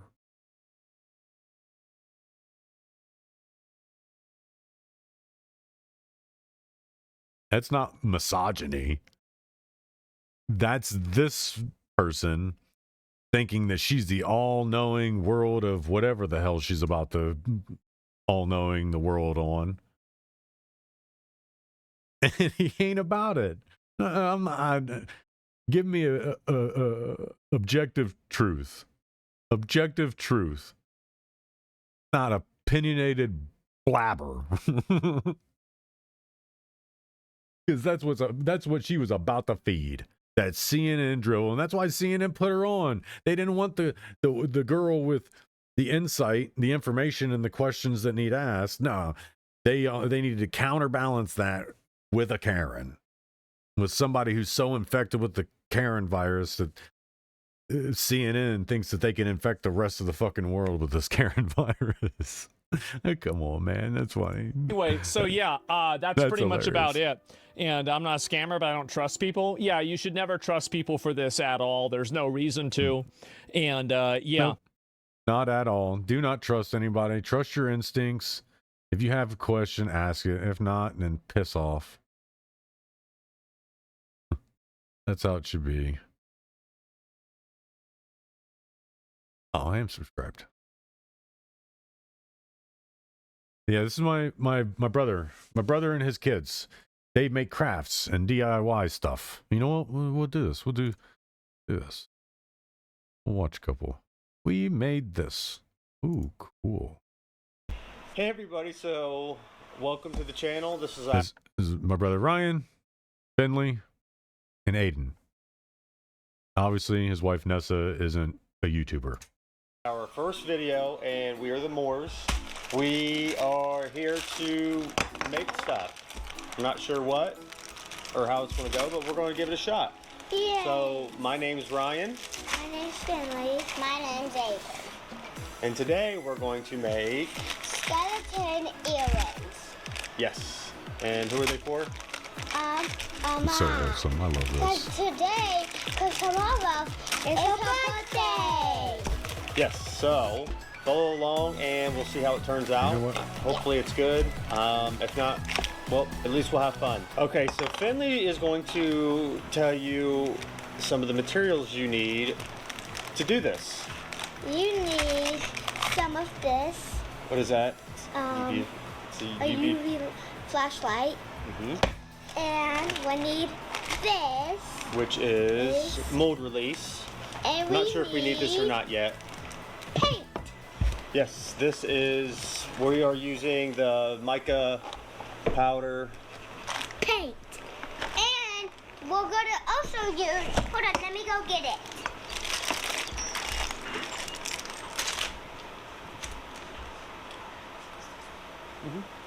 You can bring that. We're going to use some of this, but it's empty because we already took it out. This is what it looks This like. is what we're using this today, which is Total Boat tabletop epoxy. Hopefully it works. We don't know. We're going to find out. And we're going to use some of those We'll let liquids you- put it in there. Which is the Put it in tabletop epoxy. Yes. Okay. We'll set this off, set this out, and this out. Also, But you we have these. They came with this. We haven't opened them yet because this is, like I said, the first one. So. Yeah. And we also have Some of that. UV resin in case you're doing a couple layers. We figured this might help with getting a layer down. And We'll see. you guys have been wondering why we have this. This is so we can fit all our stuff down. Yes, this is our map to work off of. Yes. All right. Let's Stay get tuned, started. and yeah, let's get started. Orange powder. And we have black powder. We have the even molds, Show them which ones we're using. the skulls, Yep, and you see how they have little dots on them? That's so that way the earrings. for the earrings. Yep, and then we have our mixing cup. And We got. and the popsicle stick so we can mix up the stuff in the cup. Yep. All right. Let's get started. Let's get started. Yes. Here we go. Let's go ahead. We're gonna start mixing it up and adding in a little bit of this, a little bit of this. Okay, so this calls for, hang on a second, 1 to 1. So this is one part, 1A to 1B. Yes. We're gonna mix. We're gonna put that in there.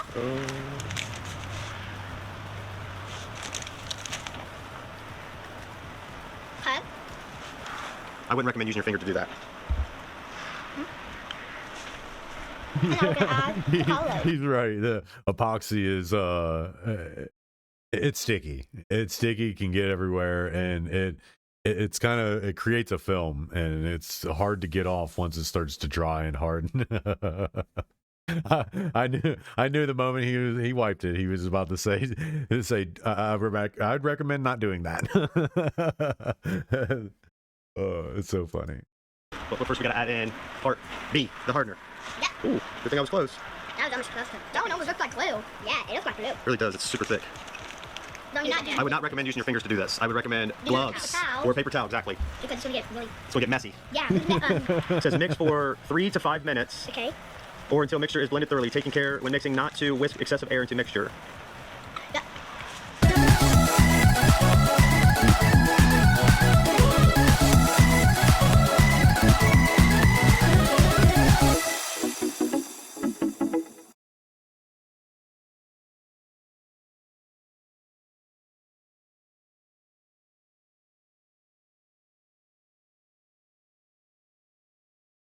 Sorry, I was muted.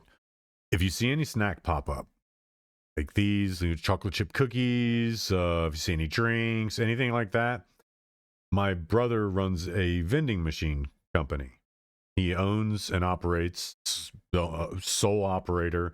I mean, whenever he has the work, I'm one of his employees. I do stocking and inventory. I'm one of the merchandisers. My best friend from high school, he's also another merchandiser, but he also runs a vending machine company. It's called Blue Collar Vending. He mostly does construction site vending, though if the contract is good, he's open to doing large, basically like large order transport. Say somebody wants 17 cases of Coke, and basically a bunch of cases of drinks, a bunch of snacks. He basically is the middleman for that. He will go procure it at a wholesale price, and then we transport it and unload it to whatever area that's designated. And he also does that as well. But his company's called Blue Collar Vending. I don't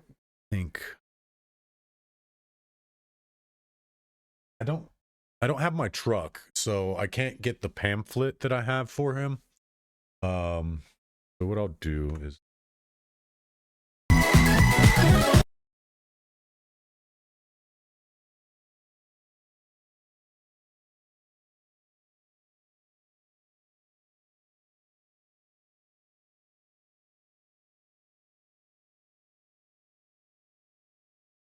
this is his Linktree page, Blue Collar Vending. Highly recommend using his service. We take a lot of pride in this. Like, we absolutely love doing this. So anyone looking for any type of vending services or future vending services, here's his Linktree page. He has many different ways to contact him about a multitude of things. Company contact card.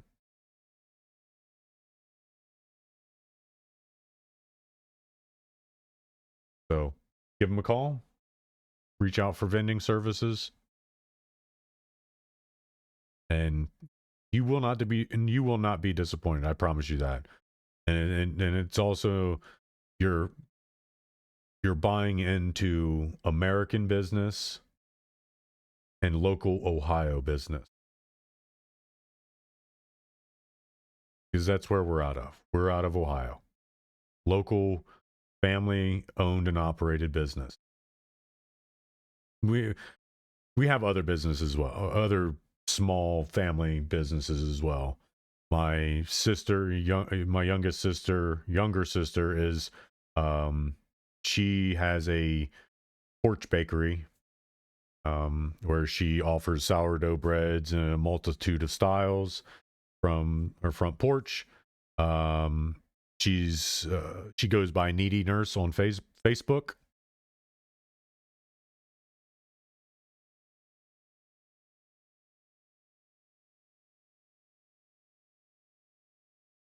Goes by Needy Nurse on Facebook. So,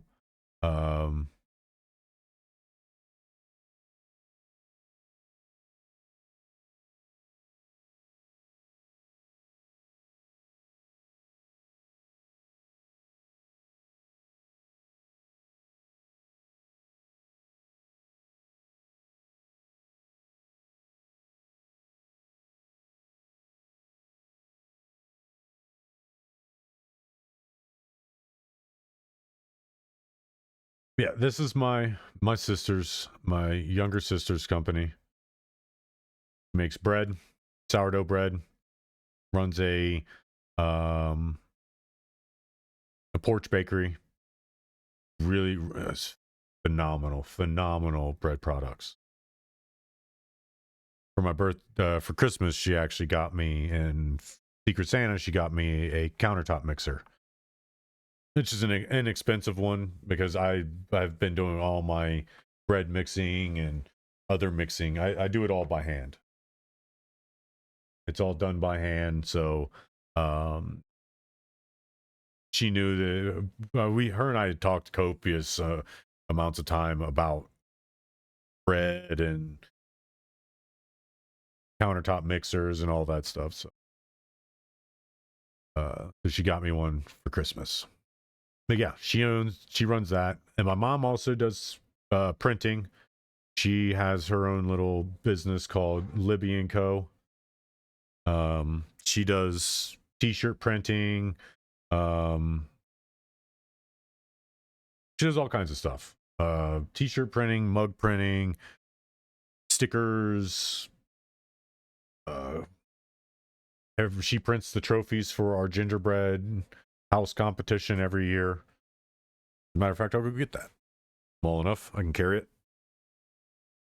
And well, my team won the first year one, and for that year, she got us aprons and chef hat.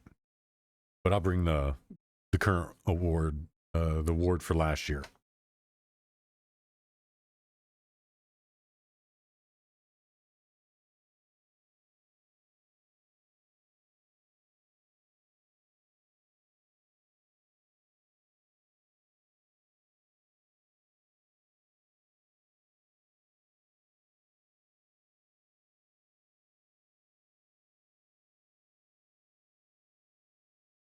I almost just brought the whole thing because I almost knocked it all off the hanger.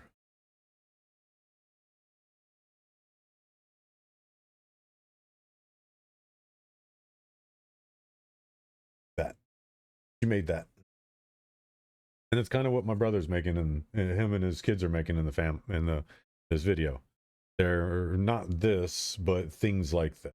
Things where you're using epoxy, UV light, stuff like that. They're making stuff like this, which is adorable. I love these things. My mom loads me up with stuff.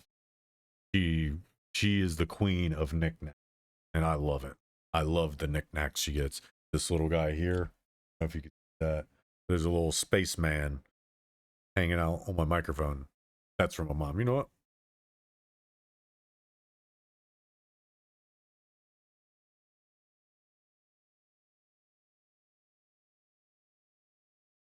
There we go. And it's not blocking anybody's face because that's the chimney. Here we go. It looks like you can't see.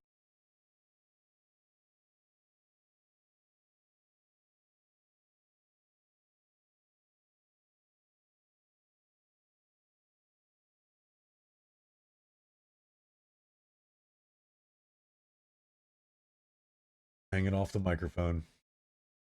I mean, it's all jerry rigged up anyway, so not like it matters. That's my setup. You don't tell me how to do my setup.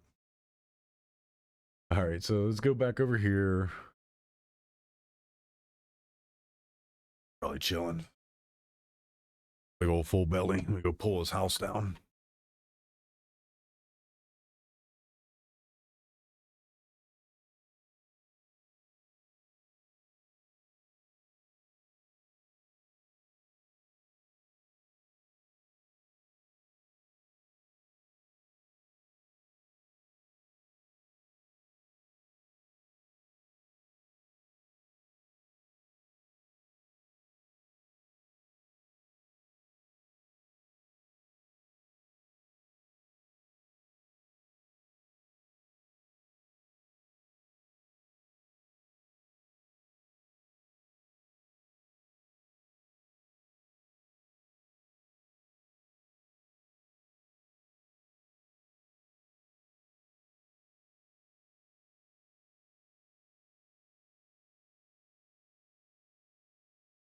Yeah, dude's just chilling in the corner. He was about to take off when I came in the room, but I was talking before I came into the room.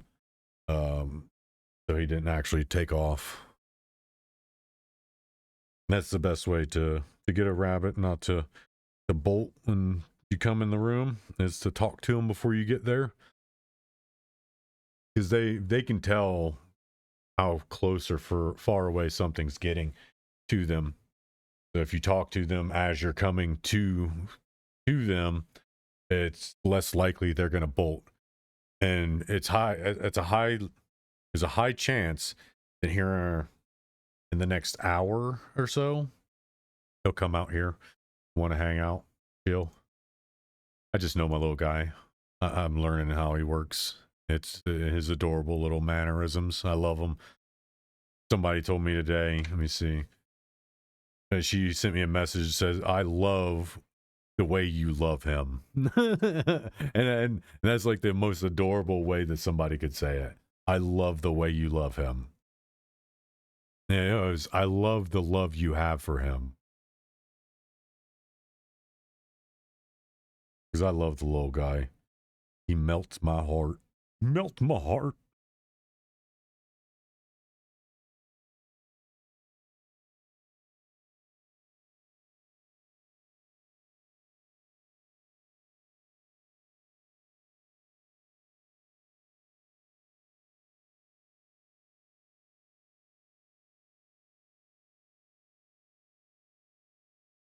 Yeah, she said, I love your love for your fur child.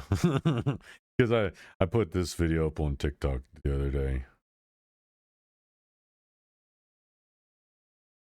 I haven't been able to get into my TikTok. For some reason, TikTok on my browser has not been working. And I've rebooted my computer, all that. I think it has to do with the TikTok app.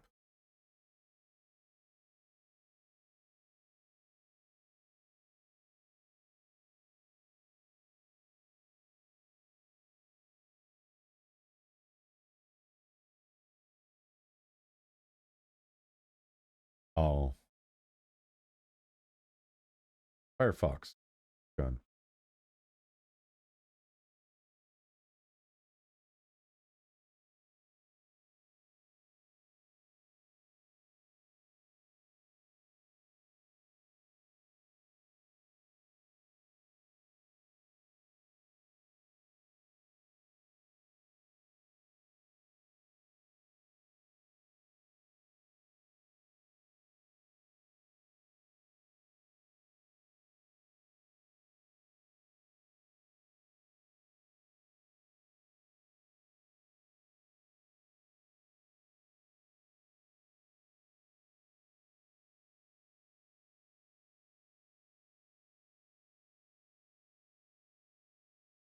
Hates me.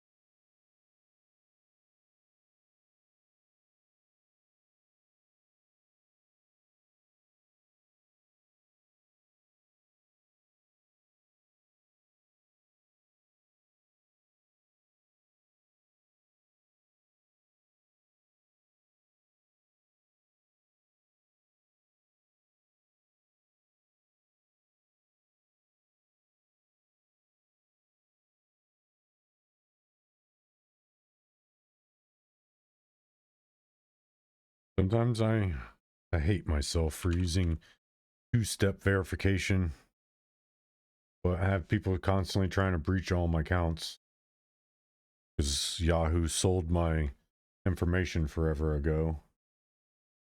Guess it's not gonna log me in. No, it didn't. It's really, really irritating.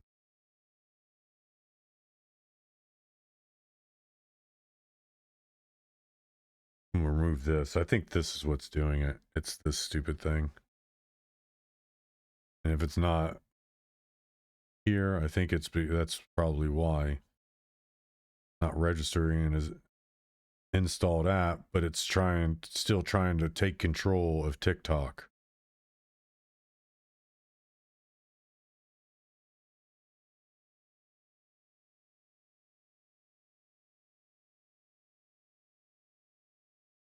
Yeah, it's not actually installed as an app.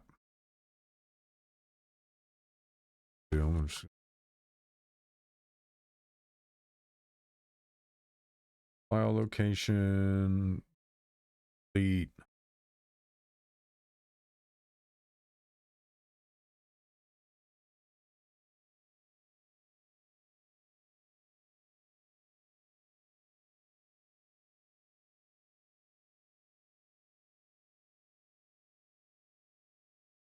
Yeah, the app shouldn't exist anymore.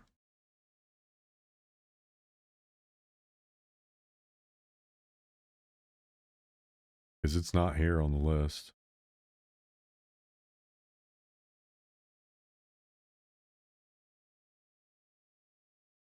This list.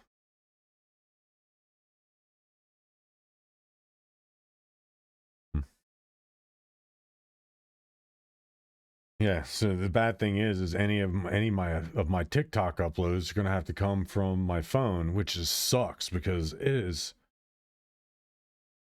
doing the upload from my phone while using AI to build my titles and my tags it's super encumbersome. I can use my hands on my PC way faster than I can use them on my phone.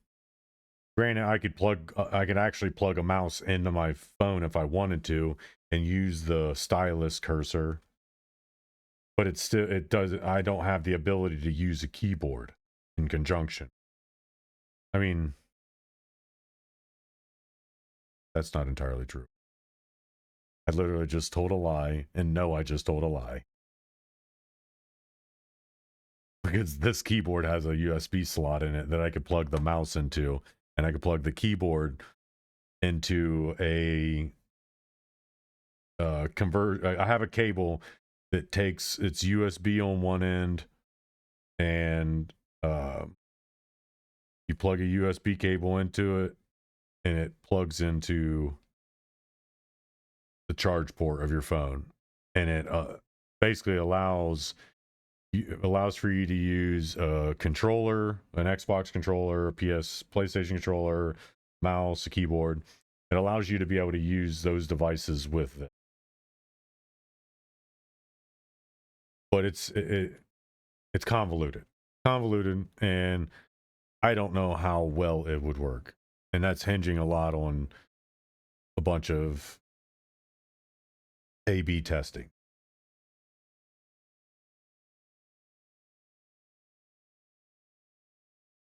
I don't know what's wrong, because the app doesn't tell me. I sent TikTok an email, but they haven't responded. And I'm giving them the benefit of the doubt because of the holiday. But yeah, I've still not gotten anything from them.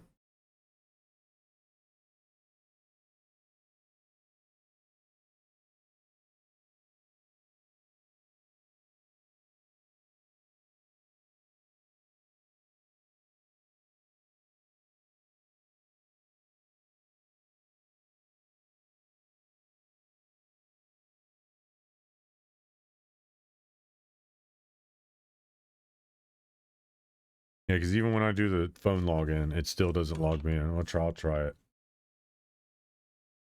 It's gonna be wasted effort.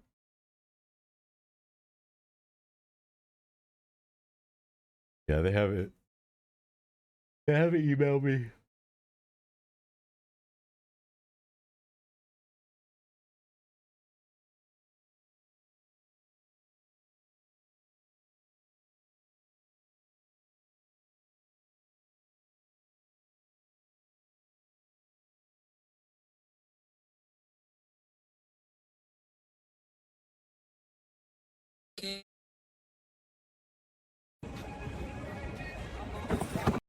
And then it doesn't log me in.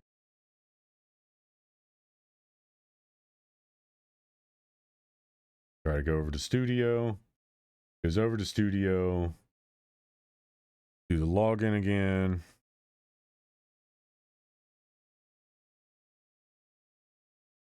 Same thing.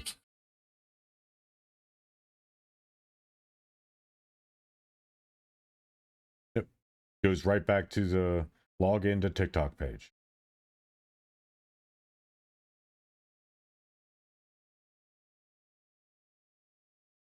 And logging in with any other account is basically like I'm creating a whole new account.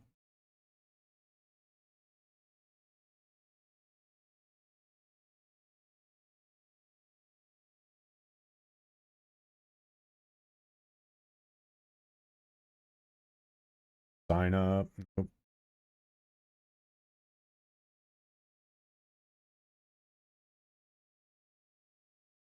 Connect with Facebook. And it's going to be the same thing. Continue.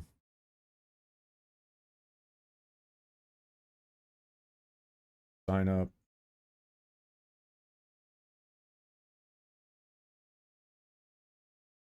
I put my phone number, which is what I just did. Or no, I didn't do phone number.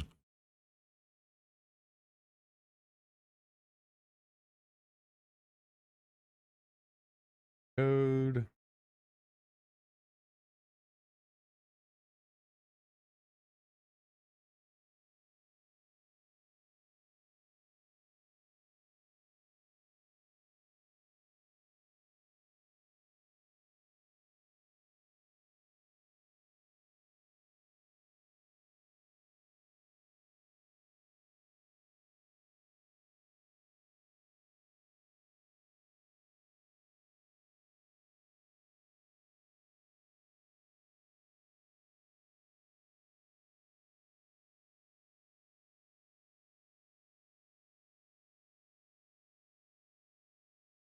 Same thing.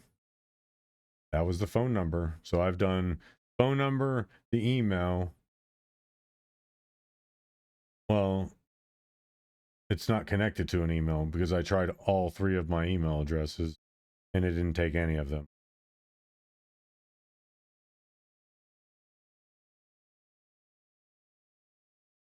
And again, TikTok hasn't said anything back to me. So unfortunately, my TikTok videos are going to come out slow. It's going to have to be how it is. TikTok wants to play games and allow somebody to fiddle fuck with my account. I'm not going to use your service. Think I need your service? I don't.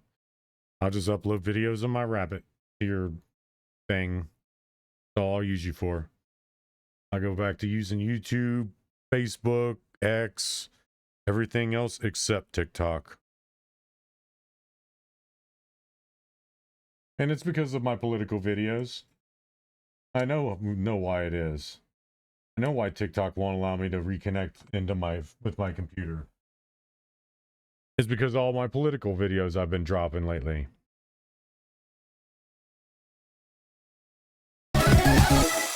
They've blocked my ability to log in on the computer. Which is easy to do. All they got to do is make it to where anytime my account registers that it's logging in from any other service outside the app, it just blocks it. Blocks the input. Which is why I can go down here.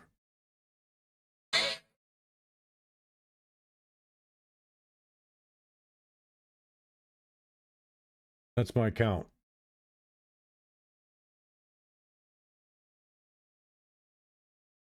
So, and I don't have any notifications about any suspicious activity.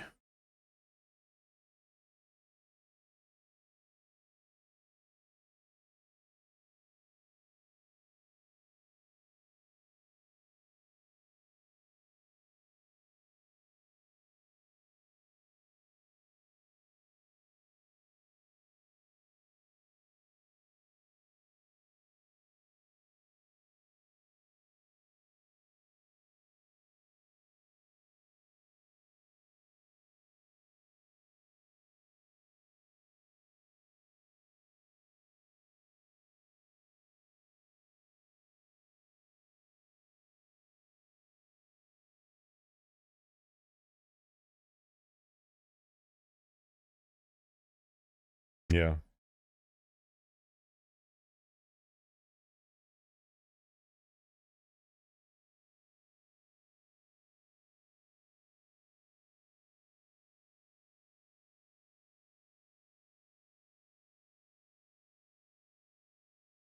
Yep.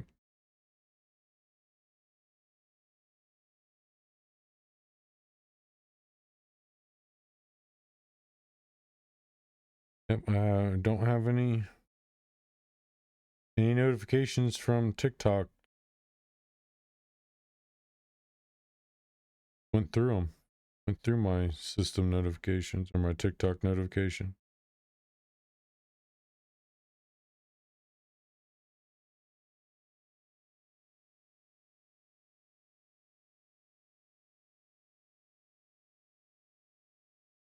But again, this is what TikTok does. When they don't agree with somebody, They let the system. They've already put the parameters into the system. So all they have to do is let the system do what they've told it to do already. That's what they do. They purposely do this stuff to silence people. And they're not smart. I mean, they think they are, but they're not. They're not intelligent at all. They like to pretend to, but all they do is they silence people with real voices.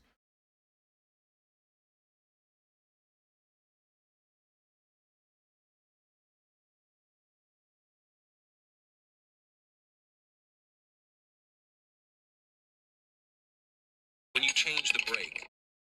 So yeah, I can't actually access my TikTok page from my computer. Like I said, I think it's because they're blocking my input. I think they're purposely blocking my input because of my political stuff. No way around it. So I guess we'll get back to the video.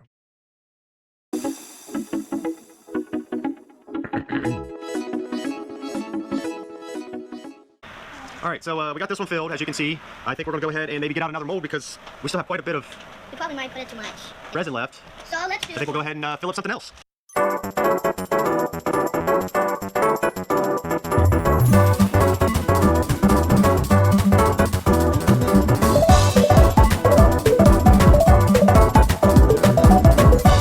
Okay, all right, everybody, as you see, we've all kind of traded spots. Here's where we're at. We'll show you. This is what we've got, and this is how they turned out. the after results. There's those, that, and I like to call them Endermans. Little skeleton hands. But yes, as you see, we had quite a bit of A job. epoxy left over. So But we still have some more. that's how much we have left over. We will be back. Okay, so yes, that takes 24 hours to cure. Just read the instructions. Always read the instructions first. We will see you back in 24 hours. And make sure to comment down below Yes. if you like this or not. So we'll be back once these cure, and we'll show you how they turned out. Appreciate it. We'll see you soon. See ya. 24 hours later. All right. 24 hours Hey everybody, later. so welcome back. It's been 24 hours since we made our little earring pieces, so bear with us. Give me 1 second, and I will show you what they look like. They're going to pop them out, and we'll start making earrings. This is what they look Stay tuned. like. This is what they look like. This. And that. Okay, stay tuned. They'll pop them out, and we'll start making earrings. Okay. All right, so here you go. They're going to start popping out these little pieces. Pop them out, and we'll see how they turned out. 3, 2, 1, go. Oh, that's cool. Oh, that's satisfying. Yes, it is. It's actually really satisfying. Oh my god, this part about the last one. Okay, this looks actually cool. Hole for them. I don't know why. Why did they not? Oh my god, this is so satisfying. Oh, these ones are cool. Oh, the spider web ones are way hard to get off. Look. Oh no, that one big problem. What? Look, Let's see. You see those push down, see? Yeah, there's a couple. Oh. No. We have these. Here you go, bring them right here, bud, so they can see. Oh. They kind of feel like peanut brittle. They look like caramel. Yeah, these feel like, honestly, like cookies. No. Like hold on, they're the off the Squid Game. The candy, the sugar candies. Honeycomb. I think we need to get out. Here's the little earring pieces. I've got to get. This one's fancy. I gotta get a. What do you want? Oh, drop one. Hang on, let me grab. Okay, so we gotta get these little doodads out. To put them earrings and these on. little doodads out. To put these earrings on. Buddy, you wanna help? How are we gonna put the earrings on even as a straight hole covered all the way up and Okay, so okay, so you gotta twist them open. twist them open? Here, I'll twist them open. I will put them on this. And we put the earrings on. And we put them on. You should probably use little pliers for these. And I put the earring. Put the earring on there. Which one? Hold on, put a silver one because that's the one that's matches. Yeah. All right, so stay tuned. We're gonna go ahead and get all these little things put on them. This is what they look like. Here, let's see if we can get a better view. See? Oh yeah, those are cool. All right, stay tuned. We're gonna put these together and we'll be back. So as I was saying, you put this piece on it, and then you just have to shut these two pieces off, and then you're done. Here, we'll take these. I got these little pliers. And then this is Make what it will easy. look. And this is what it will look like. You have to get this into the hole. You have to take this and put it through the hole like that, and then take. Then take this and put it through that, and then you take this. And we take these, and we take these and we close them up, and push them together. close them up. And then this is how they're gonna look like. Hold it back so they can see it. You gotta hold it back. Hold it from here. Hold it from This here. is what it looks like. That. Finley, what did you learn? And what do you think of it? That I probably we can do this again, but okay, sense. Was this fun? Was this fun? Did you like doing this? Did you learn how to do epoxy? Yeah. Making epoxy stuff? Yeah. So, see if we can get in there. So let's get this heart because it's solid. And we also have one of tic-tac-toe. This is, let me see if it'll show up better with this. So this is the color. I don't know if it's coming across very well, but this is with the total boat and then the mica powder color mix. I think that we should have used vampire teeth. Yeah. Yeah, there's vampire teeth. We'll do those on another one. So, for me. Well, that's it for this one, guys. Hope you enjoyed it. Stay tuned for our next video because, like she said, we have That's real cute. But see what the other one was. Making bird feeders. Oh, they're probably test pilot.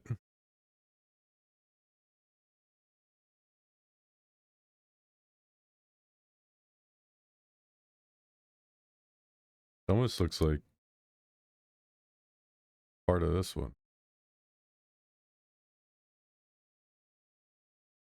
Hey guys, welcome back. I'm Ryan. Finley, Aiden. Today we're making Birdhouses! But they're empty because we already took them out. Make sure Yes. to follow along. Hope you enjoy.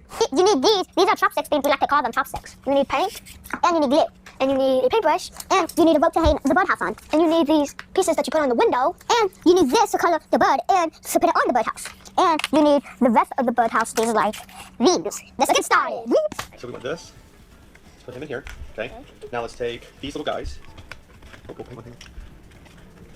There we go. Now let's do this side. Can I do this side? Yep. Yeah, I can do the rest. There, see, now it's sticky. Now it's sticking together. Then put this. Oh.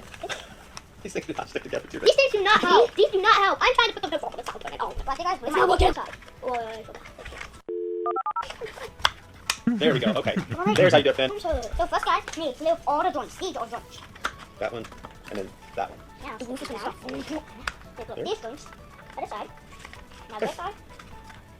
Let me help. Why? All right, I'm just putting glue on yours right now. Why is it so difficult? Can someone please tell me why is it so difficult? Can someone please help me? The glue is too hard. Why is it too hard? Thanks. Why is it so hard to All right, put now on? let the glue set for a minute, okay? Before you paint it.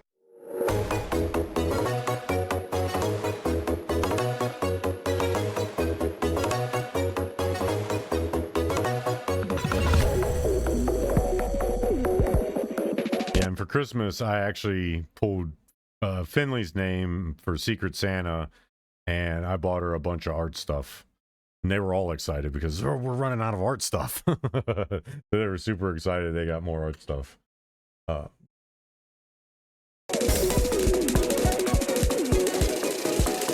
2,000 years later. I painted this bird on yellow, orange, and red, and a big purple door. A big purple door, you can see. And some leaves on the sides. That's a total lines. And this blue, so you can see the red bird and some clouds. And I painted the leaves. I painted flowers, the flower. And I painted this bird also red. And I painted this bird orange. And paint is everywhere. You need something which you can get dirty all on top of the that you can do the tablecloth, or you can just keep the tablecloth dirty. Here's your paint.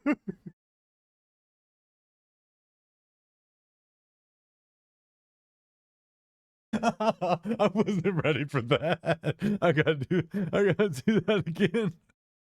Oh, that good.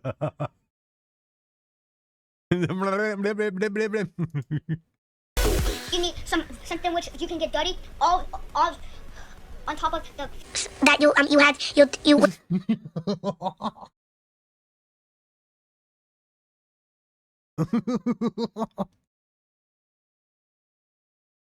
One more time. that you can do the tablecloth, or you can just keep the tablecloth dirty. Give us your opinion. It was really fun. Oh, that's I liked good. it when we painted, and I liked it when we What about you? What was your favorite part? I liked when That's what I we do. built it, and I liked Your brain moves how too I painted fast, it, your and I mouth liked, can't catch up. These these parts of it are gold, and I didn't like they're gonna came with bird seeds. You don't like that it didn't come So with is this bird something you seeds. I don't like that it didn't come with bird seeds. I wanted bird seeds too. Guys, with you again? Yes. All right, everybody, hope you enjoyed this episode, and hope you learned something and followed along. Maybe this is something you'll do. And make sure you join us next week for another exciting episode of Moore's Mate. And make sure to like and subscribe, and comment down below if you'll do this again. And to do this like almost every day, or not that much days. All right, thanks, everybody. See you on the next one. These are cute. These are cute. Put this Definitely piece cute. on it, and then you just have to shut these two pieces off, and then you're done. Here, we'll take these. We got these little pliers. And then this is Make what it will easy. look. And this is what it will look. You have to get this into the hole. You have to take this and put it through the hole like that, and then take. Hold on. Then take. Yeah, these are this. adorable. Definitely, they need to make more. And it's not like he doesn't have the time. It's just a lot of this is it's a lot in setup and getting ready, and seeing as it's cold, it's a little bit harder to do the outside stuff. But as you see, they can do the inside. They have the wireless microphones and all that stuff, so they definitely should keep doing more. Definitely should do more. That was cute. Those are cute.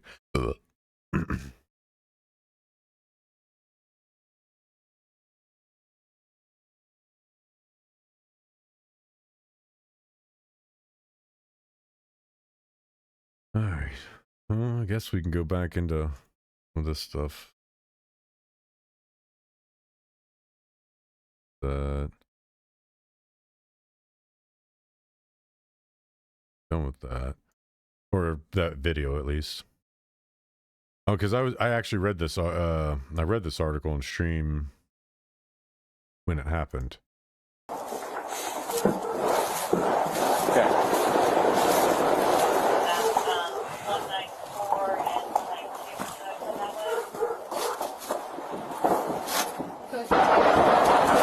Huh? Was he hiding? He was around the back somewhere, and he popped his head around, and then we just put him down, like, come here. And then every fucking year it's some shit. God damn it. And the guy, is he the guy that lives here, Samson? Mm-hmm. Yes. Mm-hmm. Okay, yeah, I went around back. I Hey, Franklin. The crazy thing about it, last night, I didn't hear anything. Being out at my brother's, didn't hear anything. Now, granted, when I checked my phone after getting home, like, neighborhood notifications galore about gunfire. We're outside his house, and he's not outside of Columbus that far. He's not in West Jeff. He's at the edge of Galloway. More so, you'd hear gunfire. I actually thought about, I think I brought it up as a joke at some point. Like, we should set up some targets out back and go shoot some guns. It's like the true American thing to do. Franklin, hey, I can see the back door. Just come on around here. And I did lock. Huh? I did lock the back door when I. Okay. So what are they at this call for? They're just showing what it's like being at a car on New Year's Eve, or? Hey, Franklin, I can see the back door from here, so we can just start this. Right here. Right here. Didn't get there just the other day? The city of Columbus is safe? No. Huh? You're talking about a lot of rounds That thing's a fucking monster. All right. In people's houses, in people's property. One New Year's Eve, me and my friend was almost shot by a stray bullet. Yeah. Came down between us and hit the hood of a car. And we know it wasn't, the bullet hole wasn't there beforehand because we went back in the house. We heard it. We heard the whiz. Like, both of us were in the military. We heard the whiz. We looked at each other, gave it like that sus eye, like, you heard that, right? And it was like a non-audible confirmation. We just, like normal, walked back into the house. Said, hey, who drives this such and such car out here? And the person's like, oh, I do. Like, did you drive over here with a bullet hole already in your hood? And he's like, no. Like, well, Chris and I almost got shot by a stray bullet that went through your hood. And we go out there, and like our whole crew, like 30 people, are standing around this car with a bullet hole right in the hood. Bullet around, split us right between us, right into the hood of that car. But people like Mayor Ginthard and their liberal policy will tell you there's nothing to worry about. The city's completely safe. They're just firing blanks in the air. We give out free 100-round magazines on Christmas every year to all Columbus residents. so that they can mag dump for New Year's Eve.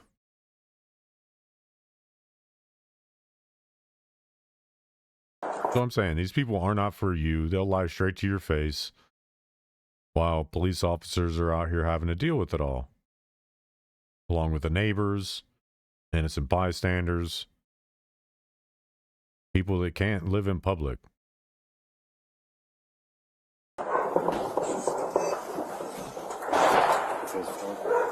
And it's loud. It's not like it's off in the distance. That's loud. It's over processing into the microphone and coming through a lot louder than normal, but the sound in which it's coming through the microphone and over processing tells me that it's within a block. But it's not like they can go and respond to every gunshot that's around every radial block. Then they'd be out of breath, running around in circles, not getting anything done, not able to respond to actual calls. So no, they're just going to stand there and deal with this thing that they were called out to deal with while listening to the war zone happening in the background. And it's not an advocacy to take away guns. It's just an advocacy to make sure that the stupidest people in society aren't able to sit outside and fire off round after round as a celebratory measure for New Year's Eve or 4th of July or Christmas or Thanksgiving or Arbor Day. You want to stop people like me from getting a firearm who's been trained to use a multitude of firearms just because I choose to self-medicate with medical marijuana, but then you allow these people to go to the gas station down the street, buy 14 30-packs, go home, pound them, go out in their backyard and fire an AK into the air, or their 9mm they literally just bought for themselves for Christmas at Vance, because they're not disallowed from buying firearms. An alcohol user isn't disallowed from buying firearms. No, it's medical marijuana users, because they have there's so much more of a mental illness going on there if you got to use medical marijuana. And to be honest, I think it's the opposite. I think if you got to drink yourself into a stupor to enjoy life on weekends, then you have a medical problem, a mental medical problem. Because when it all boils down to, we all have mental problems. And telling one person who's not, the way I medicate is less harmful than you having a good time. You having a good time has a capability of ruining your entire life, along with ending it. And the same for others. Me? No. That's not possible. It's not possible for me being medicated. Even if I over-medicate. If I over-medicate, I'm probably going to push all my tasks off to the next day, because I'm probably not wanting to go nowhere. So I'm going to sit at home and do what I need to do at home, or do what I can do at home. And once I'm done with that, I'm probably going to sit and play video games for the rest of the night. So be it. Sue me. And even if I chose to go walk over to the store and get me a snack, there's almost 0% chance of me being the cause of my demise. It's not like I'm going to be so inebriated I'm just going to walk out in traffic. It's not like I'm going to stumble over and get run over by a car.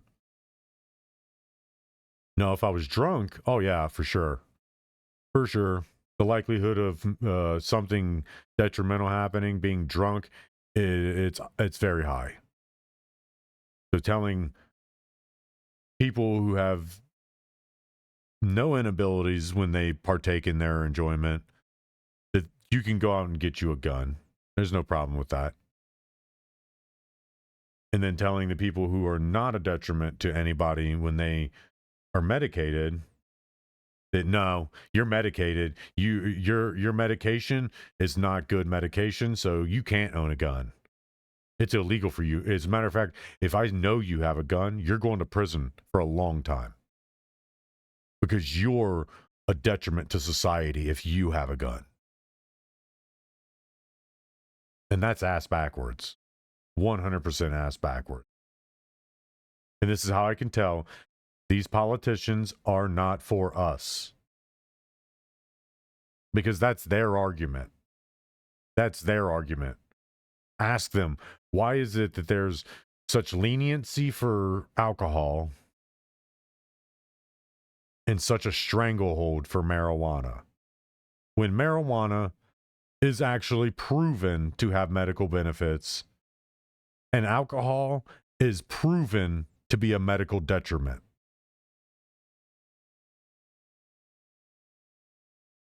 They will not have those answers. They will not.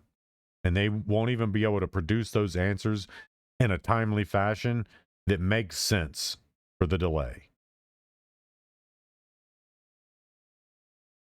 They are not for us. They're for each other and for foreign interests. That's it.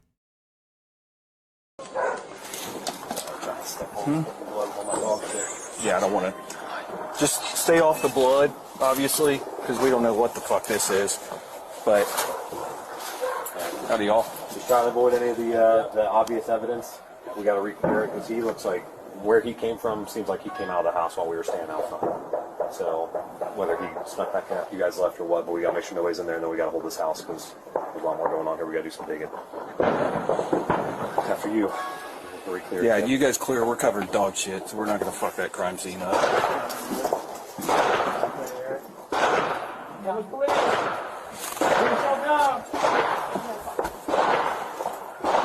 Alright. Don't touch that. That's a crime scene. SMG, just be advised, Canada 33 West 764 West, clear outside firing 43 days. Police details, one is wearing yellow and one is black. That's not 33 run, that's just 43 days. SMG, that copy. And I actually put it on a Facebook post the other day. I guess Cleveland. There's a police department in Cleveland that increased their officer age from 40 to 55. A bunch of people making jokes about it. I mean, I could have. It was easy pickings for making jokes. Everybody's making Shaq jokes and all kinds of jokes. But I mean, I thought about it, and it's one of those things. I have the capacity to be a police officer. Whether I'd be a good one or not would probably never be seen. But I have the capacity to be a police officer. But I would probably never be able to be a police officer. Because to become a police officer, you have to be highly stigmatized.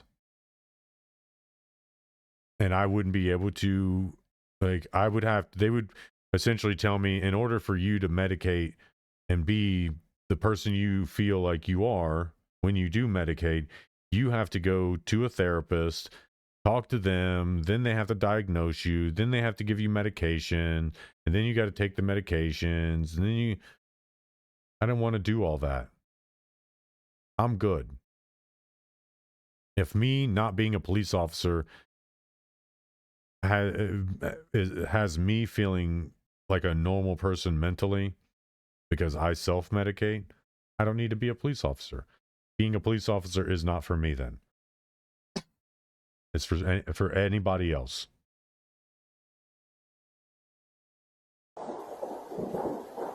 So until they stop stigmatizing people, I won't do it. Same as the military. military just recently, I don't know if they increased it again, but I know when I turned 39, the military, I read an article about the military having plans to increase the enlistment and re-enlistment age. Because enlistment for first-time soldiers was like, it used to be like 35, and they were talking about raising it to 37. And the re-enlistment age for prior service used to be 37, and they were raising it to 39. But contrary to what they'll say, oh, military's doing great. We got more soldiers than ever. They're still increasing the age for people to enlist and re-enlist into military service. As if they know people like me who were great soldiers, and that's what I will pat myself on the back. I was born to be a soldier. And not a front line get my head blown off soldier. I was born to be a soldier. A real soldier.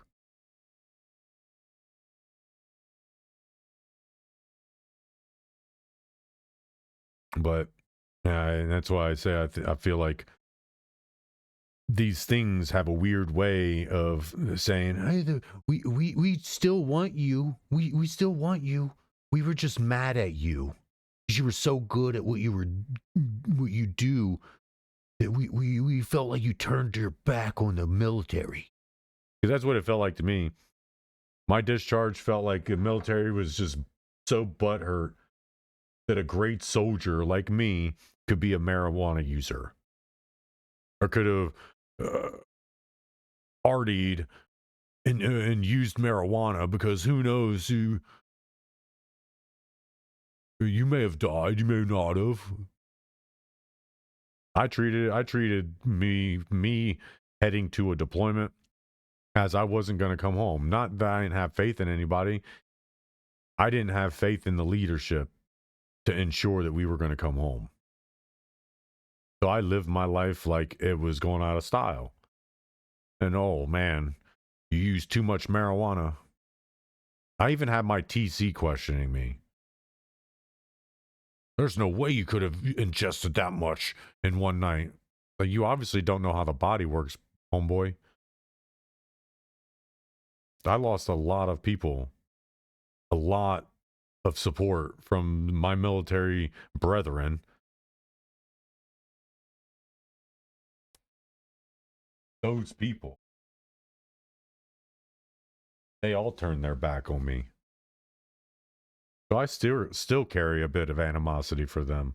Not a deep level, just a disappointment level of animosity. Like, I can't believe you all talked to all that, but turned your back on somebody. Didn't stand by me at all. They turned their back, went the other way, and bowed down to the military. So I crashed out. I crashed out. And not even really crash out. I got drunk and almost got into a fight with somebody. Or it was more or less, he was about to get beat the fuck up. He put his hands on me. He was about to get beat up. That's just it.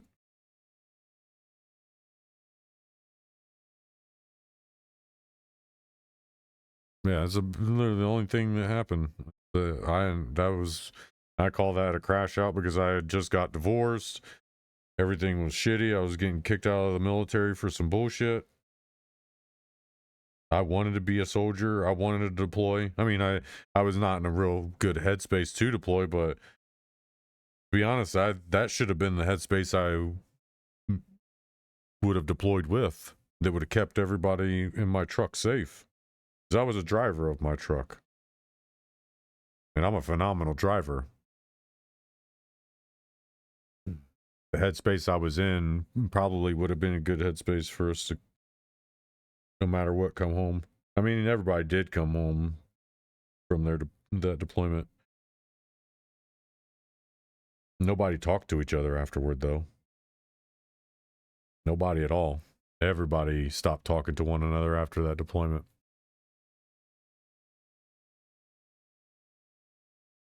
But yeah. The only way I would do it again is if there was an impending threat on this shore. And then I don't need to join the United States military to protect my borders. I'll just stand next to somebody that's got an unlimited amount of ammunition. AKA just all the shotgun shells I can handle. I don't need anything else. Give me a shotgun. Shotgun with some slug. I'm good. Maximum on target distance every time. And they'll still fall. That's the only time I will agree to go back to being a soldier. Is if there's impending encroachment on this country's borders. Before that day, no. This country does not deserve a soldier like me. Doesn't deserve soldiers like me. Not with the people of the country do, but the government doesn't deserve to be protected by us. No. The government of our country deserves to be left out in the rain while watching encroaching enemy forces running right up to them. Just so they can know what it's like to live just a moment in the life of a normal American citizen. Because that's what it feels like anymore. It feels like we're standing out in the rain, banging on the door to the house that we're supposed to be living in while we have enemy combatants rushing us from a tree line.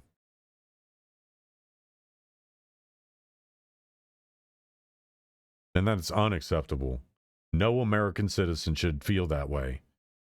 And people can say, well, that's just the way you feel, and the way you feel is your problem. I guarantee you a lot more Americans in this country feel that exact same way than there are that don't.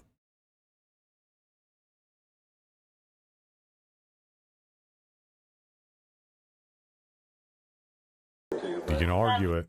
You can argue against it, but you better produce the evidence for that argument. Because it's not up to me to prove that I'm right. It's up to you to prove why I'm wrong. How all this works. About this is not.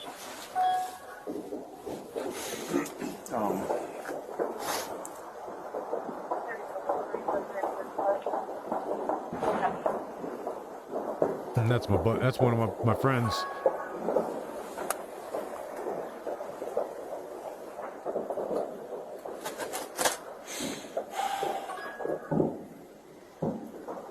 Yeah, it's one of my buddies.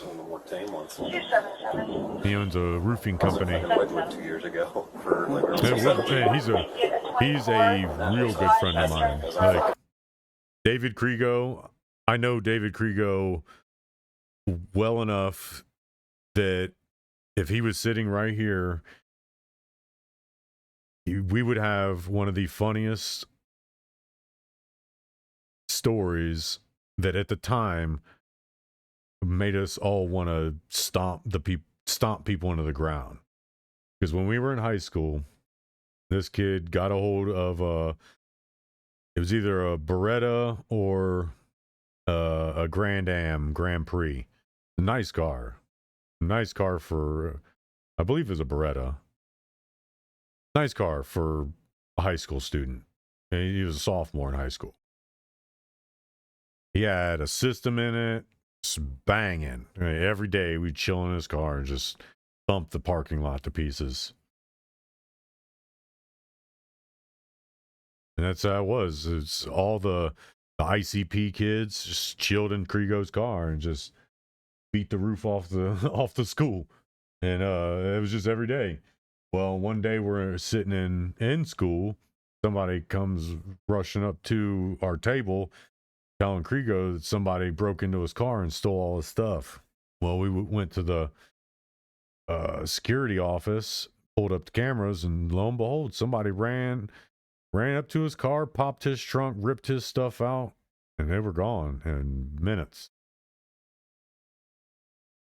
And I don't think he ever found out who did that to his car. I mean, we had some ideas.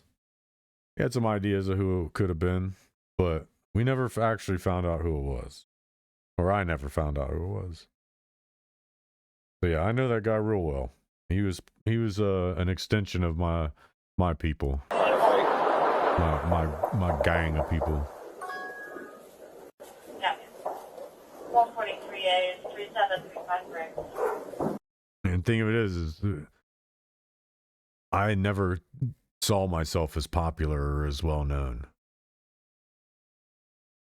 I knew, I mean, I was friends with a very small group of people, but I was known by everyone. The entire school knew who I was. I didn't know most of anybody else, but everyone knew who I was. I didn't talk to most everyone else, but everyone knew who I was. And when my brothers and sisters started coming to the school, they became the same. Well, there's another one. Oh, there's another one. Oh, there's another one. Instant, subtle popularity. Like my brothers and sisters, even my older sister, she was very popular in school. Popular for the wrong reasons, because all the girls were jealous of her and wanted to fight her all the time. But popular nonetheless. Me and my brothers and sisters, we were kind of the opposite. When I got to high school, like my popularity, subtle popularity exploded. Everybody knew about me. Nobody knew me. I was aura farming before aura farming was a thing. And I didn't even know I was doing it. Yeah, it's just one of those things that I don't look at myself as being a popular, well-known person. I'm just somebody who I tell the truth. I say what I'm thinking, unless it's going to hurt somebody. But if it's going to help somebody, then I'm out with it. Or if I think it can help you, I'm going to be out with it. We can go to 19 after this. They have a little pop sync like we're ones. And it's That's just it. They were responding to a call.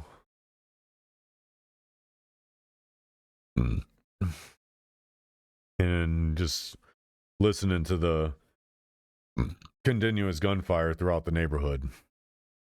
I mean, it makes sense. Wrong one.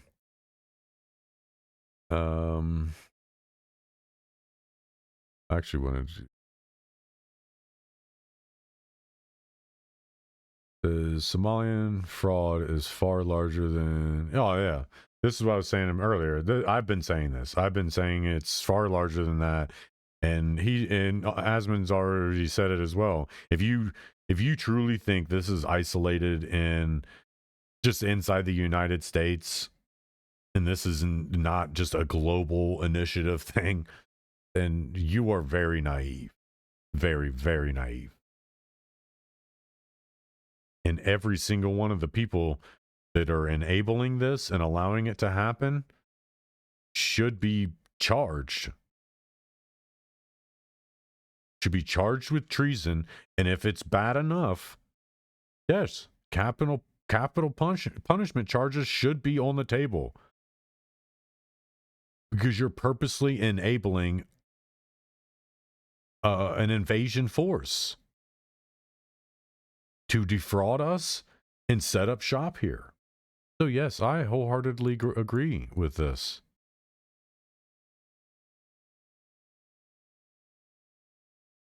And we should be just done voting anyway. Not just for this. We should just be done voting for the simple fact that they are continuing to squander the power we're giving. Continuing to squander it.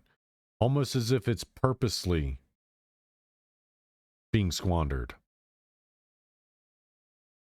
I've been saying it. Saying it. All these dishonest turd balls. Let me guess, another dishonest weirdo. Daring too far. Who does that? I'm gonna sit this close to my... That's weird, dude. Get the hell back. Back up. Sit back. Sit in your seat.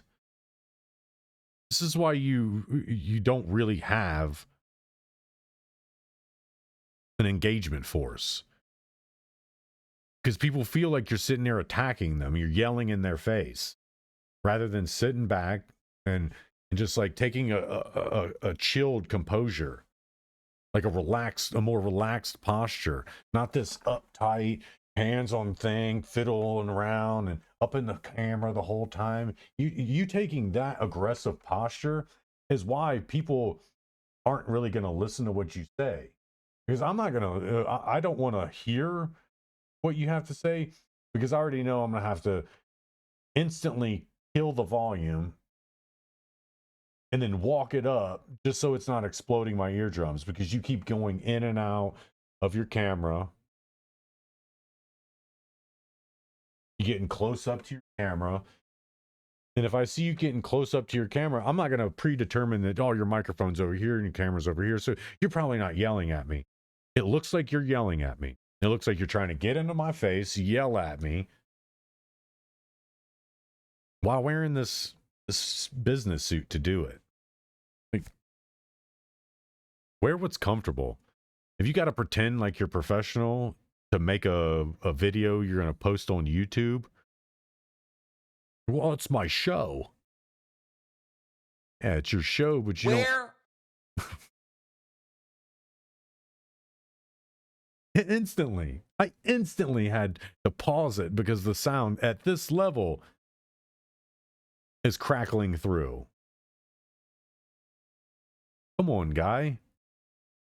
If you want people to take you seriously in this space, in this realm, here's a tip for you. Real streamers and podcasters, while some of them might get away with that overly aggressive, in-your-face commentary, most audiences will not connect with that. They don't want you up in their face, your hands this close to your camera all the time.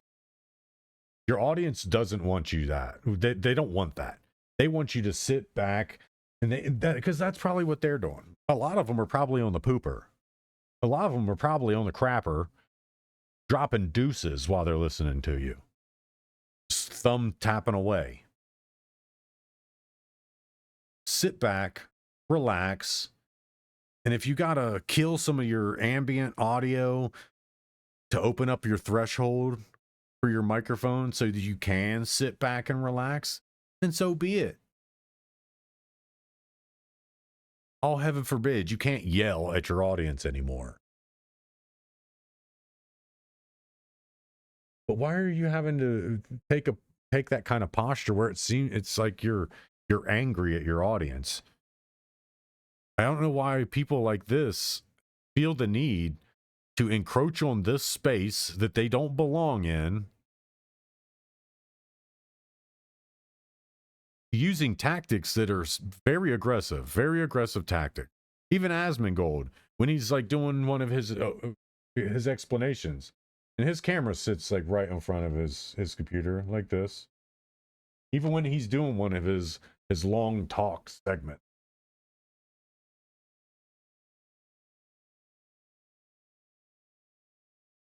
Mine's a little bit weird because I have a zoom on it. Even when Asmon's talking and talking with his hands, this is about a foot away from the camera.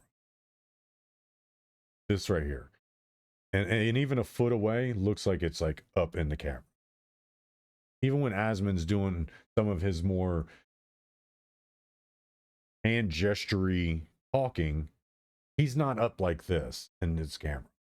He's down here low and using his hands. Even when he does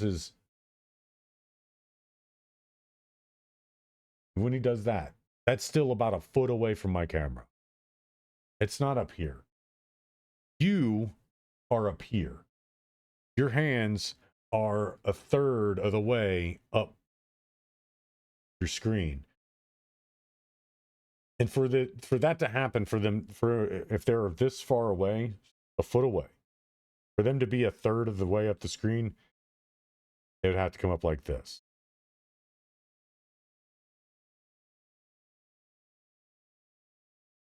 But that's not what his hands look like. A lot less definition on his fingers, which means his focus is on his face, his nose, and his hands are so close that it's breaking the depth of field. And they're defocusing the hands so that it can keep focus on the face. Because that's how the camera setup he has a face tracker. To where the camera's always going to be focused on his face. Which is why he's moving in and out. Because the camera's not gonna have to fight much to keep focus on his face. If he's already this close, he's got it set to be this close.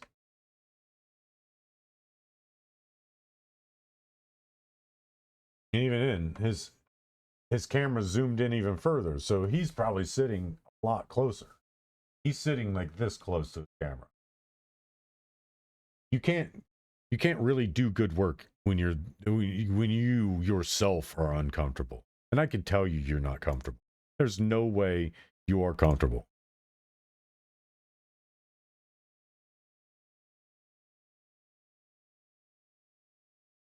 There's no way. Absolutely no way you're comfortable yelling at your audience and using your hands as a way to like slap their digital face around. No way. No way that's possible. And if it is, you're taught by the wrong person. You're taking terrible advice, and the person who's giving you that advice is trolling you. I'll tell you that. It's not good advice. Like I said before, my message is good, but I'm just a bad messenger.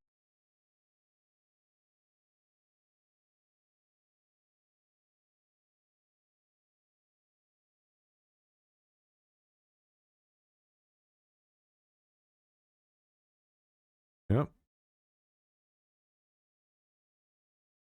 Yeah. You're lucky that's what you... Dudes are lucky they're not eating porridge.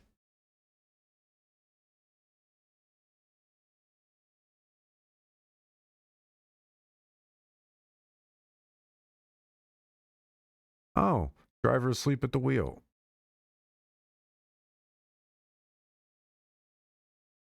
He's probably, oh my God, what the hell? TBI and he's woke.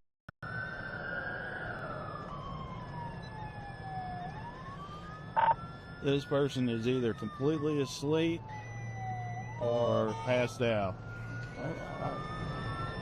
Smooth passed out.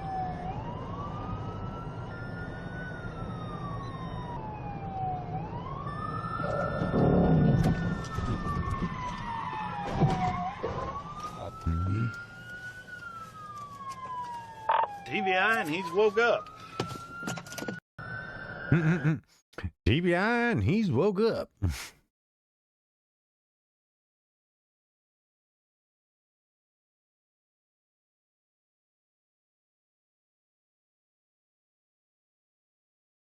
Yeah. Yep. That's just what happens. And no matter what, you fall asleep at the wheel of your car, you're gonna get a ticket. Again, entry point for a perplexing break-in. Spent a couple of hours trying to break in A small hole in the utility room, stemming from a larger hole in the exterior brick wall. again, you mean to tell me that somebody breached the exterior of this structure with cinder blocks? No matter how cinder block is about that thick, empty, unless it's filled with expanding foam, and then another on the other side. but you're going to hear a sledgehammer. I can guarantee you they weren't out here with claw-tooth hammers chiseling, slowly and silently chiseling away like some inmates on the exterior wall of this building. Would have taken hours, and the possibility of somebody being caught is astronomically high. But they were hidden behind the dumpsters. And the trash men didn't pick up. Oh, it's like they knew the trash schedule, so they decided to do it on the non-trash day.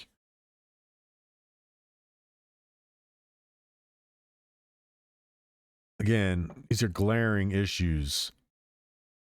Where is the remnants of the construction equipment that was used to breach an exterior wall? Because if it was that easy to breach an exterior wall, bank robberies would be a lot easier to do. Because unless the police and everybody's literally got the bank 100% surrounded from all sides, then they could just take their construction equipment inside the building and punch out. Come on, man. Again, you're telling me that somebody pulled off the Italian job for some administrative documents. Like, this is a movie. This is a movie. It's not real. There's no way it's real. The apparent entry point for a perplexing break-in reported at a South Minneapolis daycare. This is frightening and exhausting. Surveillance video outside Nokomis Daycare Center captured a blurry, shadowy figure at around 3 a.m. Tuesday near the spot where the brick wall was cut through. The next-door family... Oh, and you said a blurry, shadowy figure. That just looks like you blurred the image. That's blurry, that's blurry, that's blurry, that's blurry, and this is extremely blurry.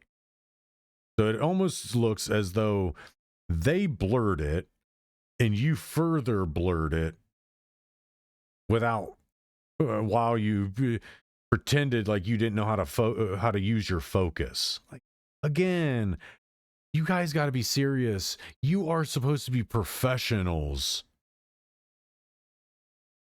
But you sent this Nokia-style cell phone video of a video of a video of a video of a video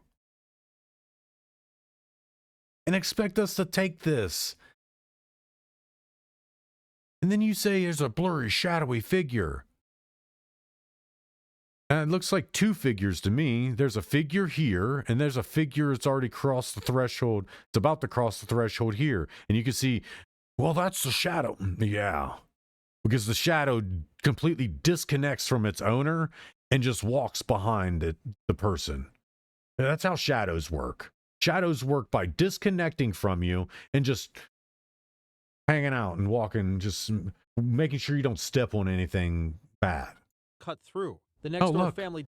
Again, you can't tell me that you all are professionals at this. There is absolutely no way. And you can't say, well, that's just bad camera lighting. Bad camera lighting.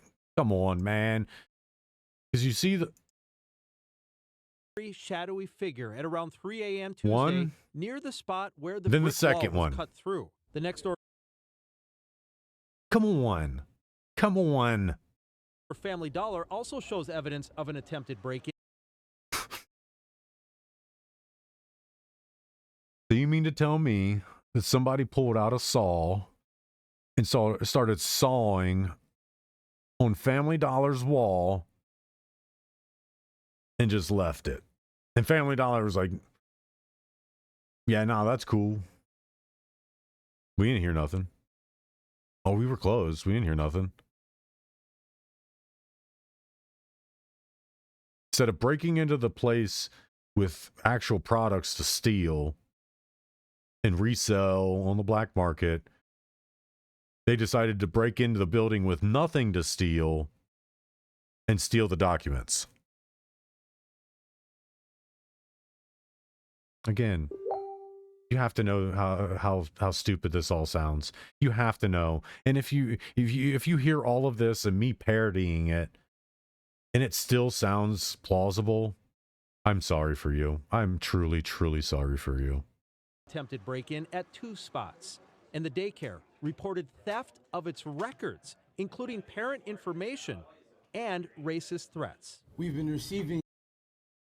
Of course, you got to throw in the racist threats. Then it's like, oh, yep. Polluted. Infected with Karenism. Infected with Karenism. And a carrier of the Karenism infectious gene. Him and fraudsters like him rope these idiot people into this. It's a disease. Karenism is a mental disorder that needs medical attention. It needs medical attention. Hateful messages through our voice notes threatening us. Spent a couple of hours trying to. Of course. You said through the voice notes, right? He said through his voice.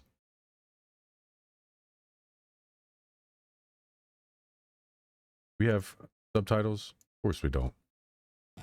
Hateful messages through our voice notes threatening us. Spent Through our what?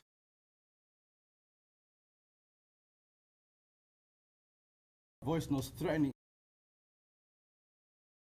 The voicemails? Play them. Play them.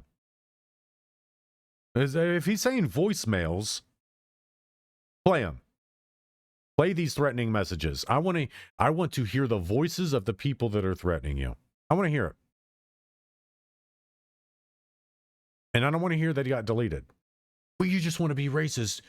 No, I'll tell you. If they sound white, if they sound black, if they sound Hispanic, if they sound Somali, I'll tell you what they sound like. A voice is very easily discernible. The hardest thing that you'll be able to do with that voice is be able to tell if it would be hard to tell exactly who it is. You'll be able to get an idea if it's an actual person, an actual criminal, somebody who's using Nick's videos as a way to spew hate. You'll know. You'll be able to hear it. You'll be able to hear it. It'll be in on all the vocal inflections. Every bit of it. You'll hear that hate flow through. It flows like water.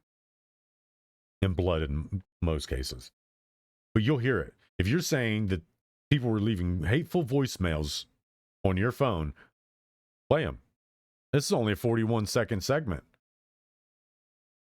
I'm pretty sure the website has a lot more space for audio. You could have made this a 1 to 2 minute video, adding all that evidence in here. Bringing back some credibility that you've literally lost by showing this terribly put together security footage thing you're trying to do. As if this is it actually proves anything. Well, we don't want to show any sensitive bullshit. This has been intentionally and purposely blurred on multiple ends. These cameras shoot in 4K. A news camera shoots in 4K. You would at least be able to see that in high definition. These lines wouldn't come through all extra jagged like that.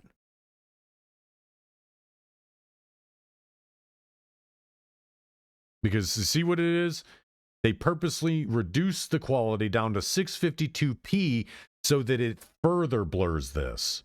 They didn't just purposely blur the editing side of this, but they purposely uploaded it in such a low quality that it further blurs this and brings that much more credibility to their statement.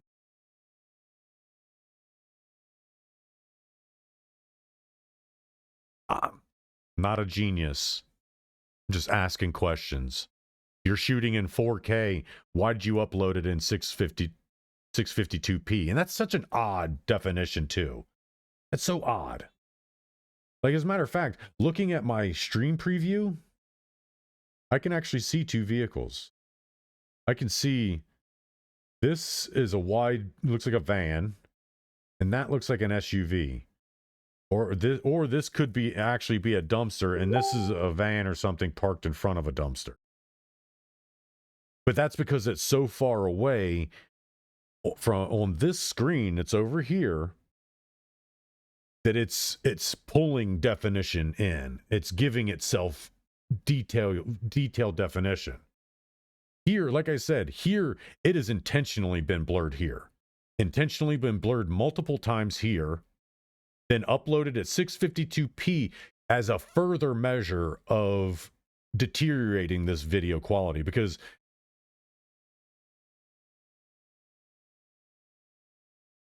at 652p, this is actually pretty good video. It didn't jump up. It's not like it changed all of a sudden. Pretty good video. Pretty good video. So what they're saying is, we shot at 652p so that we weren't using as many resources. And come on now, you shot it in 4K, which is why this actually still keeps some of its crisp clarity. You shot it in 4K. This entire video is shot in 4K. What you did was, in the editing process, you went in and you blurred all this. You added and it's not like it's an overlay, which is why it's got this weird clipping on the either side, because the video goes from full widescreen video to being clipped in.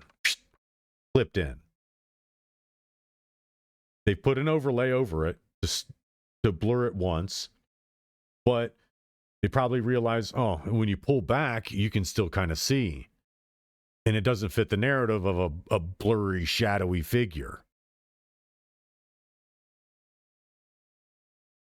So they added more blurring and downgrading of the video quality, which is why this is blurry. This is absolutely the blurriest thing I've ever seen in the world. And in 4K video, you would not have that blurring. Well, it's not 4K. No, that's because they shot it in 4K, added all this stuff over top of it to give this stuff credit, then uploaded it at 652p instead of 1080p, so that it further adds to the credibility of this whole bullshit story. I'm calling it out. This right here is how you can tell that this is all a lie. This is this news network lying. They clipped it, blurred it again, uploaded at 652p. Boom. You got credibility behind your story. Now go out and tell your truth, son. Tell your truth. Hateful messages through our voice notes threatening us. And again, if you have hateful voicemails, we want to hear them. We want to hear them. We want to hear Hillbilly Joe and his brethren talking about, we want them files from your place because we think you're frauding people and we're going to expose it. And that's why we stole them, because you're bad people. All your people are bad, and you need to go back to your own country. And we stole your documents because we're going to prove that you are liars and frauds. I doubt it. I doubt we'll hear anything about those voicemails again. He probably slipped up. He'd have had a better chance of saying they wrote them on the walls. That would be more believable than saying they left hateful voicemail, racist voicemails that you decide to not play. They're just too bad. We can't play that stuff for the public. But you're talking about death, murder, and dismemberment every day, and all of a sudden some racist voicemails. can't be played. Oh, you forgot how to use your parental advisory. Viewer discretion is advised. Forgot. You got to get a professional to be able to run that disclaimer. Again, I've discredited this, whoever these people are. Discredited these people. Discredited this news company. This news source. Not believable. Whoever this is, not believable whatsoever. So if you're one of these companies out here pushing this, you might want to keep it out of the front of the eyes like mine, because we're going to discredit you. It's so easy. It's so easy to discredit you. You are making it absolutely the easiest thing in the world. The absolute easiest thing in the world.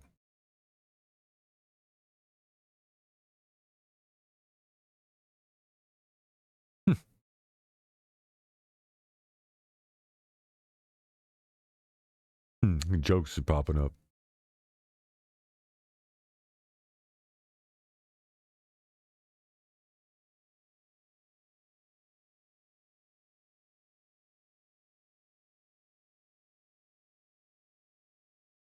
Sounds like somebody's outside. Yeah, my neighbors. I received a message.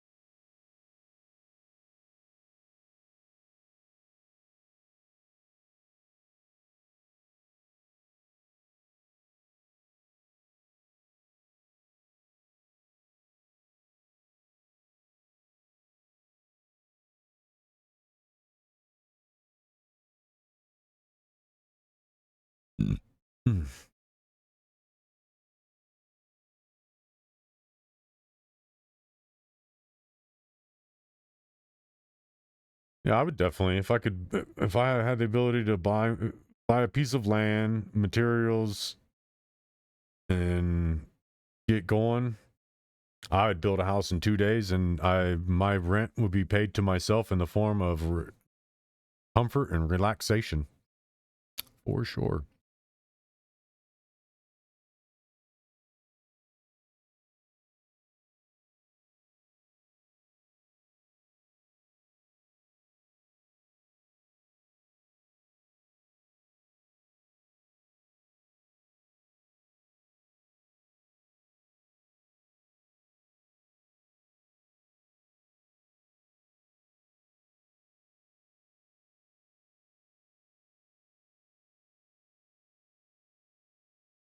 Yeah, sounds about right. They got all their guys out in droves now.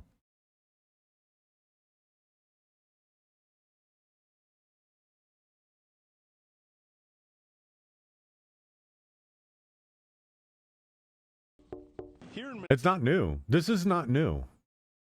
This is old. This stuff is old. This is not new. How do you think these people are getting homes? How do you think you really think these people are coming in here somehow building up a 650 credit score, buying a house, and then saying, "Oh, I'm going to convert my home into an assisted living place"? No, they're not. They're coming in, being given money to start this stuff, to buy these homes. They're being given these homes and the money they need to set up a shell company to defraud the public. I mean, this stuff is not new. Like it's just being uncovered because of one person. One person did their due diligence as an actual tax-paying citizen of this country.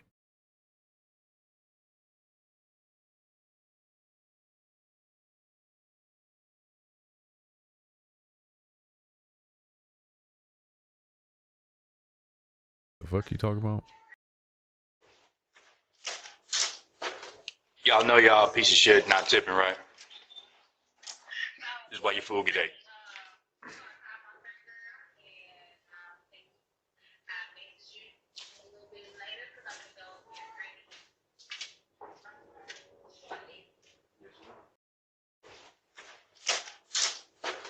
Y'all know y'all a piece of shit not tipping, right? This is why you fool today.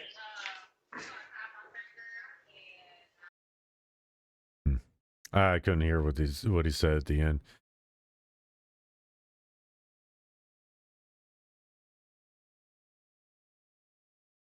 Yep. Yep, sounds about right.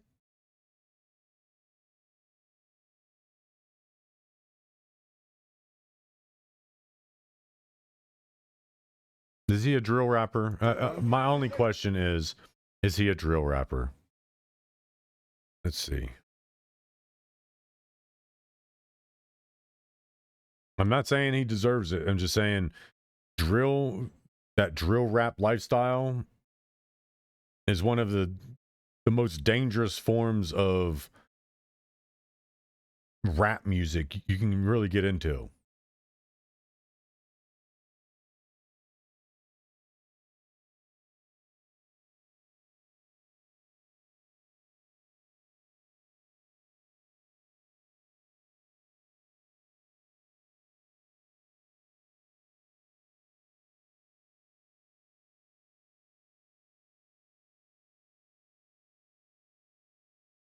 See, this is where you got to kind of get pointed with your question.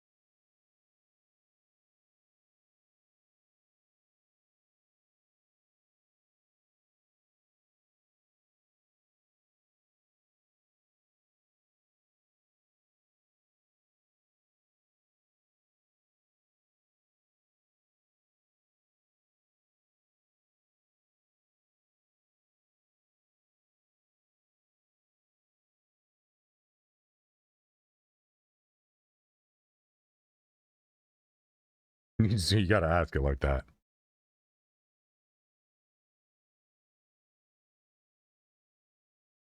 See, he's not a drill rapper. Because drill rappers... Yeah, because drill rap is that targeted aggression. Basically, it's beef music. And the reason why I say that is because in the world of drill rap, that's like standard operating procedure. You only beef with people in that scene for so long before it starts to become violent and deadly. Because it goes from just banter to like real personal stuff. Threats to the person, threats to the family. It gets a lot more personal and a lot more pointed and hateful, as opposed to just being an expressive art. Whereas what he's doing is more along the lines of an expressive art, like a performer. He's not just out making music to make somebody else look bad. He's making music because that's his way of working his way through the world while it's all jacked up like it is. That's why I asked the question. It's unfortunate, super unfortunate. He's not a bad guy. He doesn't deserve to be shot in the head.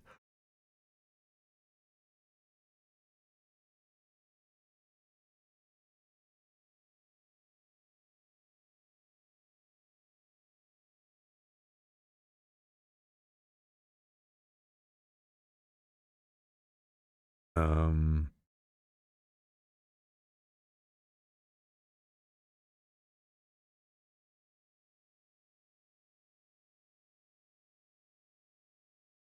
it's funny, not how it works.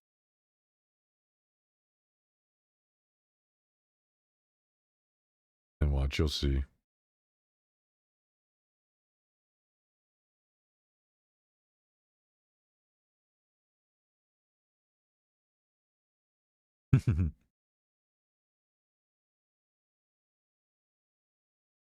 Wow, it becomes a Ryzen 0.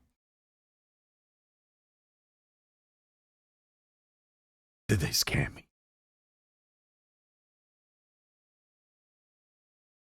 No, they actually don't. Those little stickers that they put here don't void anything.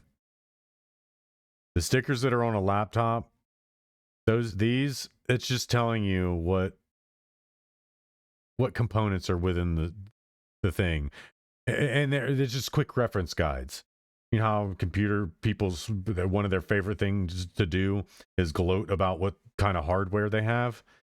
This is that. This is like your gloating points.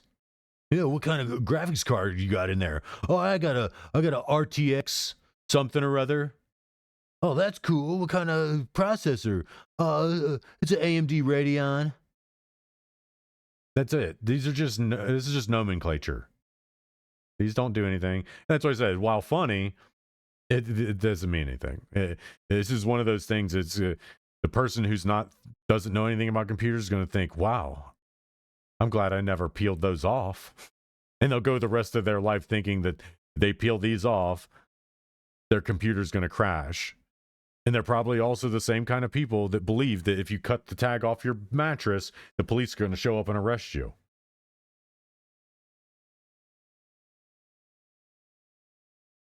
It's funny.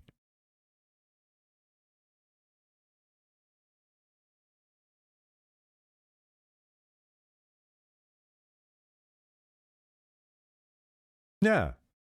That right there.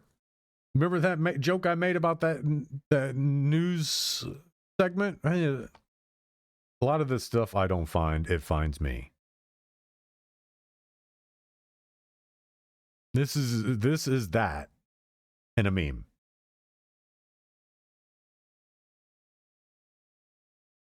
They shot the video in 4K, but uploaded it in 629p. To boost credibility. Again, you can't make this stuff up. You can't make this stuff up.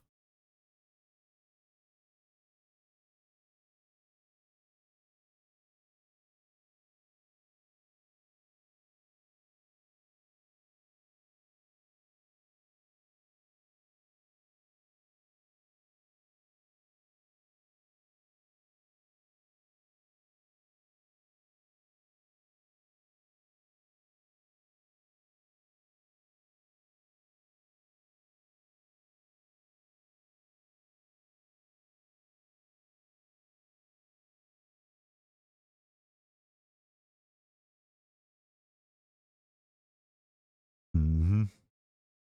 Awesome. Final Destination 2.0.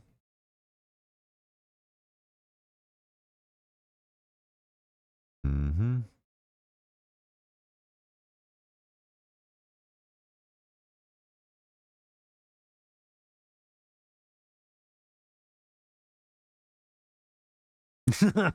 He just starts swinging.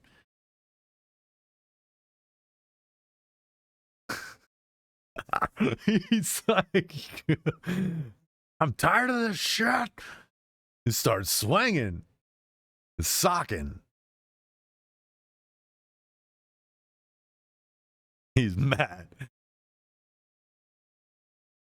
And of course, they got to restrain the drama queen. Go away. Take that stuff somewhere else. Really. Take your protesting for other countries somewhere else.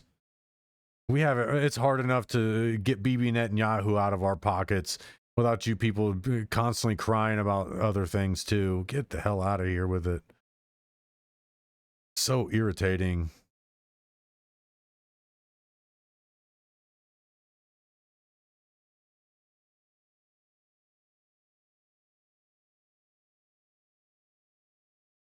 Join the server room.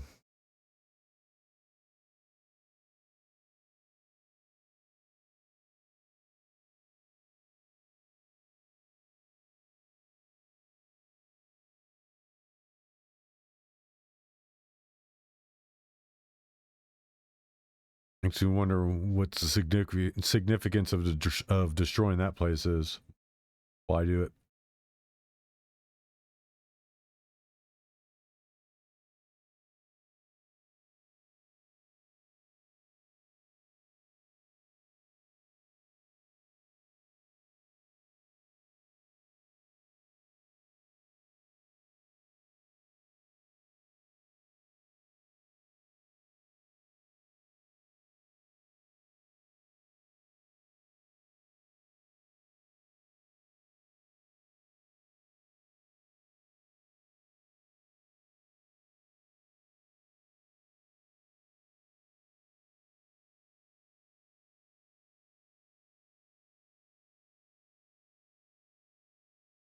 Nah, that's a bad choice, buddy. Bad choice, buddy.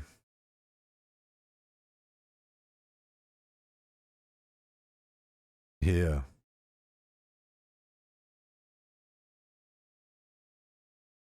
And the thing of it is like, you got a firearm pointed at your gut and you don't have a shot on that other person, you probably should just start backing away then, because letting them get a good sight picture on you is going to be worse. Because if you decided to flinch up, you're shot. That's it. And they are well within their rights. You flinch at all.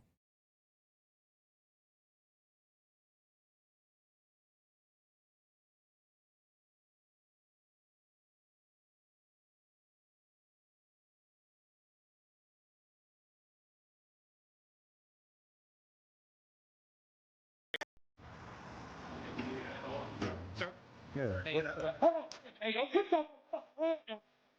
What? Yeah. Hmm? I'm gonna take that.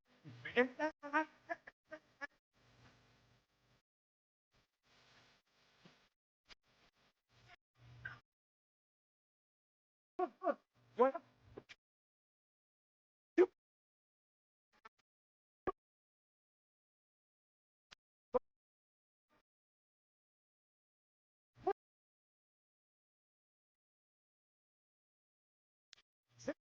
Yeah. Oh. No.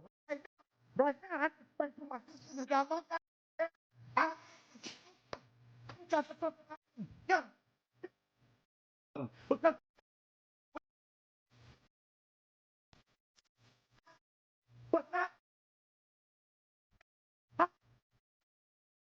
That's fucked up. That's where, at first, I'm like, what the fuck's his problem? Why are you going in there acting a fool? But then, when you get into the meat and potatoes of it, you find out that they're not providing emergency aid to somebody because they don't have a fucking ID. But you'll sit in here and you'll provide any fucking aid to an illegal immigrant because I know they ain't got no fucking ID. And I know you are providing them with aid because that's why our emergency rooms are caked full of people. Because they're all illegal immigrants and refugees. So you know what? Valid crash out. Crash the fuck out. You worried about a motherfucking fat ass motherfucking people. All these fat motherfuckers. These fat ass fucking people.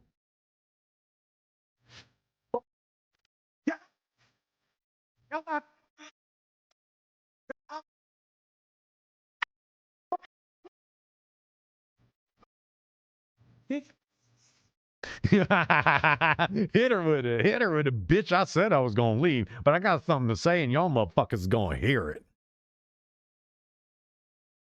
You got a problem? Lose some motherfucking weight and bring the problem.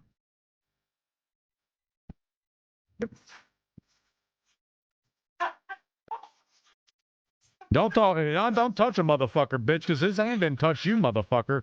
You fat ass motherfucking retards. This dude's lucky. These dudes are lucky he ain't crashed the fuck out hard.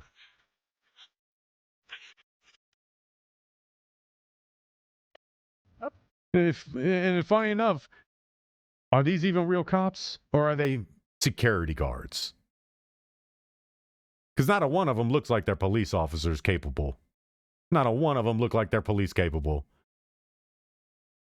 It's about 9,000 pounds of body fat stuffed into that foyer. Not a one of them looks like a real cop. They look like real cops by their body cams, but any security punk bitch can throw a body cam on their fucking body and pretend to be authority. Because looking at this fat boy, that looks way out of police regs.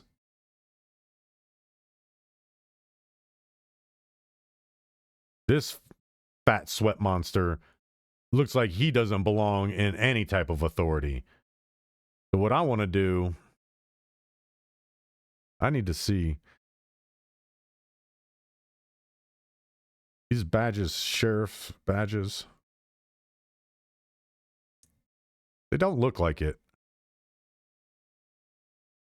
They look like fat boy police badges or fat boy security badges, like this right here. Like police aren't going to allow you to have chopped and screwed fucking facial hair. No, they're like until you hit puberty, shave your face. Shave your face until you hit puberty. You know, you're not going to walk around here looking like a prepubescent boy. Because this dude looks like he took the crotch hair and stuffed it to his face. It's all glued to his head. So these don't look like cops. These look like glorified parking lot runners.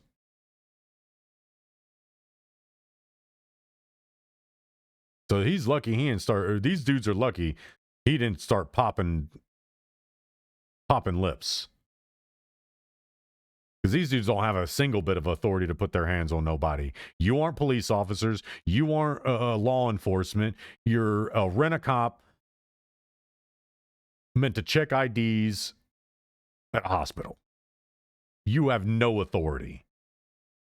You have, hey, can you tell them to leave? Authority. That's what you have. You have, can you please leave the premises before I have to call the real authority? That's the authority you have. That's why not a one of you called the police. Aside from this fat boy. Otherwise, this dude coming in here all crazy like that would have already been in handcuffs. Would have been arrested. If these were real police officers, that dude would have been arrested. But these aren't real police officers. These are Dr. Scholl's security guards. Lifetime supply of Dr. Scholl's security guards. That's why not a one of them looks like they would be able to actually be a cop.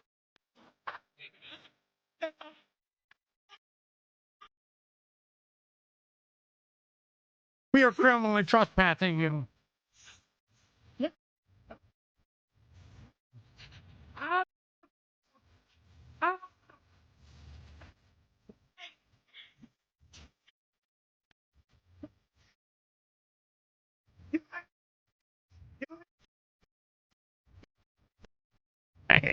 Dude is mad. I mean, when it comes to family, when it comes to emergency, a health emergency with family, I don't give a fuck. You put a barrier up in front of me, you better believe I'm putting a foot through that barrier. I guess that's why I said they are lucky. That was a valid crash out, and all of those fat ass people are lucky they didn't have their heads knocked off. They are very lucky. Because the lengths people will go through for the health of their family members is wholeheartedly valid. Especially when they're being held up by something as stupid as a plastic card. As a plastic goddamn card. It's insane. Get people like that. Get them out of these authority positions. These fat stank. I can look at every single one of those people, those fat, gross ass people in that foyer, and tell you all of them stink. All of them have a funky ass body smell. Right next to the fat boy in the front, his breath probably smelling like death.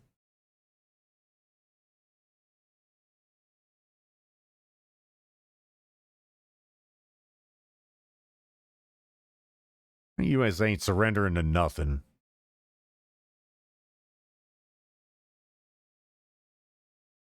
Yeah. Yeah, I promise you, U.S. ain't surrendering to nothing. And you're a dopehead if you think that we would.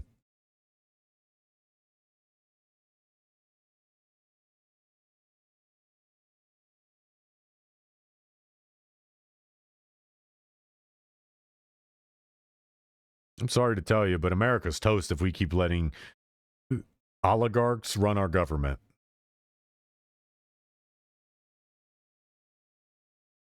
America is toast if we keep letting oligarchs run our government.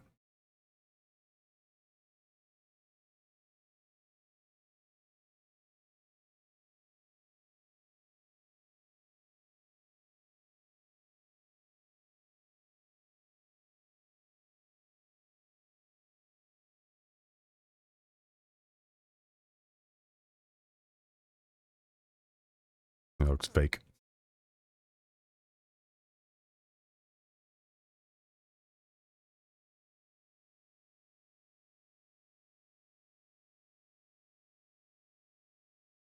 Oh.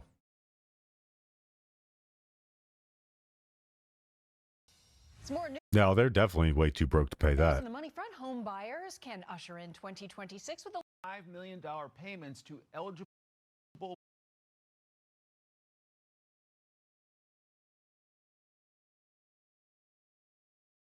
The hell's he doing?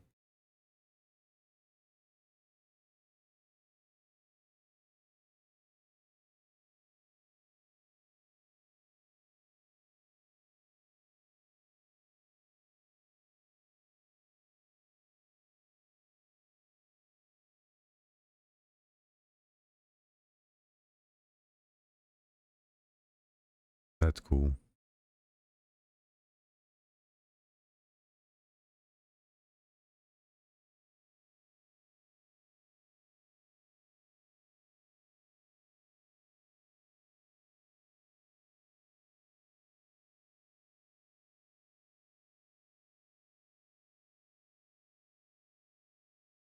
Oh.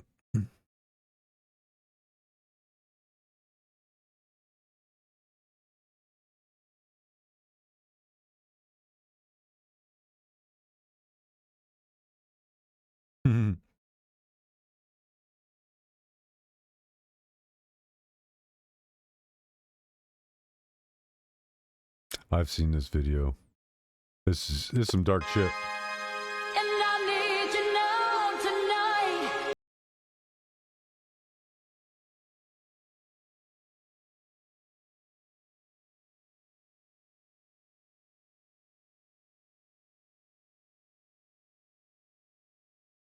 Mm-hmm.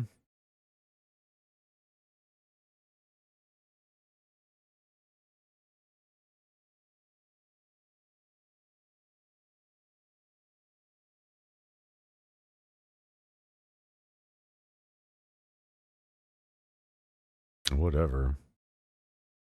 Stupid. Oh, Porch Pirate.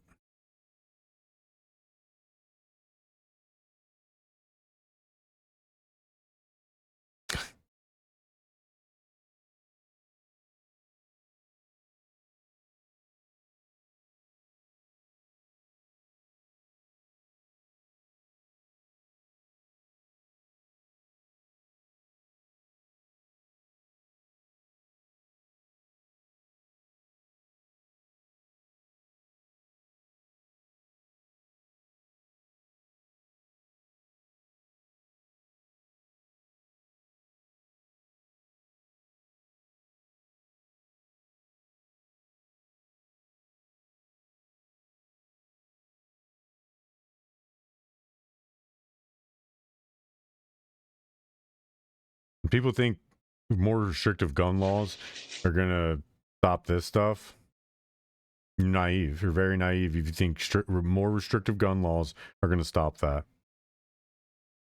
Both of those dudes firing those firearms are carrying illegal firearms that were stolen from somebody who legally purchased them.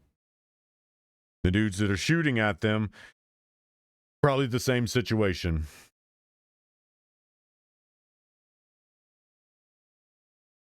Most likely the same situation.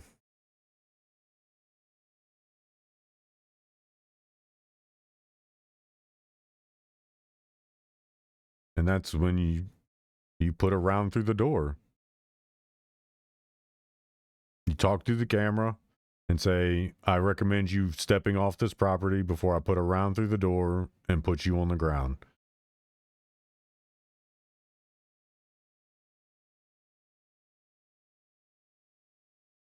Squatter removal service.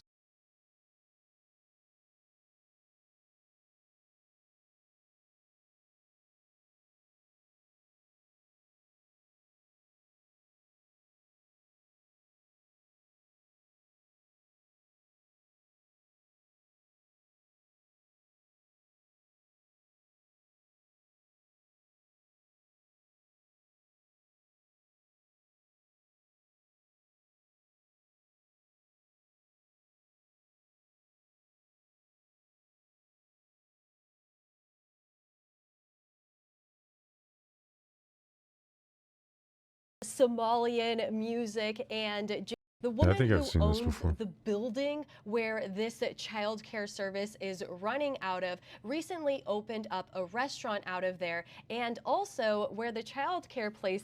Yeah, I've already heard about that.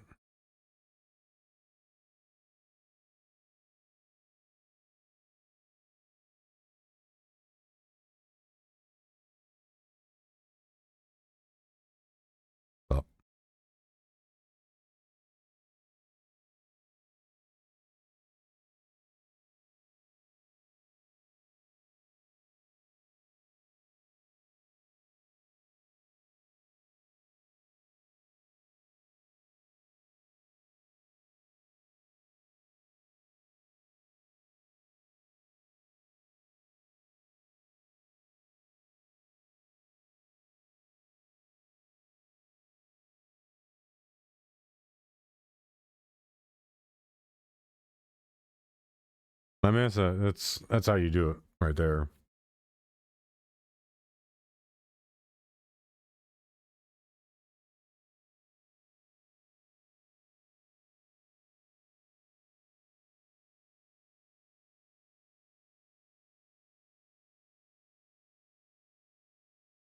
Well, that's fucking goofy.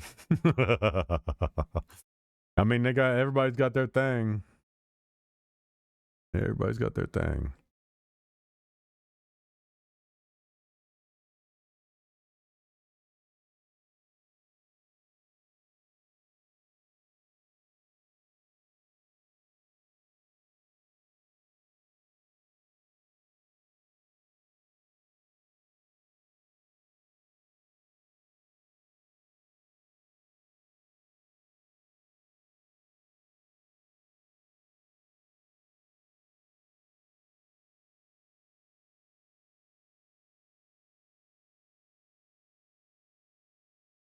Fell asleep.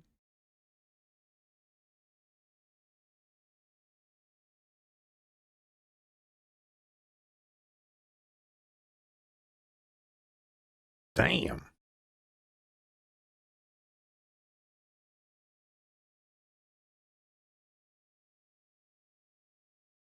They're probably all like, what the hell happened? Jeez Louise.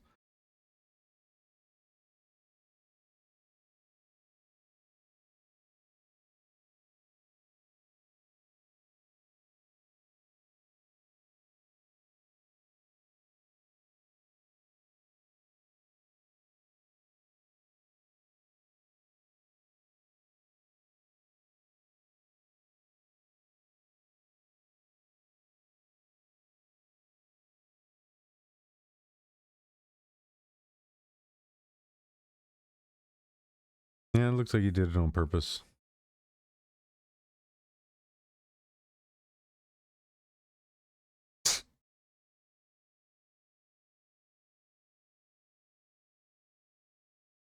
I guess that works. Tackle your friend. Being attacked by a dog? Tackle your friend.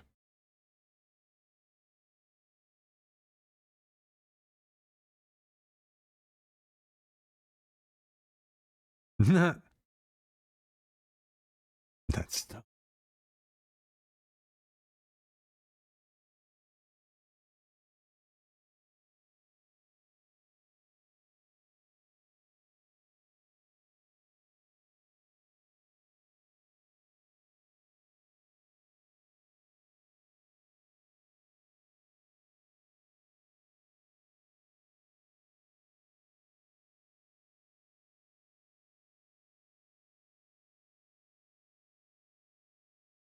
All right.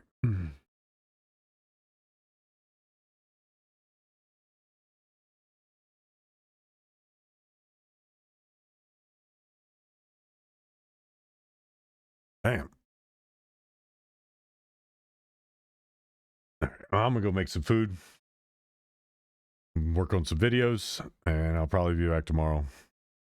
Till then,